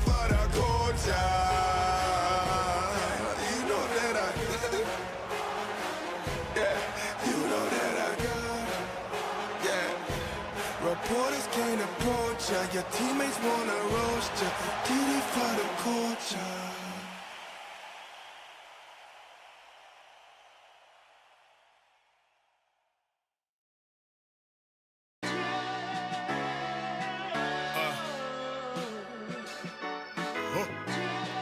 Get my husky on, yeah.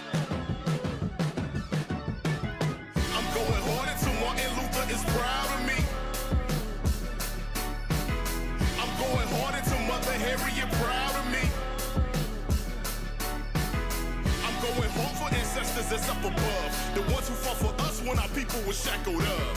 I'm going hard for our people, for the love. Black magic in my veins, black magic in my blood. The world is watching, so ain't no stopping. Push the pendulum of progress, now they clocking. Used to be sold objects, now we got options. The elders dream Barack success as they got auctioned. Some things we'll never know, our history they rarely show. Eeny, meeny, mighty, mo, police need on a brother's throat. Triangle traded Jimmy Crow, Rosa Parks and Selma's Road. Frederick Douglass still to go, one thing that I know I go. I'm going hard until Marcus Garvey is proud of me. I'm going hard until Sister Sojourner proud of me. I'm going hard for ancestors that's up above, the ones who fought for us when our people were shackled up. I'm going hard for our people, for the love. Black magic in my veins, black magic in my blood. Gotta apply the pressure, keep the movement moving. Oh, this where they test us, impeding the improvement. So I throw my fist up, John Carlos, I salute Black women so precious, Kamala, she proved it. From a people born in chains, feels so good to see some change. Eeny, meeny, miny, main, reparations run that change. Black Wall Street, they burned our banks, bring us equal mortgage rates. Huey Newton paved the way, what else can I say? I go hard. I'm going hard until Martin Luther is proud of me. I'm going hard until Mother Harriet proud of me. I'm going hard for ancestors that's up above, the ones who fought for us when our people were shackled up. I'm going hard for our people, for the love. Black magic in my veins, black magic in my blood.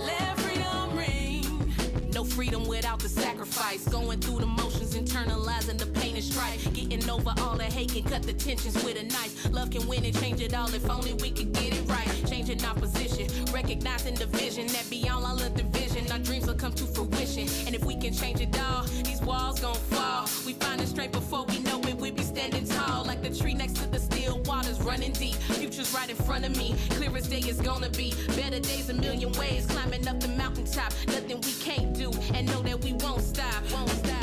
One thing about it, yeah, it's two things for sure. We're no stranger to the struggle, from mistakes we can grow. Bringing truth to power, level up is part of the game. Open up your eyes and know that things will never be the same. Hold up, free, black king, black queen. We on the road to equality. Be who it is that you wanna be. Put your fists in the sky, we can let freedom ring. Lift your voice up high, let freedom ring. See the bright sunshine, let freedom ring. Better by and by. Let freedom ring. Free from the lowest valleys to the mountains I see.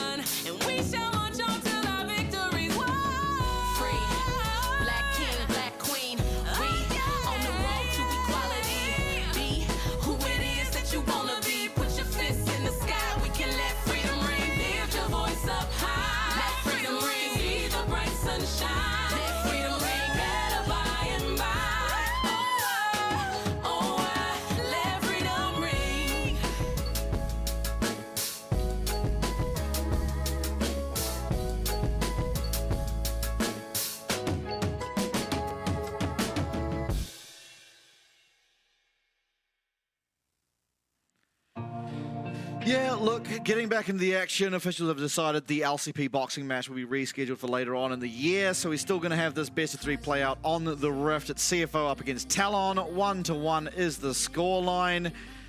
Wind, I'd have to say, probably well and truly out of the players' sails here, as you know, both teams taking some time to what I imagine was a bathroom break. Yeah, well, look, the viewers missed out on in a once in a thousand years moment. Fofo genuinely cracked a smile, and not just like a yeah, no, full-on smile. Yeah, the Talon guys were having a good bit of banter there as they made their way. You know, they were back on stage just waiting for a bit. And yeah, look, if they're in that higher spirits, I don't think this game is too much in doubt. Look, it's interesting. You look at esports across the world, and there are these bitter rivalries between teams. This has to be the most friendly rivalry of any that I've ever seen. Yeah, absolutely. Kaiwing, there on your screen, shaking his head at the camera for a moment there. It has to be very jarring. Oh, yeah. I can't imagine being in a pause for this long and coming back and being able to just jump straight back into it, playing how you were prior. And maybe for CFO, that's a good thing, obviously, off the back of a mistake that ultimately has now led to Talon getting back into the game at an even footing. You know, if you did miss it, it was CFO who were well and truly very far ahead. I believe the kill score was something 4-1. 5-1 even perhaps, and unfortunately win for a tail dive and bot side. 4 of them do get taken down. we are a couple of shutdowns. Also right there praying with you that the game gets underway soon. This is just too epic of a matchup for it to stall out for much longer. Oh yeah, look, hearts out. Like, it's so great. There's just nothing. Forecast is just barely holding it together at this stage. Yeah, he's struggling. He is struggling. He's having a giggle. I reckon it's Fofo, just off screen. Yeah. Getting nervous. He's just sitting there waffling. He's waffling in Caster's ear, and Caster's just barely holding it together right now. Yeah, he's really wanted that camera to go back. It's getting closer. Eventually we'll move off him. Oh, no, Fofo's back. He's done. Yeah. Done, boss. Yeah. Mob. Oh. There you go. He's wrong way, but he's cracked a smile as well. So I think, yeah, the compose just dropped a little bit, but that's perfectly fine in this situation. He's stone faced back. Yeah, back to it. Hopefully getting back into game. It was the vision bug, of course, that caused this. I believe it was a vision bug that was on player side, so it showed that he was in vision or being revealed by a Scry's Bloom, but as a matter of fact wasn't. So no chrono break is what we've been told. Kyling. Oh, he's staring into my soul right now. So is Doggo. Oh. One more look back, perhaps. He's definitely side-eyeing it, peripheral vision right here. Practicing his blue steel. Yeah. A little bit more comfortable on the camera than Castle was. Yeah, definitely. Yeah, there you go, look at it. He's just happy as Larry. He's just in support, living a support's life. Yeah, oh, I've died again. Shucks. Look, it is hard to bring a support down. They're pretty optimistic people at the best of times. Wow. But for the most part. I think solo queue supports will beg to differ. But they are a different breed entirely. They're just suckers for punishment. Hopefully getting back in soon. I mean, the hand warmers have quickly become a distraction. More than a hand warmer. Just locked in. He's well lost his own thoughts. Yeah. Oh. He's hit the escape button there. He's contemplating. Surely I could just leave, go do something else for a bit, and then come back and we'll be fine. Have you seen that screenshot? I believe it was G2 Wonder back in the days, where he's like in the middle of a game and he's opened up Paint on his PC and just typed what is going on. Yeah. Do you reckon anyone's done anything similar here? I would be very surprised. Oh, he almost fell off his chair. He almost fell off. Yeah, look, you can't full recline in these things. But yeah, I'd be very surprised if much else bar League of Legends and whatever other programs they need to make the broadcast work are currently operating on these PCs. Yeah. Yeah, most Maybe, likely. honestly, that's what they need to do. Riot needs to give the players a doodle pad, like something to draw on in these breaks, and we can just present like artwork on the fridge. Oh, yeah. I'd rate that. Hopefully, pause will be sorted out very shortly. Kind of enjoying just analyzing. Oh, that looks like a Looks like a pretty expensive bracelet. Did play in the LPL. It could be like, you know, a medical alert bracelet, like, oh yes, I'm allergic to peanuts. Don't give me peanuts. Could be. Which, to be fair, can be a pretty expensive bracelet if ignored. Yeah, true. So, I mean, look, yeah, still a lot of wandering, still a lot of waiting. It seems that the players are starting to disassociate from reality. Delirium. Yeah, I mean, like, we talk about how late it is for us here. It's ultimately 11 p.m. over in Taipei, where these players are playing from. And we went from finishing, you know, at a reasonable time before 4 a.m. Here in New Zealand to it's now 4 a.m. and the end is not anywhere in sight at this stage. Hopefully it is. We were told that expect game start anytime. So hopefully that anytime is sooner rather than later. Archer he's fully committing to this to preserve mental energy. Dude is straight meditating. Yeah. I mean, to be fair, that's probably the best practice as a top laner. You are a bit of an island. You need to be centered, you know, have that well, you know, the center. Feel a bit zen. Yeah, you need, honestly, I think more top laners need to find zen, especially in solo queue. You talk about having a rough time as support in solo queue. Top laners need to find a bit of chill, honestly.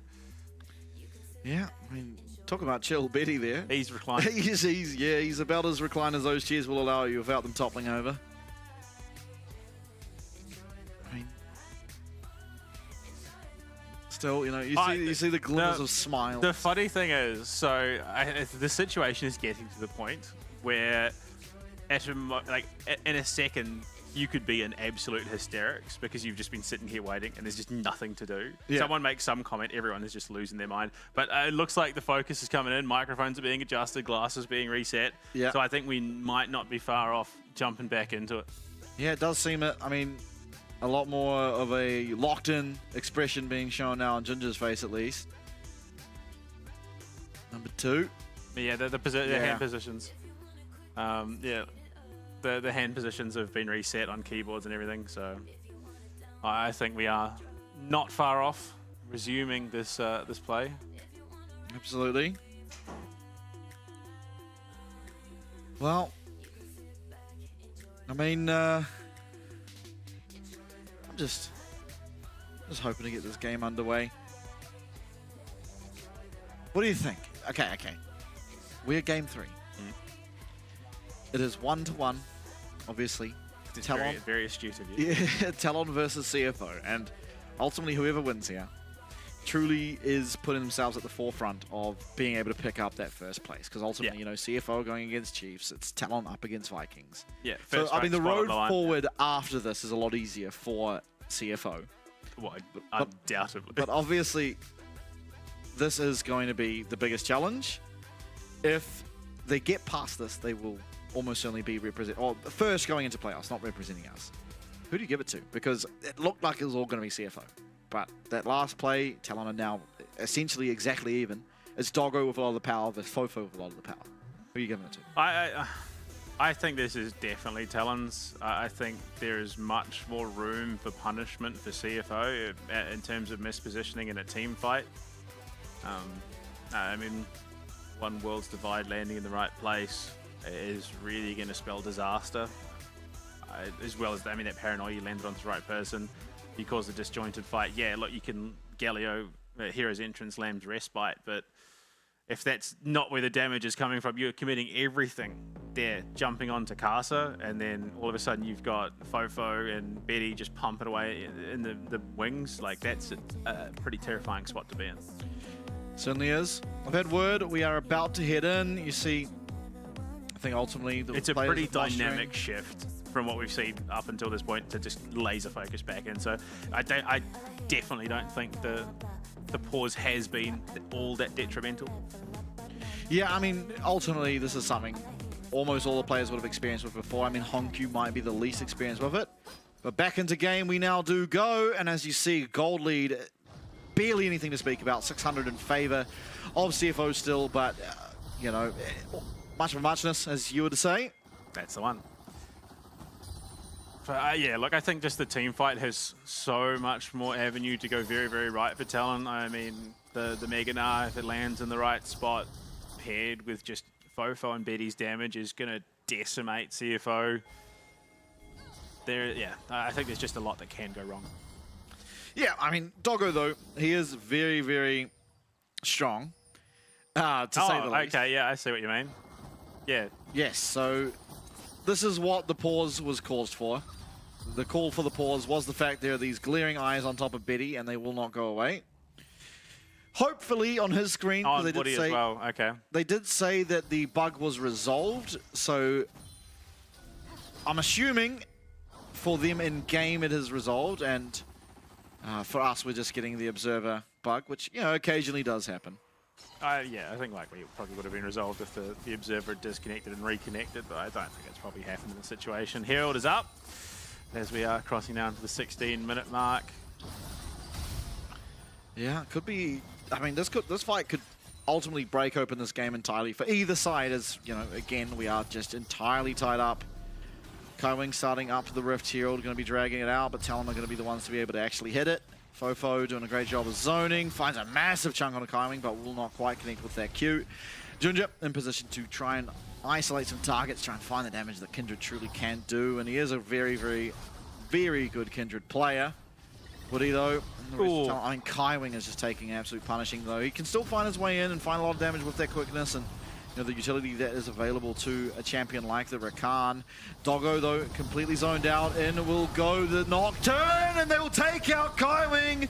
No answer whatsoever. Casa, yes, he's going to eventually go down, or will he? The flash out, the hero's entrance is good. Woody very low, but again, just limping away, and Honkyu will do much the same. But it's TLN, they pull the trigger, they pull it fantastically, and will be rewarded handsomely. Yeah, I mean, just baiting out the Lamb's respite just too little too late. The hero's entrance as well, coming in very late to that team fight.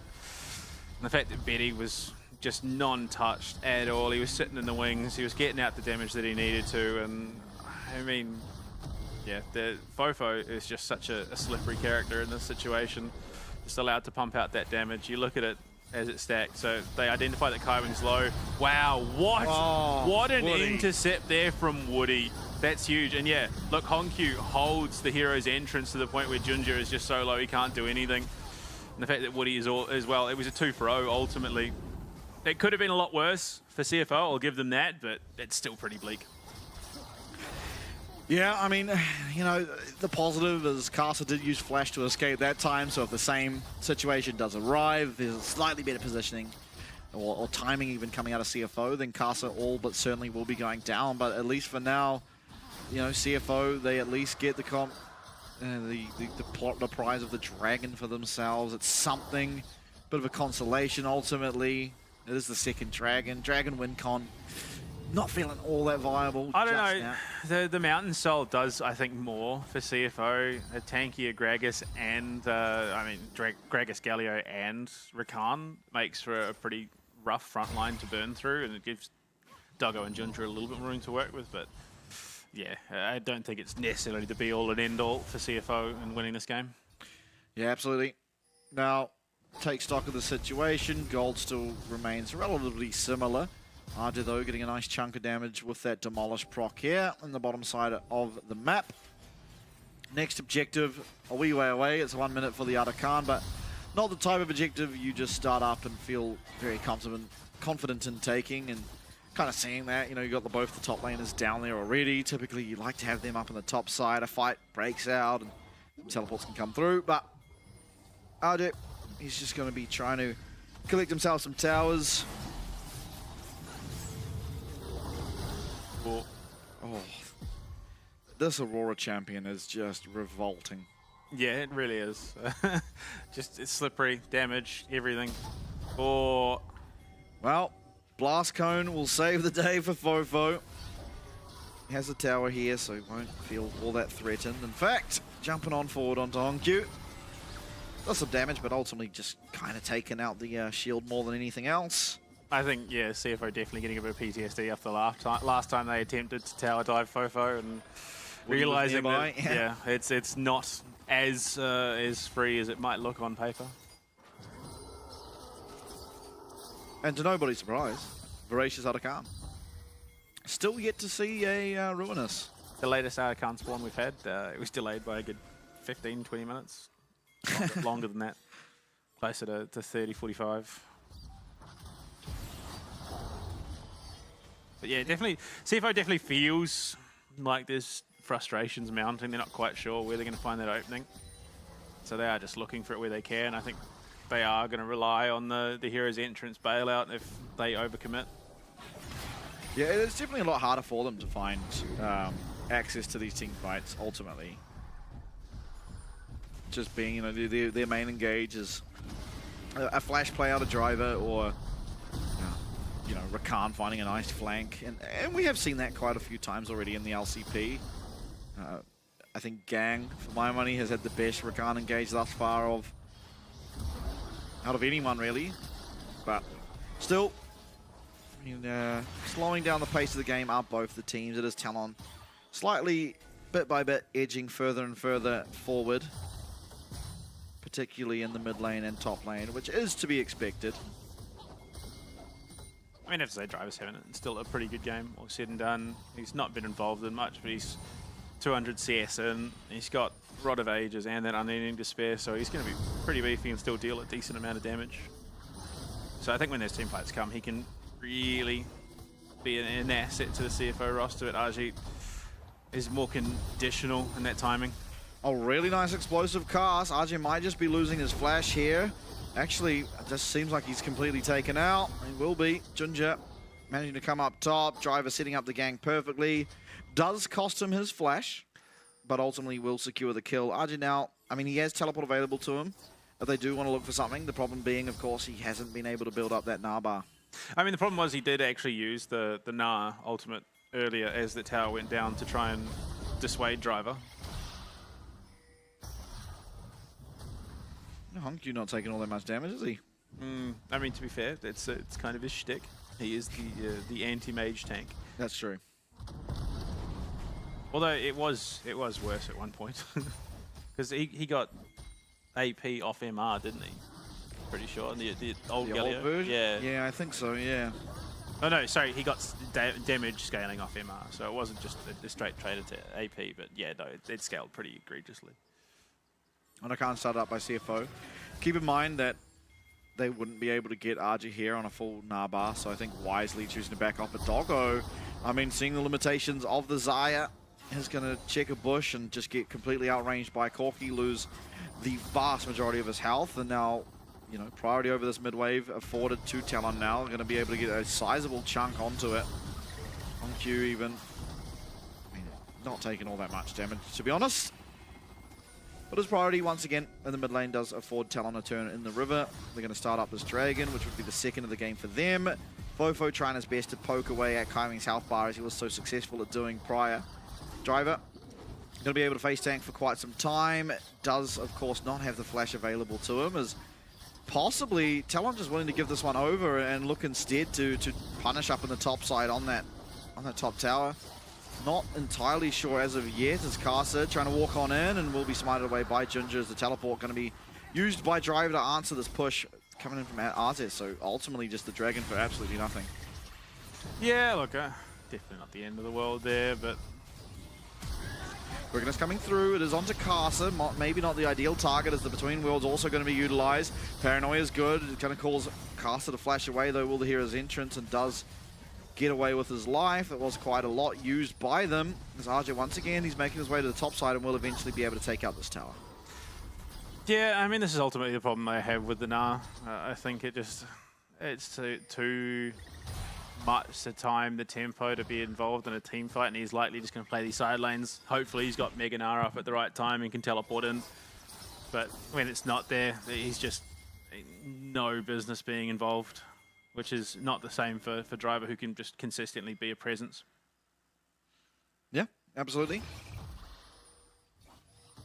Still, I mean, aside from the Dragons, game in favor of Talon very slightly.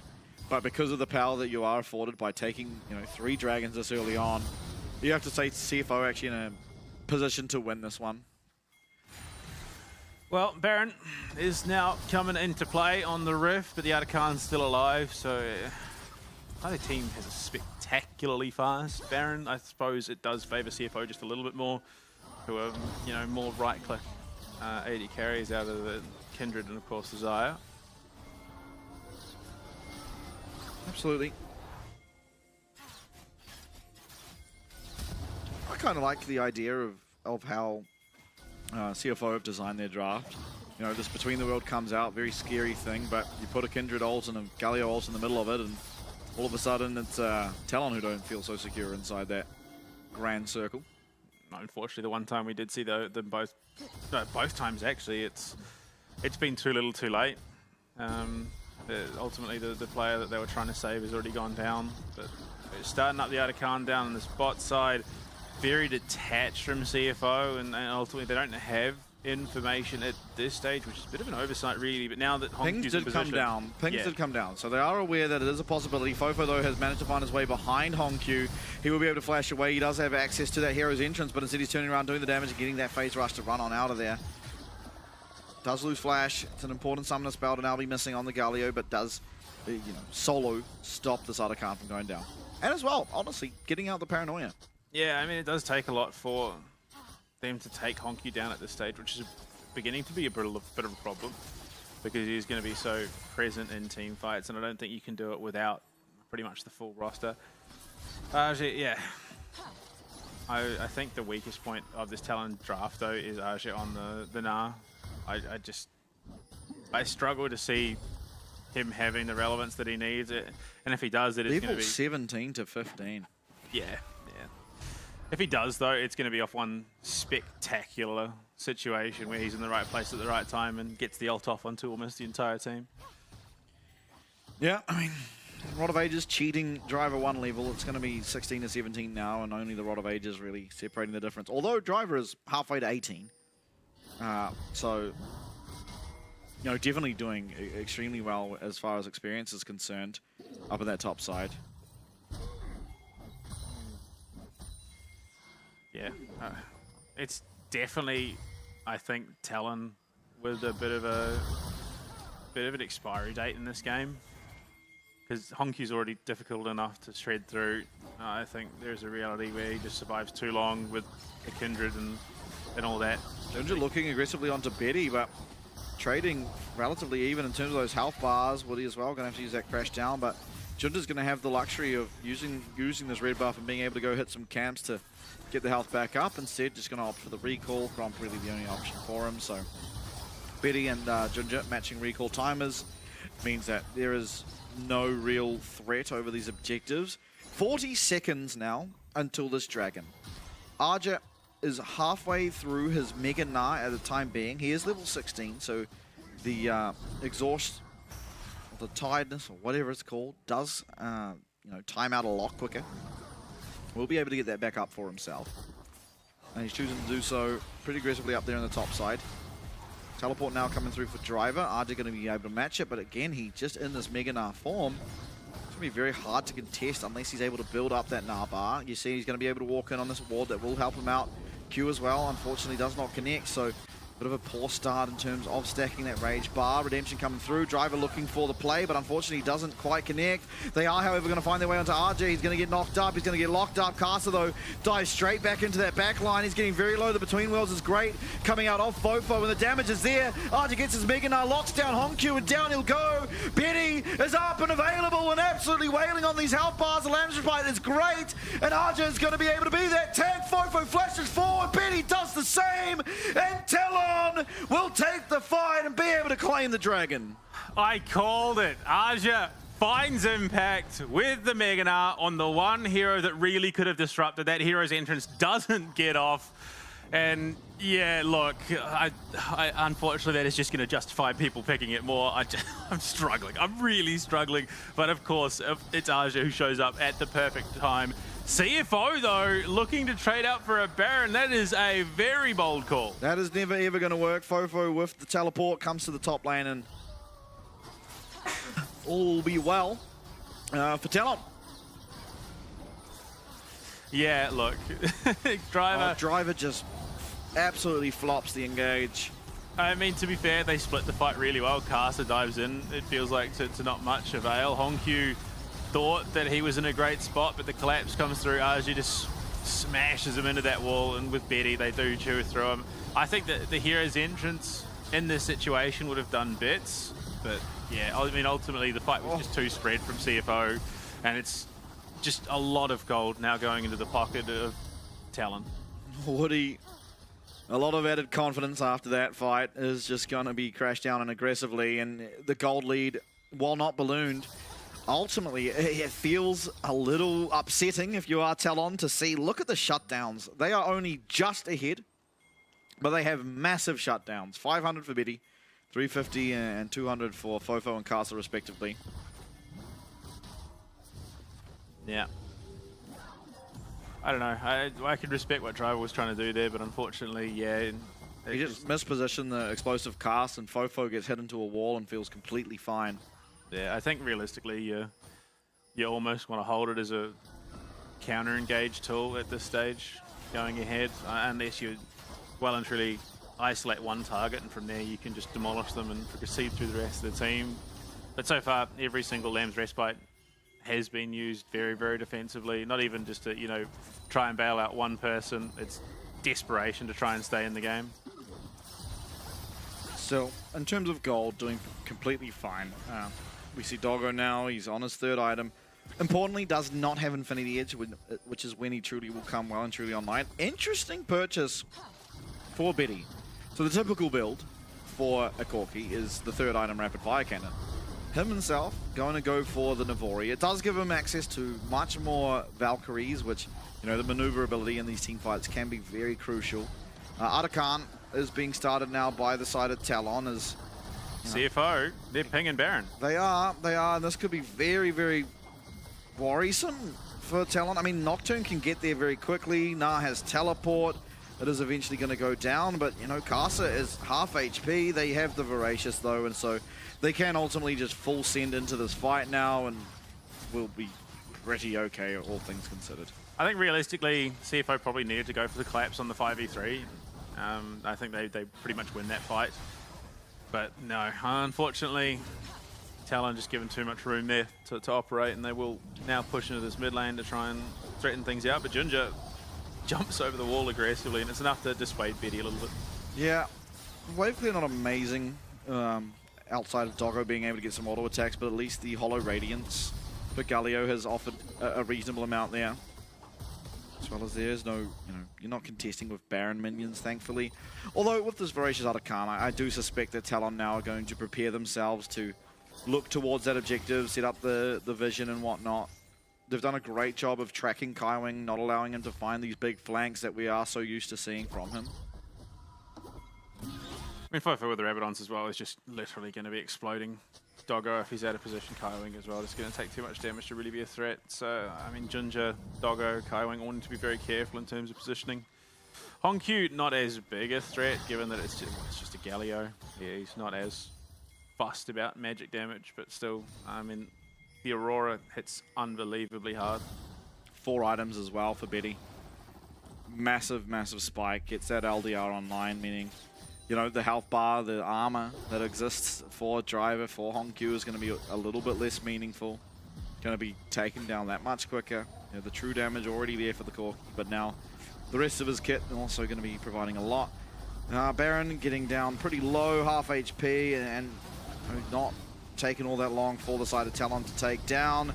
Paranoia coming out. They're trying to deny the vision. Junja's ultimately going to be able to get his way into the pit. Down to 2k HP. The smite's going to have to come. Oh my god. Junja is able to secure it. They get 1 kill, however, onto Kaiwing to Talon. Withdrawal still available. Junja flashing out of the pit. And it's a great explosive cast to try and hold out the most amount of damage. Flash away from Honkyu. The slow from the barrel roll. And CFO make it out with a complete and utter theft. What a heist from CFO. Yeah, look, I think Carsey's going to be kicking himself off that, getting outsmited by Talon's former jungler. for the Baron buff, and yeah, look, the gap's close enough already. The team fights have been looking better for Talon, but that just gives CFO an avenue to get more of these outers down. The Voracious Otterkhan gone. Yeah. Dragon being started up. Remember, this is Soul. There's Paranoia up and available for Casa. He's going to walk into the pit, but he's going to be met by Driver now. This Dragon is all but certain to go down. It's another Smite fight. You don't want to lose two, and he won't. Talon able to secure the Dragon. Doggo, though, wailing on these health bars. And Fofo makes the play. Will take down that important kill onto Doggo. Still, it's a 2v4. Fofo and Archer with everything left to do. So little amount of health left on this Aurora, and he's just left wanting, trying to get away. Does have the Between Worlds and will clear the distance as Archer left struggling on this bot lane tower. No Mega Nah, no hope. Down he will go, although he's clearing distance. There's a lot of movement speed available for Nah, but Junja with the dashes should just be able to catch up. Nice amount of damage. I mean, Archer, oh my lord, he's living, but he does go down. What a bizarre series of events in this game, and yeah, with that Baron buff, that is another tower collected. Fofo is here, but he's not going to do enough, and he's definitely a bit shy after that last engage. And I mean, a Baron steal for a Dragon steal, ultimately, CFO undoubtedly coming out the victors there. Paranoia. Unfortunately, Talon just too hard focused on the Baron at that point. If they turn and burn, maybe something happens, but Kai Wing and Junja playing that spectacularly. The Lamb's respite at the last possible second. Driver coming in as well, just completely disrupts that fight. Honkyu getting away as well. That's just ridiculous. And then of course, just, you know what, let's recall in a bush and still get away. Oh, it's Mountain Soul point for both of these teams. Fofo getting very low on this mid lane tower, and Woody might be paying the price for it. As you see, this Ral's health bar is nothing to scoff at, but it does get taken straight down to 0. Betty as well being looked at. There's 15 seconds left of this Baron, and CFO desperately trying to get themselves an inhib. They will be rewarded. They will be able to pick up at least that structure, but Arja building up the Napa. It still would be a 4v5, and so take it, the inhib, call it a day. A perfect setup for being able to pick up this following Dragon. It would be the Mountain Soul for either team who does secure it. This game is definitely on a time. I mean, we're about to hit the 40-minute mark, and there's still not even an Elder. It's an interesting one, to say the very, very least. But both objectives coming up very, very soon. We did see the Smite trades out in the last time they were contested. But look, realistically, I think whoever takes Baron here likely wins the game. I don't think the Mountain Soul does enough, especially given that the Void Staff is coming out for Fofo. Yeah, he gets caught here in a big way. Great cast into the tower, but look, yeah, I think Woody was just too far out of position as well. I mean, that was definitely Fofo going down, which could have ultimately ended this game if that casket was placed slightly further back. But unfortunately, it wasn't to be for a CFO fan. You know, if you are a fan of Talon, you're pretty happy with those things. There is no Infinity Edge coming out of Doggo. That is concerning. Obviously, you know... He's gone for the Guardian Angel, and he's now building into, I would imagine, it's going to be a Lord Dominic's Regard. Yeah, I mean, he definitely needs that, but... curious build. So much of your damage is coming through from crit. Your Feather Call, I mean, your Blade Caller scaling off crit as well as, you know, just auto attacks. Fofo, I mean, he's so confident. The amount of times he's been almost completely annihilated because Driver's found an angle onto him, and he's still hopping forward and looking for the QE combo. I mean, my concern is that for an Aurora, he's really not doing damage because there is so much magic resist on CFO. I mean, he's not going to one-shot Junja at any point. He's definitely not one-shotting Honkyu. With the Spirit Visage up for Driver, he's very sustainable, and I think, yeah, there's definitely a lifespan on Talon surviving in this game. I think ultimately there is a good chance this does come down to Elder Drake difference even. It could be that we are going to see a very, very long run game here. Yeah. I mean, it is Talon on the back foot. Gold in favor of CFO, but yeah, I mean, fairly trivial. All things considered, the gold lead. I think mainly whoever secures this dragon is going to put themselves in a massive advantage. RJ finds his way onto Kaiwin, going to force out the battle dance, and has built up that Nah bar adequately to be able to contest this next fight. He's also got the flash available for himself. Has to be careful though. Is going to be able to dot away. Still, that's the Mega Nah now popped. It's 10 seconds until the Mountain Dragon. Fofo is on the side. Look for the paranoia. Look for Fofo to combo with it, staying out of vision. But RJ, he's on a timer. This Nah bar now down to half. CFO are going to be aware that he's looking for something. Paranoia still not popped. They have no idea what the Dragon's health is at, but Casa, he's not going to be able to find his way in. The Dragon Soul does go over. It will be one kill found, however, Woody picking up the first, and it's another one as RJ claims the second. And yes, you gave over the soul, but Doggo has so much left to do. But Betty finds the kill. Doggo with the Feather Storm. He's still going to get fed. He gets the cleanse though, and the Blade Caller is fantastic. Junja and Doggo have so much work to keep this dream alive, but I think Doggo, with his Psalms and with his ult, has managed to do so. It's now a 4v2 for the next 40 seconds. Baron up, but Junja is still alive. I mean, teleport's coming through. Fofo, look, I just don't think they take the Baron fast enough. Actually, to be fair, the timers are there. They can do this pretty well. There's no wards in vicinity, so look, Junja getting in position. If he chucks down a wood here, there could be a teleport coming out of Honkyu, but too little too late, yeah.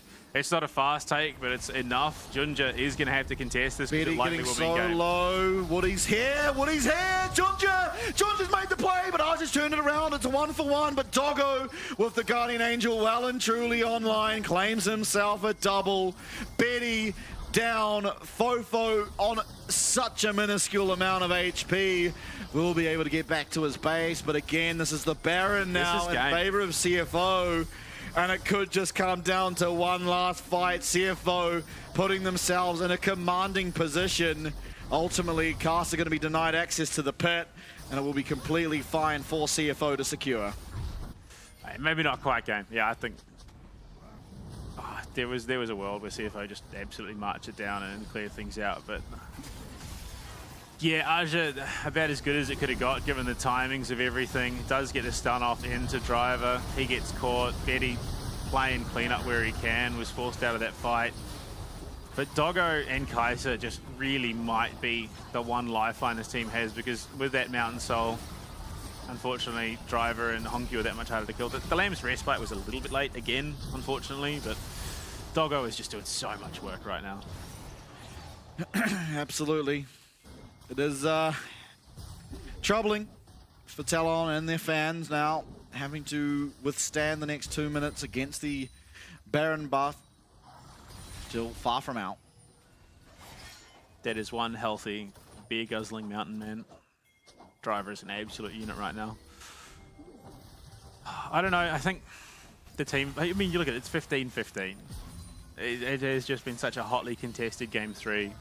Which, I mean, again, just speaks for itself. I don't know. CFO off the back of that Baron should be able to crack this inhib, well, at least the inhib tower. Mega. Yeah, okay. That might just be game there. They're not going to have the timing for the Mega Nah. It is a much shorter cooldown at this stage of the game. In fact, he's just looking aggressively on Honkyu, and they all are. Honkyu now in a bit of trouble, does get stunned back into that tower, fed, and it is going to be at least the tower going down the other side of the map, but they get the fear off. Honkyu now, he is going to be able to survive long enough to get Archer charmed up by the quickness. That's a lot of ultimates used. Betty untouched, Fofo much the same, but Inhib 1 goes down, Inhib 2 soon to follow. So much committed onto Honkyu. Fofo does have the Between Worlds. We have to keep an eye on it. Can they find a way in? It's so much left onto Fofo. Tower 1 going down. The Between Worlds is there, but Honkyu playing Disrupt, and Driver finds his way onto Betty. GA down. Nexus Tower 2 down, and Betty will just survive. No, he won't, and neither will Talon as CFO take down the infallible Orc and meet them at the top. My God, the run to the end of Split just got even crazier. Team Secret take the first victory against CFO, who then go to take down the undefeated Talon. I mean, you could not ask for a better run to the close of the regular season. Now, ultimately, that is not the be-all and end-all. This is still just the setup for playoffs. There is still a world where Talon come out and blow playoffs up, but CFO shining massive signs of life after what was an unfortunate series against Team Secret. And now the question becomes even more compounded, even more confuddled as to who the best team in the region is, because there are so many teams now vying for top spots. Oh, there certainly is, and there's always going to be question marks around this game. The massive pause. I mean, ultimately, Junja getting the smite steal on Baron was a massive deciding factor. But CFO, they go up against the undefeated Talon. Only one single game lost by them this split so far. They come in, they take over, they take them down, and the mighty can fall as now we have a three-way neck and neck race to the finish line that will ultimately all be decided on Sunday together. Yeah, you couldn't ask for better. And I mean, the Don is not happy, quite clearly. Fofo, oh, look, you got to feel for Talon, and it just look, these two teams just have such a friendly rivalry. I don't think Talon are that cut about it. It was a phenomenal series. Both teams played very, very well. I think ultimately it was the draft difference that came down the end. The Nah just was too conditional to a team fight for it to be actually relevant, whereas Driver was just consistently going to be a presence, and from there Doggo as well, just scaling out of his mind into the later stages of the game. And you saw it at the end. It was ultimately Driver that put Betty on the back foot so that he couldn't do anything. So yeah, CFO, massive series from them, massive comeback from what was a rough loss to Team Secret to now taking down Talon, and it just puts so many more questions on the board going into playoffs. Certainly does. Taking a look at damage, I mean, the damage was certainly there for Talon. They were absolutely pumping, but the tank stats that were available to Hongq, to Driver, it was so hard to penetrate and get through those massive health bars and all the armor and magic resist they could ever stack. Junja doing an incredible amount of damage on the Kindred was instrumental, and for me, yes, there was a highlight play from Doggo. Junja deserves the match, the player of the match, because ultimately it was that Baron steal. The Baron steal was what tipped the scales in favor of CFO. Talon found their way back. They were doing very well. Junja comes in, gets the smite. Hongq lives on 1 HP. Junja lives on 1 HP. Two of them go down. No one on Talon went down. If the Baron goes over to Talon there, so much more is lost. Ultimately, though, Junja, he is that jungler. It wasn't even just that. It was the fact that, Baron was traded for just a third Drake. And that just cannot be understated. And the number of times that we saw these contests coming out, it was just so brilliant. We are certainly seeing teams struggling to make that call of backing off from an objective. 13. The second that went below 1200, Junja gets the smite. Yeah, I mean, there's a reason he's wearing a salary on his wrist alone, and just, I mean, that ultimately I think could not have ended better. In terms of storyline for this competition. CFO, I mean, battling off the back of a hard couple of weeks in terms of matches, now really rewarded for the improvements that they're making week to week. And yeah, Junja, what a series from him. Yeah, look, game 2 was a bit rough on the Sejuani, but it was always bound to be. But the way that they bounced back, and especially dealing with that pause in the middle of a game off the back of a lost team fight, CFO can be nothing but commended. Yeah, and it has to be said, I think Talon fans around the world are in shambles that this series came toppling down off the back of the jungler you had the last 2 years. Junja goes up against his own org and completely dominates in that jungle position. Truly making a point, I think, in this series. Yeah, look, we can always ask questions, and I think this would probably be a very different game if it wasn't a Gnar in the top lane. Yeah, I mean, look, Ornn would have done phenomenally into that comp. I think he would have offered a CC, the bulk as well, and would have been far less conditional. But I mean, Talent played this magnificently. Unfortunately, it was just a matter of scaling. On top of a steal from Junja, which was just out of his mind playing. Like, it did not fail to live up to the hype of the best game of the split. Yeah, absolutely. Just neck and neck the whole way through. I mean, game 1, dominant performance by CFO. Game 2, dominant performance by Talon. And game 3, just I had no idea who was winning until that game was over. Even when the Mountain Soul went over, even that last Baron, you know, it felt to me like Fofo was extremely strong on this Aurora. There could be a real world where he locates Doggo, finds a massive shutdown, but it never was to be. I mean, this team fight there, incredibly played. This one, again, just so much on a knife's edge, but ultimately constantly living, constantly finding the perfect angles are the majority of CFO. I mean, I cannot count the amount of times Junja would live on sub 100 HP. Yeah, I mean, look, the Lamb's respites weren't always on point, but when they were, they really did a lot for the team in terms of longevity. And oh, yeah, look, just this is, I think this is going to haunt Casa just a little bit here. Given that he was also the one that lasted at putting it in smite range for Junja. Oh, it's sad. It's sad to see the Baron. I mean, the Baron is often the downfall of many a team. Every team, every roster has had their one mistake at Baron.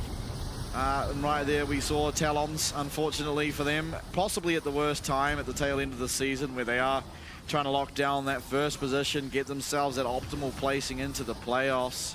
I think realistically, it's not going to be as big a hindrance for a team like Talon as it could have been for others. I think they're perfectly capable of performing well, even if they don't secure first. What happens to Betty here? He just gets blown up. Yeah, I think he gets clipped by Doggo a couple of times. Yeah, he's taken a lot of damage from minions as well. Oh, the minions are actually one-shotting him. Oh, there's a pretty fast reaction times out of him, but yeah, the minions are actually just killing the Corki. Baron. And then, yeah, Driver on top of it, just, yeah. Look, it definitely felt like it was a critical mass situation. It got to the point where CFO had just tipped that, and there was just no scaling that really could bring them back into it. But a phenomenal series. Absolutely, and today's results on your screen now is Vikings up against Chiefs to start off the day. It was a very clear-cut and clean victory from the Vikings, who now have their chance to also compete for first, not third. Well, I guess technically they're competing for third as well. I suppose, yeah, top three positions are all up for contention. Yes, absolutely. And obviously the second series, we just watched it. What an absolute thriller. Talon going down for the first time this split against CFO. But now those three teams, the Vikings, Talon, and CFO, come Sunday, all competing for first, second, and third. So, having a look at the standings, it does come down purely to the Vikings versus Talon matchup. Because of the game differential, CFO, I don't think can take, because they're all 5-1 currently. So Talon 11-3, Vikings 11-3, CFO 11-5. We see it here. Yeah. Vikings on the same points. CFO, but they're going to get 3 points, keep in mind. So they're getting 3 points no matter what. Oh, I mean, unless Chiefs take a game. But like we're assuming that, current form, CFO, they just beat Talon. You'd expect them to win pretty cleanly. So they should be getting 3 points. So they'll be on 9. And I believe you only get 1 point if you win 2-1. I'm pretty sure. Which would mean... Surely you get 2 points for a 2-1 victory. No, you get extra points for the clean sweep. Yeah, so 3 for an outright win, 2 for a... For 1 point for a 2-1. I believe. Okay. I think. Assuming that is true, which I could just be lying, but I'm pretty sure that's how it works.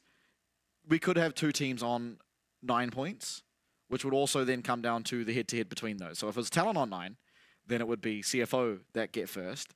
If it was Vikings on 9, then it would be Vikings who get first, I believe. No.